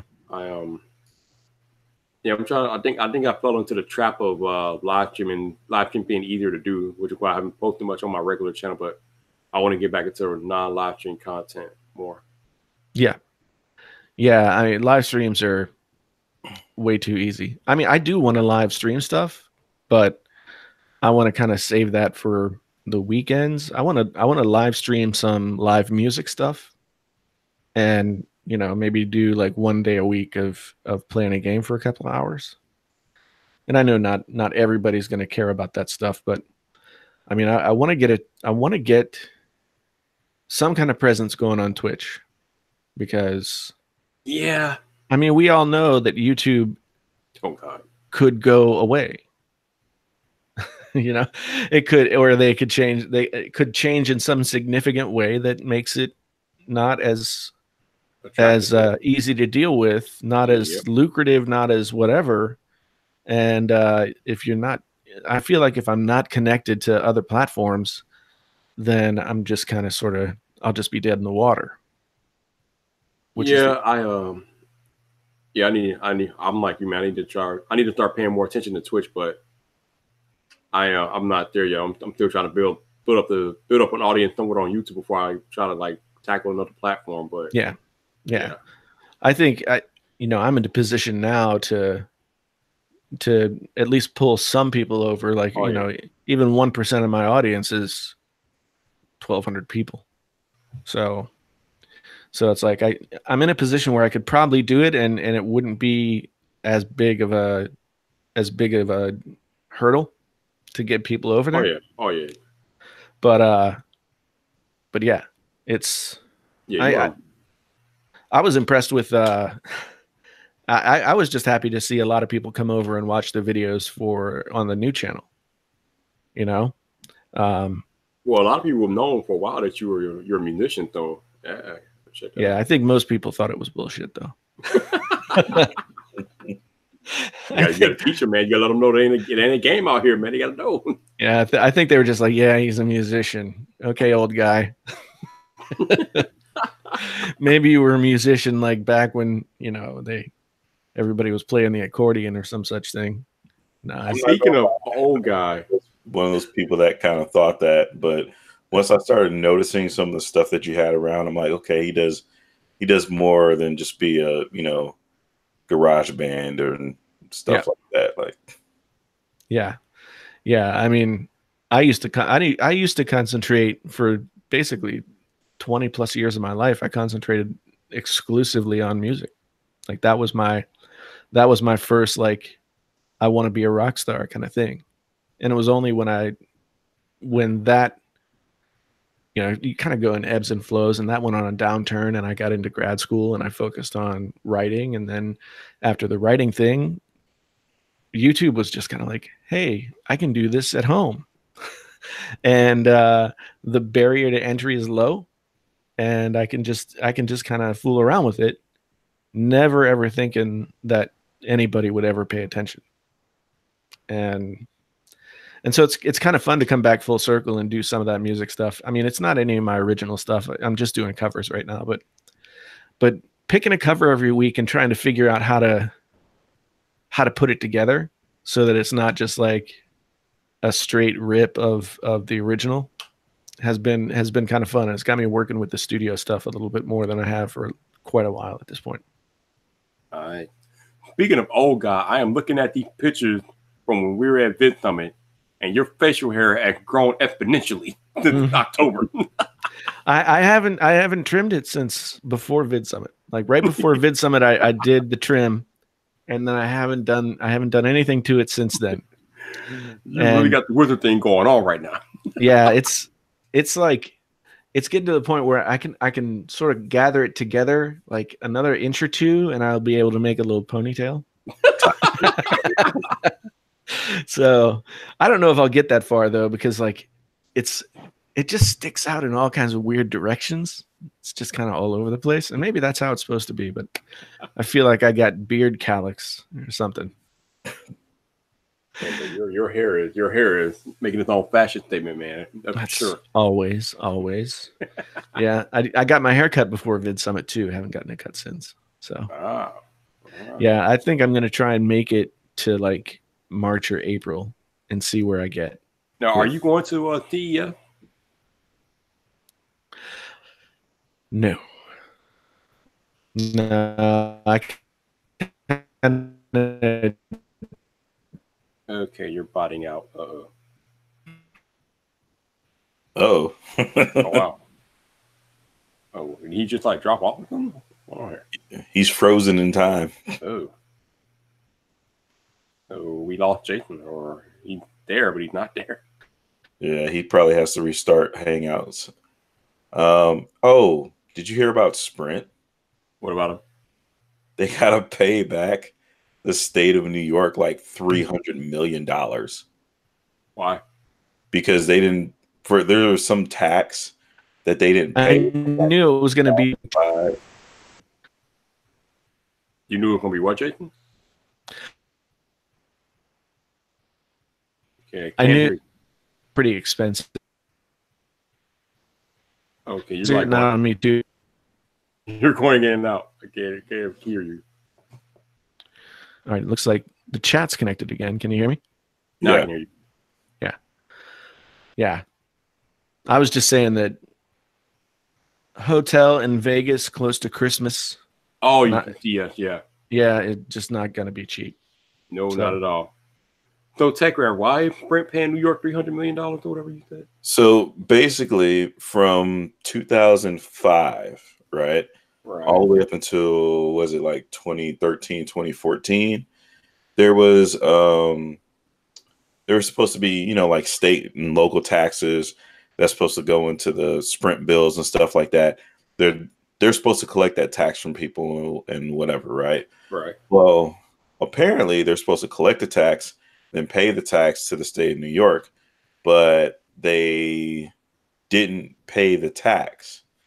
And there was like this whole, it was like a very quiet, like it really wasn't, out there like, Apple stuff or whatever, but there was a quiet settlement that Sprint made with the state of New York to where they had, it says right here, carrier has agreed to pay New York $330 million in a settlement over claims it avoided collecting certain local and state taxes on cellular plans between 2005 and 2014. It is the largest ever false claims recovery by a single state. That's a lot of money. Woo! Yeah. Pay up, baby, pay up. Yeah, I wonder what New York State will do with that. Will they do the good things for their people, or will they just keep it? Probably keep it. It's hard to tell. All the time, man. It'll get distributed to somebody's trust fund account. Unfortunately, the Trump Foundation just had to go under. Otherwise, that would have been a perfect place to put it. But what's funny is, even though that's a lot, I'm kind of split here or whatever. Like I'm on the side of, you owe somebody money, you should pay him back. But man, New York is so ridiculously unnecessarily expensive. Like I lived in New York for almost a whole year because I was working with a defense contractor with helicopters because they were hiring guys, who were in the Navy. And like, dude, like a loaf of bread was like $4.29. I'm like, what? Why? New York is ridiculous. Yeah. We lived in New York for 11 years. And after a while, you find some ways around some of the super expensive stuff. You find where you can get stuff for cheaper or whatever. And you also, like, once you're there for a bit of time, like you make money that's commensurate to like how much stuff costs if you have like any kind of job, really. I mean, I just had entry level like editorial jobs. So it wasn't perfect. And we moved out of New York because we wanted to be able to buy a home. And my wife works in nonprofit and I was a freelance editor. and there was just really not much chance of us being able to do that. So we moved out of New York when my daughter was born. Wait. You said you were a freelance editor? Yeah. Editor of words. Of Word. Yeah. So you could have proofread the Verge's article and told them that they needed more fact. Oh, I could tell The Verge a lot of things. Like the quality of stuff that's going up on The Verge, on Wired.com, on all these places, like there are so many typos. I mean, we just at the typo level, so many typos, so many bad sentences, so much stuff that's not right with what they're doing. And the reason it's not right is because they won't pay people like me anymore. So yeah. The other thing is like, well, you're dealing with like a multitude thing. You're dealing with one, literacy levels, because there's a lot of people that can't read, really can't spell, don't know punctuation and stuff like that. So it's like they really don't care. The other part is you're dealing with because I went through this a lot as a kid, where I don't like to read stuff particularly. Like I would read the title, I would find some pictures so I could kind of get an idea of what was going on, and then I just kind of formulated my thought from there. So there's a lot of that out there. Like I'll admit it, like I do that sometimes. Sure. Because sometimes to invest that amount of time into reading something just to find out that it's a bunch of shit or it's just something that someone spent 4 paragraphs of your life writing the same line just with different adjectives. It's just like, well, see, that's where editors come in, you know, even if it's just as a second pair of eyes to look at it and see what you're talking about and go back to the writer and say, you've got 4 paragraphs here where you don't say anything. So let's cut those out and just say it once. I mean, and you're right that as much as it seems weird to me, because reading has always been like a super integral part of my life, I know that I'm in the minority when it comes to reading level and just being engaged and wanting to go out and read. Like I've read 2 books in the past 2 weeks. I mean, I'm not humble bragging or anything. Like I'm not reading as much as I want to, but I know there are people out there who struggle with it a little bit more, which to me is just like, in some ways, it's all the more reason to get it right. Because why would you put more barriers in front of people who are already gonna struggle to a certain extent to get your message? You know what I'm saying? If you get it right, then they have a better fighting chance of sticking with you and getting. I think a lot of it these days, especially, seems to be websites and outlets are in a rush to get the story up, and when in their rush, they are overlooking basic grammatical formality when they're putting these articles up, and just basically like omission of facts and information in their rush to get articles up. So a lot of it's rushing to get things done and not doing it correctly. But here's the thing: like I worked at a daily newspaper as an editor, right? And every day we put out a full-size newspaper with, you know, a bunch of stories that were written and edited and fact-checked and you know, all that kind of stuff, and then printed and on your doorstep in the morning. And if it can be done that way for the hundreds of years that we've had newspapers, then the internet should make that job easier. You would think so, would you? Yeah. Yeah, but people are not. I don't think people are coming out like having done the real, you know, like really learned grammar. Even people who are writing these things, I don't know if they really learned solid the grammar stuff. You know, like diagramming sentences and pulling out all the different parts of speech and being able to identify them and knowing what a passive voice sentence is and all that stuff. I don't think there are a lot of people. I don't think they're getting that kind of education as strongly as we did back in my day. No, not at all. You know, I mean, I'm watching my daughter go through high school now, and all the way through elementary school up through junior high and into high school, it was way, way different how they taught this stuff. And it kind of had me worried, to tell you the truth. So I just think that any online publication that says, well, you know, we got to get the story out fast, so we can't spell check. You know, I mean, a lot of the errors that I see are like "an" instead of "and." Those are not things that are going to get picked up by spell check. But all you got to do is read it one more time. You would think so. You would think so. So I just get really frustrated because I know a lot of people think, oh, it's the internet. It's all about the information. It just has to get out there. But to me, that's just making excuses. So you know Shelly likes your Phil Collins cover there. Thank you, Shelly. Appreciate it. It was a lot of fun. I worked on it for 2 days. It's the first one I worked on for 2 days. So okay. And I think a lot of it also, Jason, is the fact that the internet has made us kind of more stupid.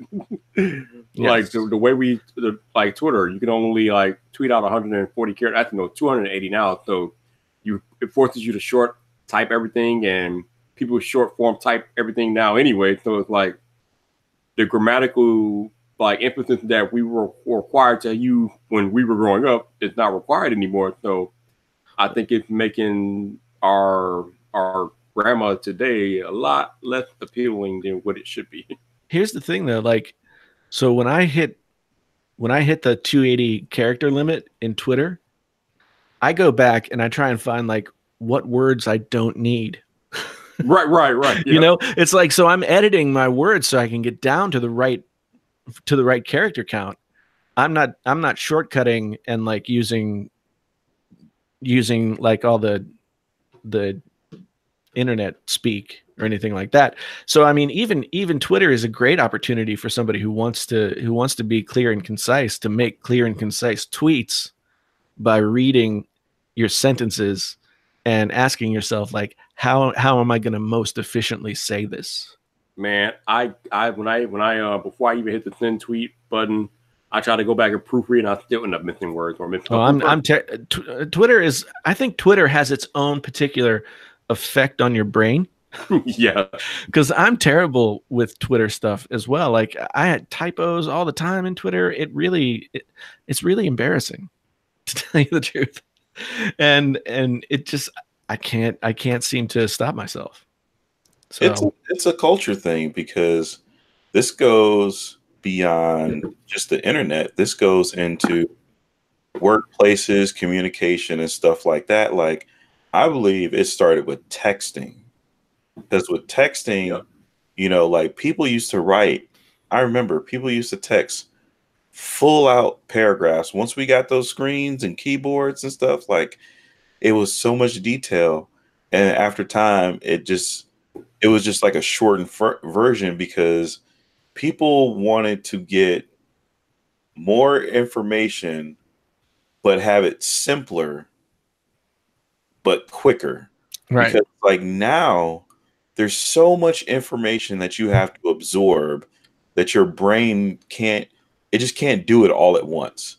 Like, if you put everything in its proper place and communicate the right way, your brain would short out on all the different things that you have to read and take in, understand, and learn, just as being as a creator and being in the tech community, not to mention knowing what's trending on Twitter, what's on Google Trends, what's this, what's that. And it's like your brain compensates. Just like, look, I got too many things going on. Just make it short, make it simple, and go from there. And a lot of these news articles, they're just doing the shotgun approach. They're like, look, just write the article, put it out there. If we start getting traffic, we'll go ahead and we'll re-edit it real quick, throw some pictures up. But if we don't get nothing, then just whatever, it's a dead article. Right. Yeah. I mean, there's a lot to that. I mean, it's hard for me because I'm pretty old school about this. Like, when people ask me about, like, well, how did you become a good writer? How would I become a better writer? Or, like, you know, just how do I read more than one book a year? And these are questions that people ask me. And honestly, I make a stupid sports analogy, but reading and writing are exactly like training to run a marathon, right? Like, just about anybody in halfway decent shape could run a 100-meter dash, right? Because you just got to keep your legs going for that long. But you're not going to walk out tomorrow and with no training finish a marathon. No. You know, you got to work your way up to it. You got to put some time in and everything like that. And that's not for everybody. Not everybody's going to put that time in, but I don't know. For me, it's like in an age where we can communicate so ubiquitously, you know, like we have so many venues for communication at our fingertips. I mean, right now I could be communicating in the chat here on this live stream. I got my phone right here. I could be sending somebody a message. You know, you can multitask all that stuff, and we've never had this much opportunity to communicate with other people. And I think you're right, man. Some of the stuff like it's easy to overload your brain, but we got too many options though. Like even though it's good that we have all this stuff, right? I go back to when I was in school, because I was still in school, to where the only communication that you had was either you used your mouth to talk to somebody, or you wrote them a letter, or you wrote them a note. Like I used to write letters and put them in envelopes and put stamps on them and do that. And it was like, since talking and writing were your two main forms of communication, that's all you had to learn. So it really wasn't that hard. Like you could pretty much get it down. Right. But once you add in, there's a way to text people in certain contexts. There's a way to Twitter in certain contexts. There's a way to Facebook. There's a way to email. There's all these different ways of context communication that you have to learn and abide by, because apparently what you say in a video chat, if you say it on a mobile platform like Twitter, it gets taken out of context. So yeah, there's that overload, you know. Yeah, no, I've definitely encountered that. It's like, and I grew up where like I didn't even really have access to a computer until I was 20 years old, I think. So, and even then, like the most sort of like online I could get was through like a local BBS, you know, where we'd play stupid games and stuff. And so I learned to do all that stuff in the way that it was done back in the day. So even now on Twitter, like I'm writing words and there's a lot of stuff that in the context of Twitter that I know I don't get. And sometimes I allow myself to get into some drama over that. But you know, it is what it is. And I think that well, the interesting thing and the thing that kind of worries me the most about it is that now there's not only one generation that's grown up with all this ubiquitous communication options, right? So the millennials have grown up with this as part of their lives from day one, pretty much. And now there's like my daughter's generation. What are they teaching these kids? Oh, you don't want to know, man. You don't want to know. I tell you one thing, though, man. If you text Shelly, you better text her in full grammatical English sentence, otherwise she's gonna come after you. Yeah, she hasn't scolded me about that yet, so I must be doing okay. This is where I get away with using 3 words and using GIFs for everything, because with the GIF makes you it's so much easier to communicate what I'm feeling at the time. Yeah, at least at least you call it GIF. I'm about to say, did we? I thought we decided that it was GIF. Yeah. GIF. No. It's GIF. It's GIF. Uh-oh. Our friend Mr. Prosser. Uh-oh. He says it's GIF because he says so. And like the guy who came up with it is wrong. Here we go again. I say GIF because of the way you pronounce the G in generation. Right. You know, like, that is naturally what comes to mind. There is probably some phonetic reason why that G would be a soft G and not a hard G, right? But once you start thinking that it's an anagram, once you start thinking that it stands for something instead of just being a word that you would say, then your head explodes. Because like, well, it's graphical, whatever the hell it is, you know? And it's like, and it's graphical is graph. So it has to be a hard G. I don't think so. I think that it's GIF. Shelly's rocking all of the soft G words that that we could throw out. Shelly is giraffe, going gem, genosis. Shelly going in out there, bro. Yeah. Speaking of drama. God, I murdered that word. Speaking of drama, Mr. Viper. Yeah. I think there was an attempt made to engage us in some drama earlier this week. Not even addressing it. I didn't watch it. Oh, I haven't either. Yeah, I have no plans on it. I don't either.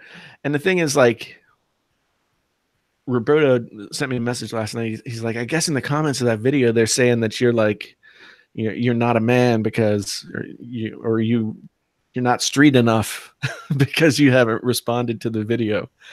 And I'm like, my first thought is, I'm a 40-something-year-old dude living in the Midwest. What kind of street do you want me to be? You know? And then I think, like, okay, I know what's going on in my life that would probably scare the shit out of a lot of people. So I know where my bona fides are. So they can do all that all they want. Listen, man, every time I upload a video, I make a new enemy. I'm not worried about people making videos about me. I'm not gonna go out here and watch a video about somebody that don't like me or nothing like that. I don't care. Like, I'm not on here to make drama. I'm on here to do tech videos. That's what I do. Here's the thing. If I could channel my inner Gary V right now, if they're making videos about you, you're winning. Amen. You're winning if they're making videos about you, because you've gotten yourself to a place where people think that they can get something out of you even by just mentioning your name. I guess. I mean, I don't know what they're gonna get out of me. I got like barely at 2,000 subscribers. I'm not even at 2K yet. What are you getting out of me? I mean, well, that's the thing. I mean, but still, nobody. Man. I mean, you've got a decent profile going on. It doesn't really, the sub count doesn't matter as much. Like, look what you've been able to do, bringing people together in your live streams and everything like that. I mean, you know, and I certainly, this was funny today on Twitter. I actually did engage in this. This guy, his channel name is Western Gents United, and he does like laptop reviews and stuff. I watched some of his videos; they're pretty good videos. But I'm a sucker for British accents. So there's that. But he said I was a tosser, and you know, I just like drama, and I tried to like make my name off of videos about other people. I forget exactly what he said, and I'm thinking, like, he's making this comment on this Twitter stream that's about this guy who just made a video about me. So, like, how can you accuse me of clout chasing when speaking to the guy who is clout chasing with my name? And sure, I mean, the Can You Trust series was definitely using the names of other YouTubers that were more recognizable than mine at the time. But the thing is, like, I tried to play it straight. I tried to make real honest videos that really broke down everything. And some people are going to say that's clout chasing. Some people will see it for what it is, et cetera, et cetera. You know, even Drew like accused me of that kind of thing on one of his Taylosive Talks videos. But he got his big break and his channel got a ton of viewers when he like got MKBHD on his channel, right? So we're all clout chasing at some point. It's nothing that I got the tweet notification while I was at the movies on Sunday afternoon or Sunday morning. We went to see Spider-Man Into the Spider-Verse, or is that what it's called? Yeah. And I'm sitting there watching that movie, having a great time, and then I see this tweet with this thumbnail and my face is on it, and I'm like, I can do one of the two things. I could give a fuck right now and probably ruin my day, or not. And I chose to not. and I just like, once that initial like, oh man, that happened. And once that passed, I just didn't care. Man, I make tech videos. I am a tech edutainer. If it ain't about tech, I could care less. Like I said, people that don't like me or got a problem with me or want to make a video about me, I'm not about to be indulged. I don't have time for that. I'm not on here for that. I'm on here to make tech videos. If it ain't about a piece of tech, I could care less. It doesn't have my attention. You're not getting my attention with that stuff. Yeah. I make tech videos. That's what I do. Yeah. And I think drama has its place. It has its role. But as soon as it starts to get unhealthy and making you unhappy about like the thing that you're doing that you used to enjoy, then there's no reason to do it anymore. Like, I don't want to feel like shit all the time. So I'm just not going to engage in the drama anymore. And I don't have to, because I've got 128,000 subs. and if I concentrate on that and not this other stuff, then I'll be fine. Right? And I mean, the same thing works for somebody who's earlier in their career like yourself. Concentrate on what you're doing, making your videos, et cetera, and stay focused on that, and you'll be a lot happier for it. You know? So, but I do believe that once people start coming after you, then you have already won. You've already made an impact large enough in your space that people are looking back at you. So, funny story, when he tagged me in the tweet that he made the video about me, like, I'm not watching the video because I don't really have time for all that. I'm not about to get into all that. But what I did do, because I am who I am, I went down to the comment section. That's what damn the video. I didn't really care about him making a video. I wanted to go down to the comment section to see who was talking shit. So I went down to the comment section. And to my surprise, really wasn't too many people talking about me. I think one person didn't have an issue because I made a video to Casey Neistat asking him to be on my stream for my birthday. I thought that was kind of odd. They thought I was begging people. Cloud chaser. Yeah, they thought I was begging bigger YouTubers to be on my birthday. You know, like, I made one video asking dude to be on my stream. How's that begging? But whatever. I mean, that's become, like asking Casey Neistat stuff on videos or over Twitter or whatever has become a meme. Like Roberto, it was actually Roberto's idea. Actually, the funny story was I asked Roberto to add Casey for me since he has a relationship with Casey. Roberto's like, Casey's not good at answering text. You should just make a video and do it yourself. So that's what I did. I made the video. Yeah. So it was actually Roberto's idea for me to make the video asking Casey to be on the stream. Yeah. Fortune favors the bold, my friend. So I don't see any problem with doing that. Like that girl, Jacqueline, she did the same thing, and I like her channel a lot and I like her a lot, but she was like, Casey, do you have time for a teenage tech YouTuber? I mean, I wouldn't play it that way. I would be like, I'm in this space. I'm trying to get started. I'm trying to get going. I don't like to play those cards that way. So, but people do it. And from time to time, Casey pays attention. Sarah Dici, Casey paid attention. Jacqueline, Casey paid attention. There have been dudes that he's helped, he's lifted up and done good things for.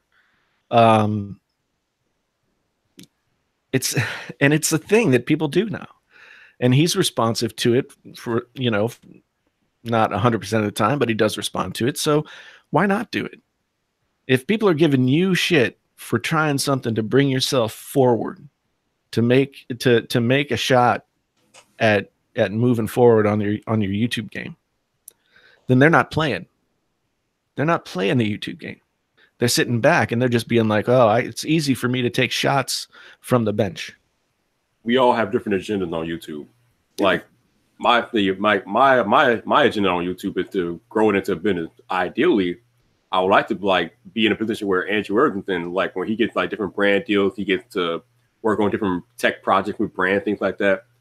And eventually, one day, I would like to get to a space like that. I don't know if that would ever happen, but that's not where I would like to be. So that's what I'm trying to build up to right now when I'm doing these videos and these live streams, trying to get to a spot like that where I can be doing the type of things that Andrew Irvington's doing. Yeah. So anything that doesn't help me get to that point, I'm not paying attention to. Right. That's the thing. Like, if you have a vision that goes that far out, and I mean, let's put into context what you've been able to do with your channel to this point. Like, when I'd been doing my channel for as long as you've been doing yours, you're what, like 10 or 11 months at this point? About to be a year on New Year's Day. Right. So you started doing it a year ago. You've gotten yourself a couple of thousand subs. I didn't get anywhere close to that in a year. It wasn't even a thing that I thought would happen. And so you've been way more focused and way more cognizant of what your goals are from day one than a lot of other people have been, myself included. So even though it seems like you might have a long way to go, you're already ahead of the game in comparison to the majority of everybody else. So, nothing anybody can say. No kind of like drama that can be brought to you or anything like that can take away what you've already been able to do and what you're going to keep doing. Right? No doubt. I appreciate that, man. But yeah, I'm not really looking at other people. Like I said, every time I upload a video, I make an enemy. So, I mean, if you don't like what I do, just get in line, bro. Just get in line. Yeah. I mean, the same thing happens for me. I really, when I made that iPhone XS Max video and 1,200 people unsubbed in like 36 hours, I was like, oh shit, did I just ruin my whole life? Yeah, and that comes with the territory of being an internet personality. I mean, yeah, there's always going to be people that don't like what we do. Yeah, it is what it is. And I had never had that kind of negative feedback. And Roberto was like constantly trying to talk me down because I was just like, because I've been close to success, where the next step would be able to like make a living at it, do these things, blah, blah, blah. I've been close to that with both music and with being a writer, et cetera, et cetera. And those things have just not quite happened. And so I've got this baggage that I carry around with me that everything's just going to fall apart. And so that was what was happening in my brain when those 1,200 people were ditching the channel. I was like, oh shit, I done fucked it up again. But at the end of the day, Roberto's like, how much of that, what percentage of your sub count is that?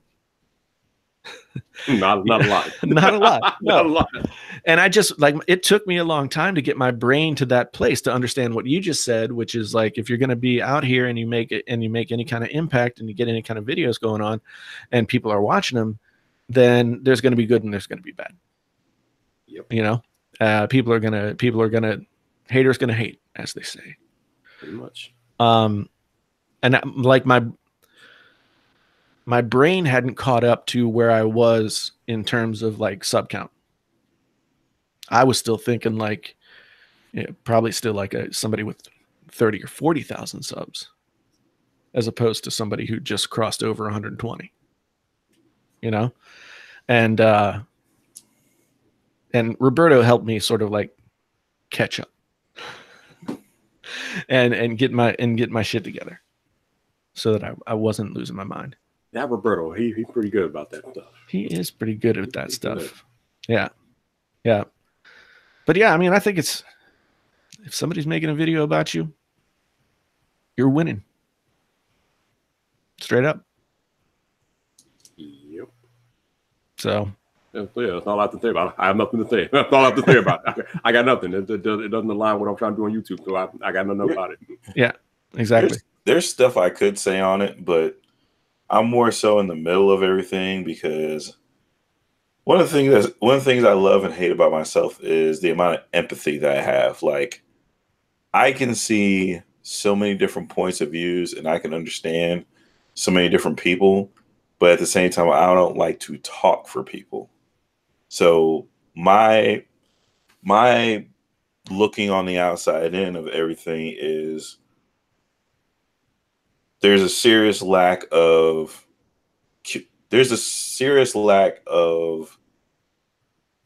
good communication. Yeah. You know? And this kind of goes back to the context thing, and it kind of goes back to transparency and what people see, what they don't see, 90% of the stuff that happens as far as either drama or reactions, it's all reactionary until both parties sit down and have the conversation. Then everybody's just looking at what's on the surface. There's no looking deeper into it, and there's no conversation that has been formally held. And just by reacting to, like, okay, for example, right? I'll be a little candid and break it down. Let's say, okay, you don't respond to what somebody says about you. Group A can say, well, he's not responding because he's trying to be the bigger person. Group B can say, based off of their own interpretation, he's not responding, so he must be guilty of something. So there's always that looking from the outside in and not knowing the full story. And so that's where I'm saying, like, that's where the conversation has to go, like, into like the DM level. But at the same time, sometimes you have to be able to be transparent with your communications, not to the point of exposing, but to the point of, okay, here's the problem we had. This is what we discussed. This is where we ended up. And this is how we got here. Whereas right now it's just, it's just back and forth. Yeah. Well, I mean, the thing for me in the context of Sean's video, like Sean and I, like I've known him for a little bit now. We've been on live stream together on Easy Computer Solutions channel. Had a great conversation there. We're not in contact all the time. He decides to make a video. I mean, that's cool. That's, I don't feel like I did I did not instigate a video unless it's just by me being me. If there was a real problem, I would have welcomed, like, hey man, in the DMs, just like, this thing happened, I don't feel good about it, or vice versa. But you're right. I mean, the conversations like that just don't happen. And one thing I've noticed, like when I did respond to a couple of tweets today, the assumption was that I wasn't responding because of the low sub counts of the people who were making the comments. And I mean, I honestly don't even think about that. Right. And you said it, that the key word was assumption. Yeah. So that's, sometimes there's not much you can do about it, but just try and go about it the best way you can. Yeah. You know, and because I watched the stream, and for me, the stream was entertaining because they covered a lot of topics that people don't cover. And that kind of actually went into me starting to do stuff with my content. Like, I want to help people out, and I want to start sharing stuff with people that people don't normally bring up. Right. You know? And so that's where I'm kind of like, I'm just like in the middle just of all of this. Right. Like literally in the middle of all of this. And I'm looking at everything from the outside in, like, okay, if I'm looking at this here and I'm looking at this here, if I think this is a true, real problem that I need to tackle, then I would contact somebody first. Right. But I still don't think I would get to the point of dropping names, because that's just not the type of person I am. Sure. And like, did you see the thumbnail that I posted in the response of the tweet? Yeah, I saw that. So I did that because part of the reason why I made the video that I made last night is because I talked about in the video about how YouTube, for some people, is mentally straining them out, and they're focusing more on other things than themselves, and it becomes destructive or whatever, right? Right. Or you have people that just lose their minds because they're not getting views or subs, and I'm basically just trying to tell people to calm down. Yeah, like, it's really easy to lose that focus, though. I mean, because there is a lot of stuff that goes on around the periphery of you and yourself making your content, right? And it's easy to get caught up in that stuff. I've done it many times before, and I'm trying to learn from my mistakes as well. I agree with you 100%. Like, if you can bring it back to a place where you say, this is me doing the thing that I want to do on YouTube or wherever, then that's where you're going to find your success. Yeah. So. Yeah. And like, you know, what technically T is saying in the chat, you know, I think you guys should probably just have another conversation again. Like, it doesn't, I don't think it has to be a public one if both of you guys aren't down for it. I think you guys should just have a personal conversation between y'all and just discuss things. But that's totally between y'all. Like, I'm not trying to pressure anybody. I'm just, like I said, I'm in the middle. No, I get it. And I agree. I mean, but the God's honest truth is I haven't watched the video because I decided I just don't want that in my life. And so that's pretty much all I got. That's what I got to say about it. You know, I mean, I get it. Far be it from me to slag anybody else for making content like that, because I certainly did it. So yeah, like, I just wanted to provide another view. Yeah. Like, I guess that's kind of what I do right now, is just provide, you know, different insights, because, you know, it's not all one-sided or one story. So no, yeah, I totally agree. It's everybody makes up, and T in the chat here, he's got the good point, saying that, like, if in a vacuum people make up whatever they want to make up inside their heads about why this, that, or the other thing. I've been guilty of that for many, many, many times over the course of my life, usually thinking things like, you know, somebody's not talking to me because I pissed them off. You know, those are the things that I've had to work through in my life to be able to be a functioning human being. Just, you know, not jumping to negative conclusions all the time, inside of my head. And so I get where people are going to make up their own explanation for why me or anybody else who is part of a discussion that, and they are engaging it. would be looked at that way. But for me, like, I don't know, I didn't need it in my life at that moment. Fair enough. Yeah. Yeah. So, Viper, the ball's in your court. Let's see what's going on in the tech space. So, and I see Sean here in the chat. I mean, I'm not talking about the person. I'm more than happy to talk to you, man. I didn't know we had a problem, to be honest. I mean, we've been friendly in all the interactions that I've had with you. So I didn't know there was a problem. Well,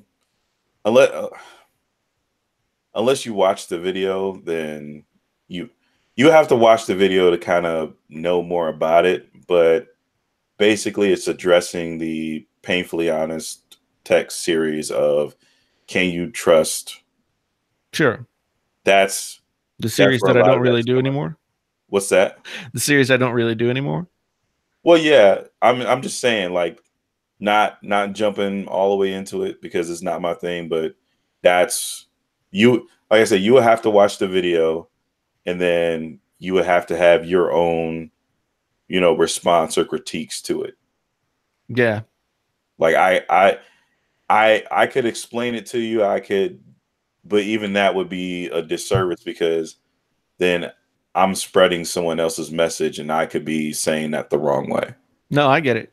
Absolutely. Like, like I said, far be it from me to have anything to say about anybody, talking about other people in their videos when I had some success with that. And there was good and bad in that, just like in everything else. I'm not going to defend the Can You Trust series.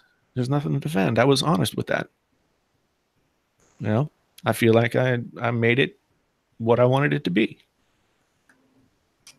So it served the purpose of starting a conversation that I wanted to have with bigger YouTubers. It started a conversation among all of us. I think it was part of that whole thing where this group of folks who were sort of just getting started or just sort of cresting milestones we all got together and started having conversations. And I feel like that series was part of that. Beyond that, it is what it is. Yep. I'll leave it there. Yeah. Ooh. So Jason, you get all your Christmas shopping done? No. I still have one more thing to buy, and it's not really buying it. I promised my wife a Sirius XM subscription for the year. Ooh. She likes the XMU, so. Right. So yeah, I gotta order that. I better not forget, or I'll be in trouble. Yeah, man, you better make that happen. So, Mr. Trenton, did you get everything for little Trenton?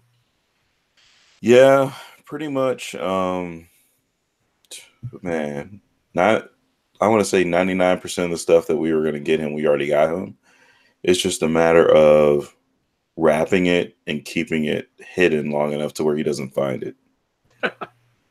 Because like he's starting to like explore more, and so now he's like starting to learn how to open up closets and go up and down stairs, and like he's getting like real sneaky with stuff now. So yeah. Like we got it like real tucked away. Like we're not putting the present, like some people put their presents out early, like, and they count them down.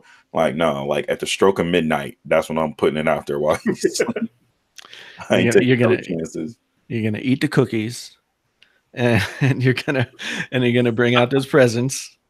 I caught my parents one year like putting stuff together down in the basement. Like I woke up, it was probably just midnight or something on a Christmas Eve, and I heard, I think my neighbors were over too, so my parents and my neighbors were like getting the gifts together and all that kind of stuff, and I like snuck down the stairs and I saw them, and then they saw me and they yelled at me, and you know, it went like that. But yeah, I was terrible about trying to find my Christmas gifts. Like, how old is Trenton? He is 1.5. Yeah.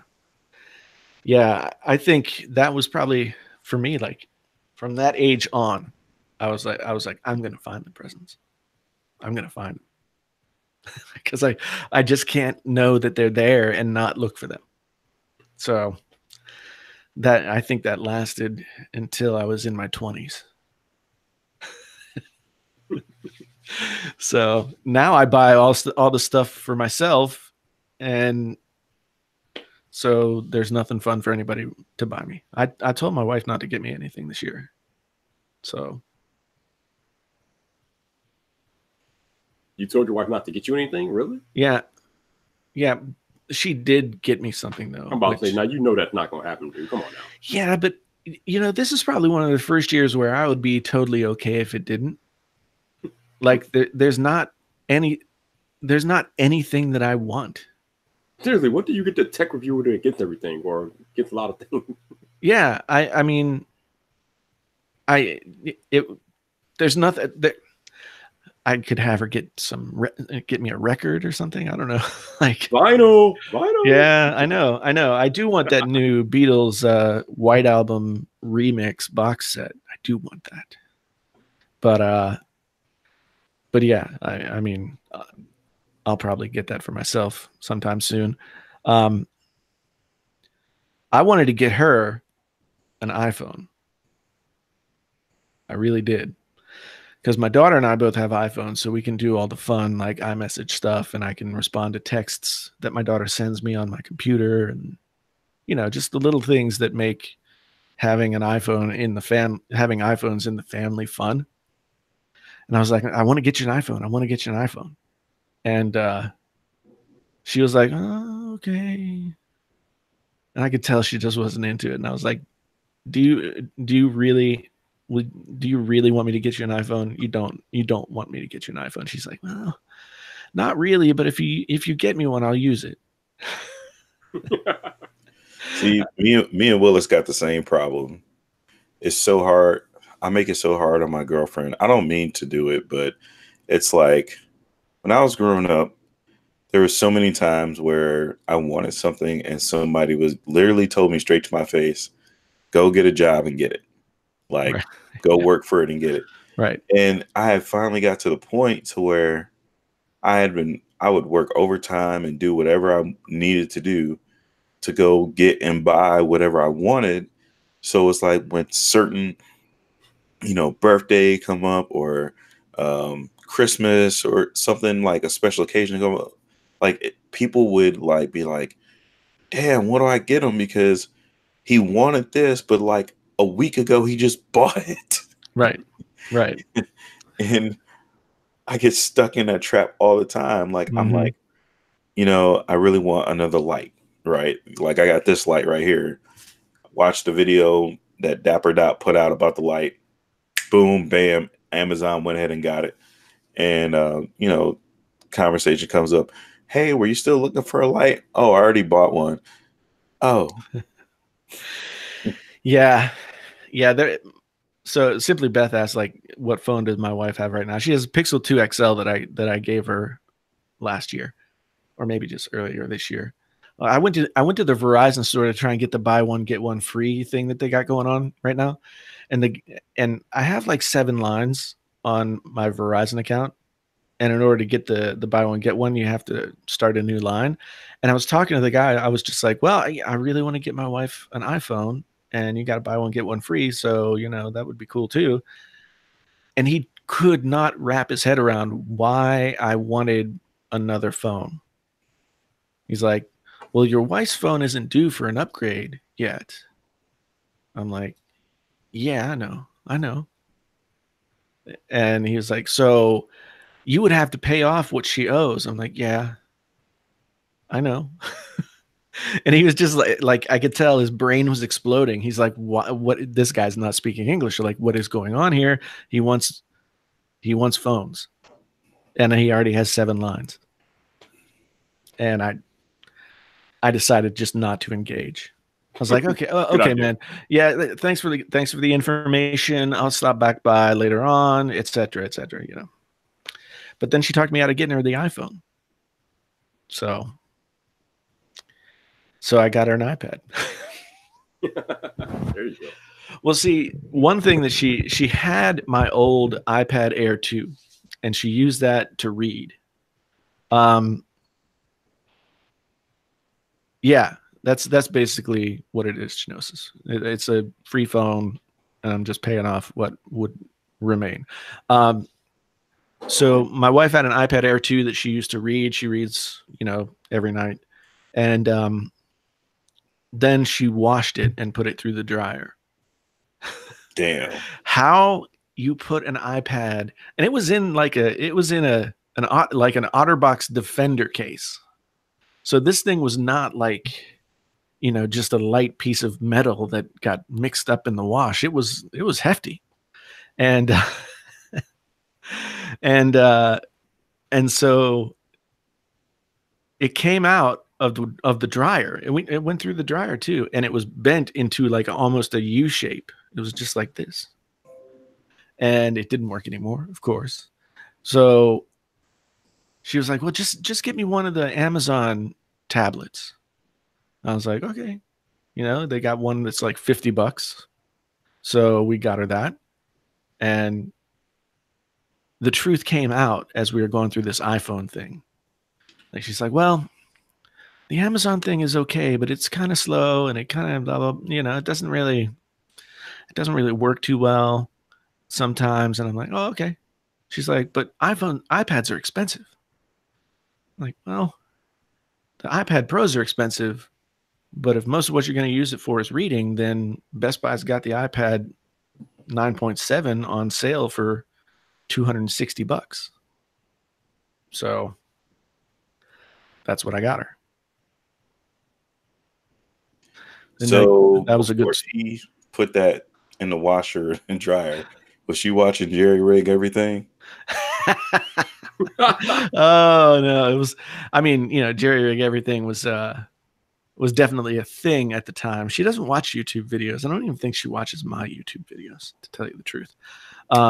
She watches Stephen Colbert and like Trevor Noah and all that stuff with my daughter. My daughter's getting into the politics now, so she likes to watch those guys.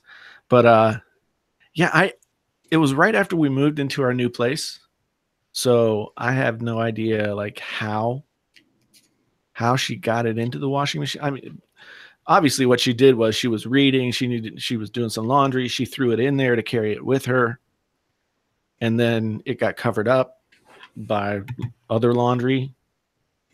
I don't know. That's the story I'm going with. But this new one hopefully won't make it to the washing machine. So yeah. And I think now I also have to make a video, like sort of a I was wrong video about Ben Tess being stupid. because clearly the iPads are bending like before they reach the customers now. And that's not good. So wake up, Viper. Oh, I am awake. I'm awake. I'm kind of distracted. Here's my opinion on Ben Test videos. Ben Test videos have their place based off of, let's say, with normal use, right? Right. If you're using the device as it's intended, I understand the Ben test. I get it. It's when you put things in like ridiculous situations that no one would ever use this device in. For example, there's a channel out there that makes drop test videos on phones from a drone that's 1,000 feet in the air. Yeah. It's all for the clicks, man. I guess you could say that that has entertainment value. Yeah. You know, but in the grand scheme of things of, are we going to judge this product whether or not it cracked or bent or whatever? Like, it's not a practical test. No, I mean, the only way that would be a practical test is if you dropped it from that height and it didn't break. Then you would be like, okay, that's good to know. But if, you know, the other result would be what you would expect.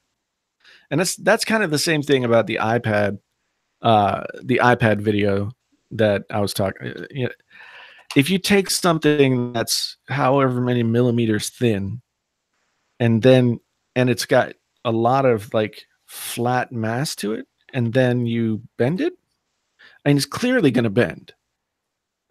Anything that thin is going to bend. So it wasn't a big surprise when he bent it in half. And that was kind of my whole thing. I mean, I don't think any person would sit there and be like, oh man, this iPad's indestructible. I can like throw it in, I can sit on it, I just don't think anybody would think that. Is that a reasonable assumption? Like, if you bought that device, you would be like, oh, this is kind of thin and light. Maybe I should be careful with it. Is that unreasonable to think? Yeah, I mean, it's more so. My thing is, you're trying to break it. Right. That's where the line of durability and all that stuff kind of goes out of the window, because if I'm going to try and break something, I'm not going to try and bend it at its strongest point. I'm not going to try and show off the strongest area. I'm going to find the weakest point and attack that point. Right. And that's with the intent of breaking.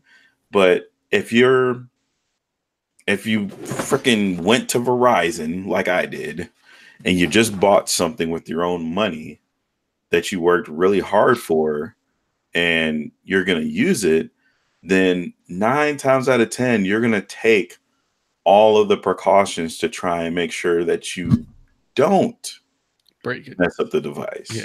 Yeah. But that's just the only part where it's just like, oh, the iPad bends, I don't want to buy it now. It's just like, yeah, if you sit there and try and do that, if you take a pencil and start going like this and it breaks, then, Yeah. I mean, so the thing is, bend tests on phones made sense, especially when the iPhone 6 was bending. And especially when Apple was like, no, that's not a thing. It's just a few phones. And then it turns out that they knew for years that not only was it bending and causing one problem, but it was bending and causing another problem, both of which they were making the customer pay for. And so that's where the bend tests and the skepticism about devices makes sense. I mean, your phone is something that you carry with you everywhere.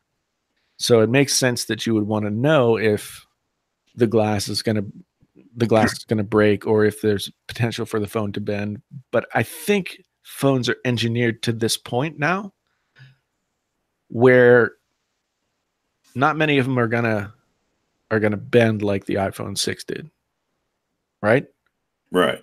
And besides that, most of them are made out of 2 slabs of glass and a piece of metal in between. So if it's made out of glass, you probably don't want to bend it. Yeah. And like I said, that's just my only thing, is when there's a difference where you're just showing wear and tear and intentional breakage. Like that is my strict line on stuff.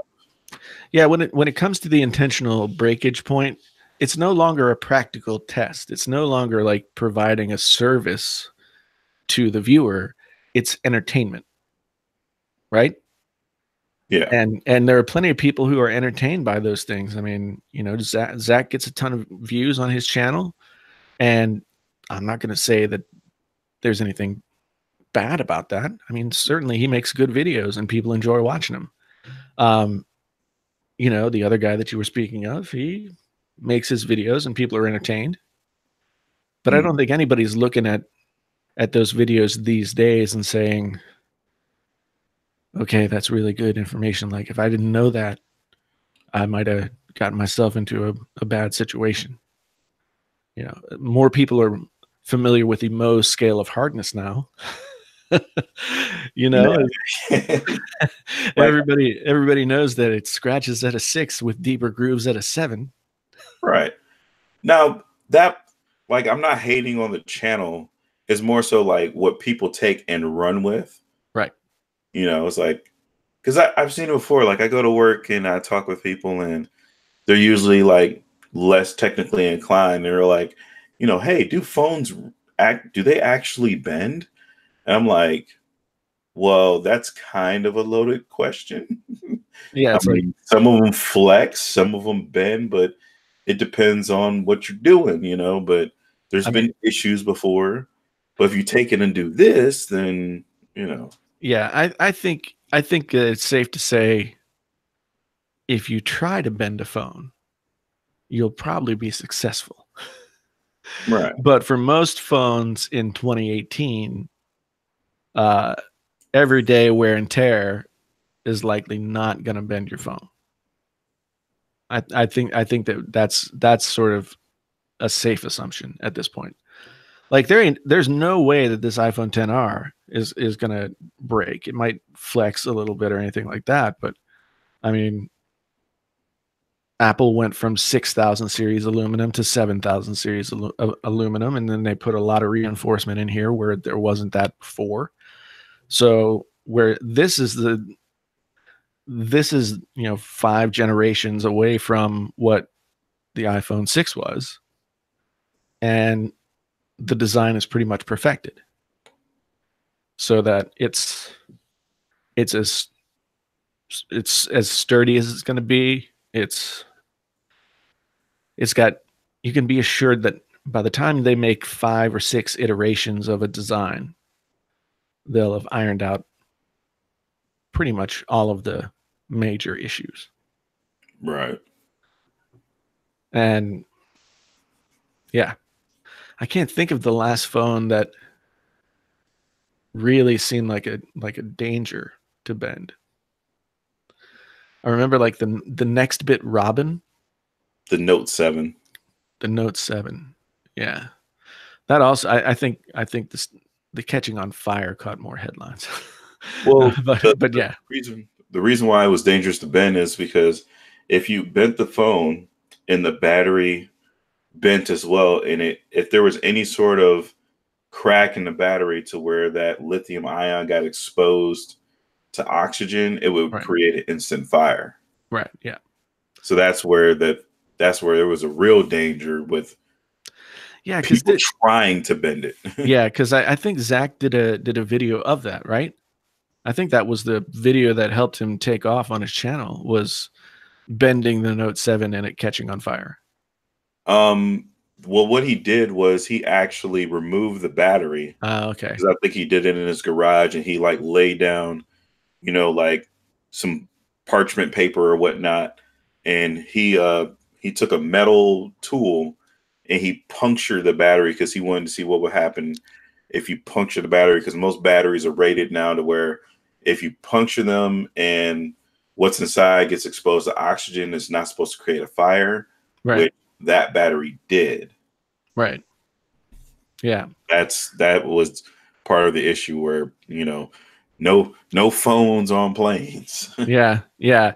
Well, Laser Brains it says, did you see the guy in China who like bit a battery and it caught on fire? It was like a security camera video of this dude in China who, like, I guess he was at a place where he could just pick up raw phone batteries and bit into it like he was testing gold, and it caught on fire in his mouth. That's funny. Well, that sounds like a case for natural selection, but I'm not. Yeah, I know that's Darwin Award winner 2017.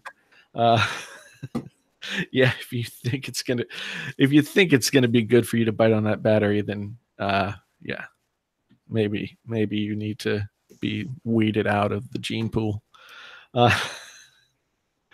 But I just had a thought. Like, imagine if Jerry Rig Everything, if Zach's voice wasn't so calm and even when he spoke all the time. Like, what if he just like went crazy every time something happened? He's like, wow, I never imagined that would happen. It would be a totally different channel. I would die laughing if he were just to do that as a prank. Just like one of these days, just come out like all like super animated and loud, and people are like, "What the hell is?" Yeah. It's like got a hold of something. Got a hold of something before he started making the video. Had a Jolt Cola or something like that. No. I actually wanted to write to him about this, but I don't even know if he'd ever answer. The one thing that scares me the most is him and that damn razor blade, because there are so many times where he's taking a razor blade and he's like pulling the razor blade towards himself and his thumb. And I'm like, yeah, dude, how have you not separated your thumb away from his face? Just by the way that you're cutting, man. Like, because you're cutting into aluminum, and then like they're like jagged cuts, so the blade comes up and there's some speed behind it. And I'm just like, yeah, that always makes me a little nervous. And then the sound that it makes is terrible. Yeah, it's it's just nails on a chalkboard kind of sound. And every time I watch one of his videos and he does that, I'm like, dude, do you really need to do that? I mean, because that's really making me uncomfortable. Well, somebody out there enjoys it because he's at 2 million, I believe. Yeah, he's over 2 million now, I think. It was funny because I met him at VidCon last year, and we were both complaining about like the insider parties that you had to have like a special wristband for. And he was saying it in like, he talks just like he does his videos. Mm-hmm. So he was like, yeah, I had to go and be somebody's +1 to get a wristband to get into that. And I've got over 2 million subs. So it was really interesting. Like he's a super nice guy. I really enjoyed talking to him. But Tony in the chat, he's like, I think he's saying like if Jerry Rig Everything made a video in the style of iJustine, like that'd be scary. Yeah, or what if he just had iJustine on to like make a video with him? No, what would have to happen is he would still have to do like all the stuff with his hands and the burn test and the scraping and all this stuff, but she would have to be the one narrating. Yeah. And but like her hands are always going, so her hands would be like flying into the frame, like just. I think she's amazing, but she is very, very energetic on camera. But yeah, I love her stuff. So with all the Apple burns. Oh yeah, you mean iJustine being on there with all the Apple, the I guess. It'd be funny because she'd be holding that lighter and she'd be like, oh, I don't want to know. And then, Zach would just like, slowly whisper in her ear, just go ahead and burn it. Just burn it. It'll be totally fine. Like, like at this point, Justine is going to put the lighter on the screen. Right. That just that calm, that calm voice. Yeah. That would be an amazing collab. I'm just gonna say, like, that collab, the two of them, comedy gold, right there waiting to happen. I was like, "Where's Viper?" I think he went to go reload on Hawaiian Punch. Yeah. What's going on, Viper? Oh, nothing much. I had to step away to watch that front page take episode real quick. Oh, yeah. I see. leaving your own live stream to watch somebody else's video. Well, I didn't leave. Boy, I was getting scared. I thought Trent and I were gonna have to just hold this thing down for the rest of the night. I mean, we can't. I mean, Jason, you're probably about to go to bed here in any minute, I'm guessing. Yeah, that's true. I mean, I'm trying to be good. I'm trying to get my beauty sleep, and at least get 7 hours a day, so that I don't get. It's funny because like the other night, I think it was like 2 nights ago, I got 7 hours of sleep, and it was like amazing. I never get 7 hours of sleep. Yeah. I had one day 2 weeks ago, I think I posted about this on Twitter, where I could not get out of bed. Like my alarm went off at 7 as it usually does, and I got up and turned it off and was like, okay, now I got to get up. And the next thing I knew, it was like 10 a.m. Those are the best days when the alarm goes off and you don't really have to get out of bed. Those are the best. Well, see, I was supposed to be meeting with a student at 10 a.m. Oh. So I had to like quick call my assistant and be like, yeah, could you tell her like we're going to have to reschedule? Because I was like totally out of it. I felt kind of like I was getting a cold, and I sounded definitely like I was getting a cold. And so after I got off the phone with him, I was like, well, I might as well just sleep. And I slept until almost 3 o'clock. And that's when I went to bed that night, like at 11, somewhere between 11 and 12. So I slept a lot, and I woke up. I think that's the first time that I woke up in a long time. And I was like, yeah, I'm ready for the day. Unfortunately, there wasn't much day left. It got dark like an hour and a half later.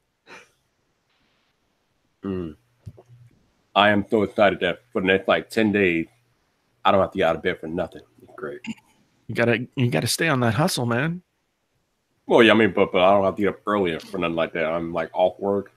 I can sleep in, stay in bed as long as I want. Oh, I can't wait. Every day I'm hustling. Epic. Yep. Yeah, I let myself sleep in some. I used to be like a wake up at 6 a.m. person. And somehow I seriously got out of the habit. And now my daughter's supposed to be at school at 8:50. 3 days a week I take her. And I usually get out of bed somewhere around like 8:05, which would be okay if she got up herself and started doing the stuff that she needs to do to be ready. Because then it's like it gets to be 8:30 and I'm like, we should be leaving now. And she's like, I'm ready. Doesn't have shoes on, no coat, no backpack, hasn't eaten breakfast, all that kind of stuff.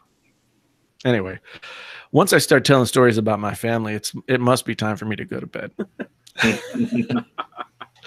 Yeah.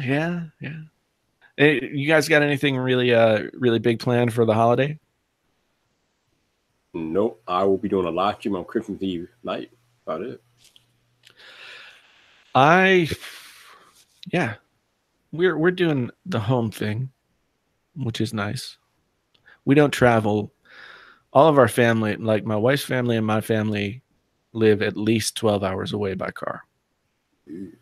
So it's a good excuse to not go back home.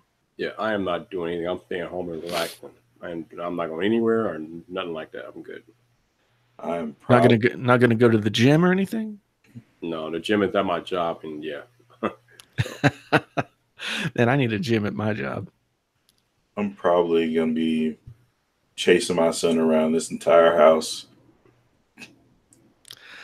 Yeah, those are the good days, though, man. Everything. Those are the good days, though. Like, very seriously. Now that my daughter's like 15 and basically like out of all of the child stuff, I'm kind of sad because I want it'd be nice to have like a 6 or 7 year old all the time. still like inquisitive, but kind of somewhat independent. Can carry on a conversation. That was the good age, like 6, 7, 8 years old. Those were the good times. So you've still got to go through the 2s, which is 2s usually start right now at 18 months. Yeah. Yeah. What's crazy though is I think by the time he's 12, he's probably gonna be taller than me. Yeah.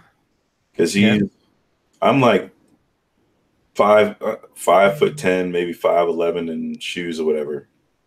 He's 1 in 6 months, and he's 33 inches tall. Yeah. I'm like, how are you almost half of me at 1.5, man? Like, right. Yeah. It's my wife was worried that my daughter wouldn't be as tall as her. My wife's like 5'4", which I think is a perfect size for a woman. I got, but my daughter is now slightly taller than her. So, and now my wife's like, no, she's not. Like, you're getting old. You're shrinking. It's true. Like, you get old, you start to shrink. I don't know. I think I'm almost an inch shorter than I used to be. So, gotta love it. It's the weight of the world, man. Absolutely. All right, guys. Everybody out there in chat, Viper, my friend, Mr. Tech Rant, Trenton. Is it Tech Rant or is it Tech Rant Live? Because you've been going back and forth. I decided to bite the bullet and just move back to just Tech Rant. I think that's good. I still do some of my live streams on my current channel, Tech Rant, but I just unlist them after like 24 hours. Right. Well, it's been good chatting with you guys. Same to you, man. Thanks for coming on. Hey, my pleasure. I would have just been playing Battlefield 5. Which I need to get back to Spider-Man. I might just play some Battlefield 5 now. There you go. Yeah. You guys have a good night, good weekend. You too. And I will talk at you soon. Later on. Later, man. Tech Rant, you look tired over there yourself, bro. What time did I get up this morning? I was up at 5:45, somewhere around 6. Oh wow! And it's 1 o'clock here, so I'm like, what? 5 hours away from being up for 24 hours. And no wonder, man. You need to go get some rest, bro. Yeah, what's funny is it's just like, as long as I'm like mentally engaged in something, like in deep conversation and stuff, for some reason, I just have like that Roberto mentality where I can just keep on going.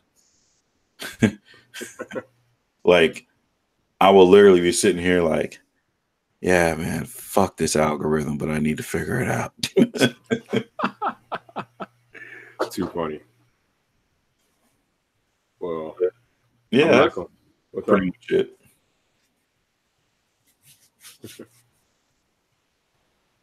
Well, I'm not gonna keep you, man. I'm about to get up out of here myself. Oh no, I feel it, man. Hey, Christmas vacation started. Enjoy it. Yeah, get sleep, watch movies, do whatever. Oh yeah, well, damn right. 10 days and nothing. I'm here for all of it.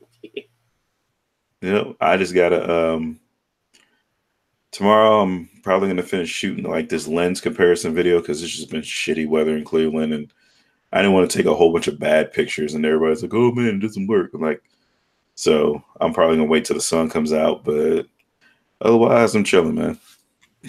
Sounds like a plan, bro. So, to everybody in the chat, thank you for coming. Thank you for coming on.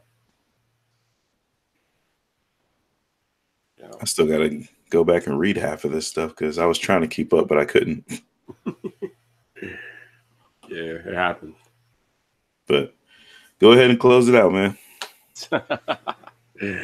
Yep, that's what it is. So, people, thank you all for joining me tonight. on another awesome episode of Friday Night Vyp. When am I coming back? I don't know. Like I said, I'm on vacation for the next week, so who knows when I'll be back to live streaming.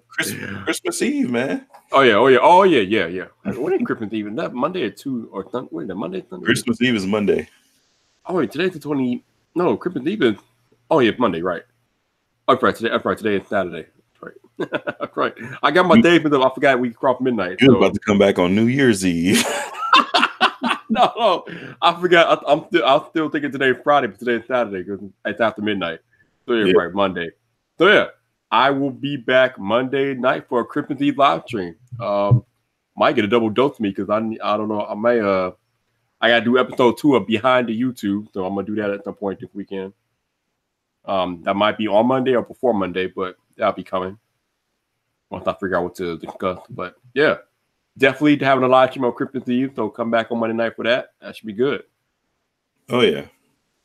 Also, there will probably be some more content on the main channel at some point this weekend since I have more time now to do that stuff. That's cool.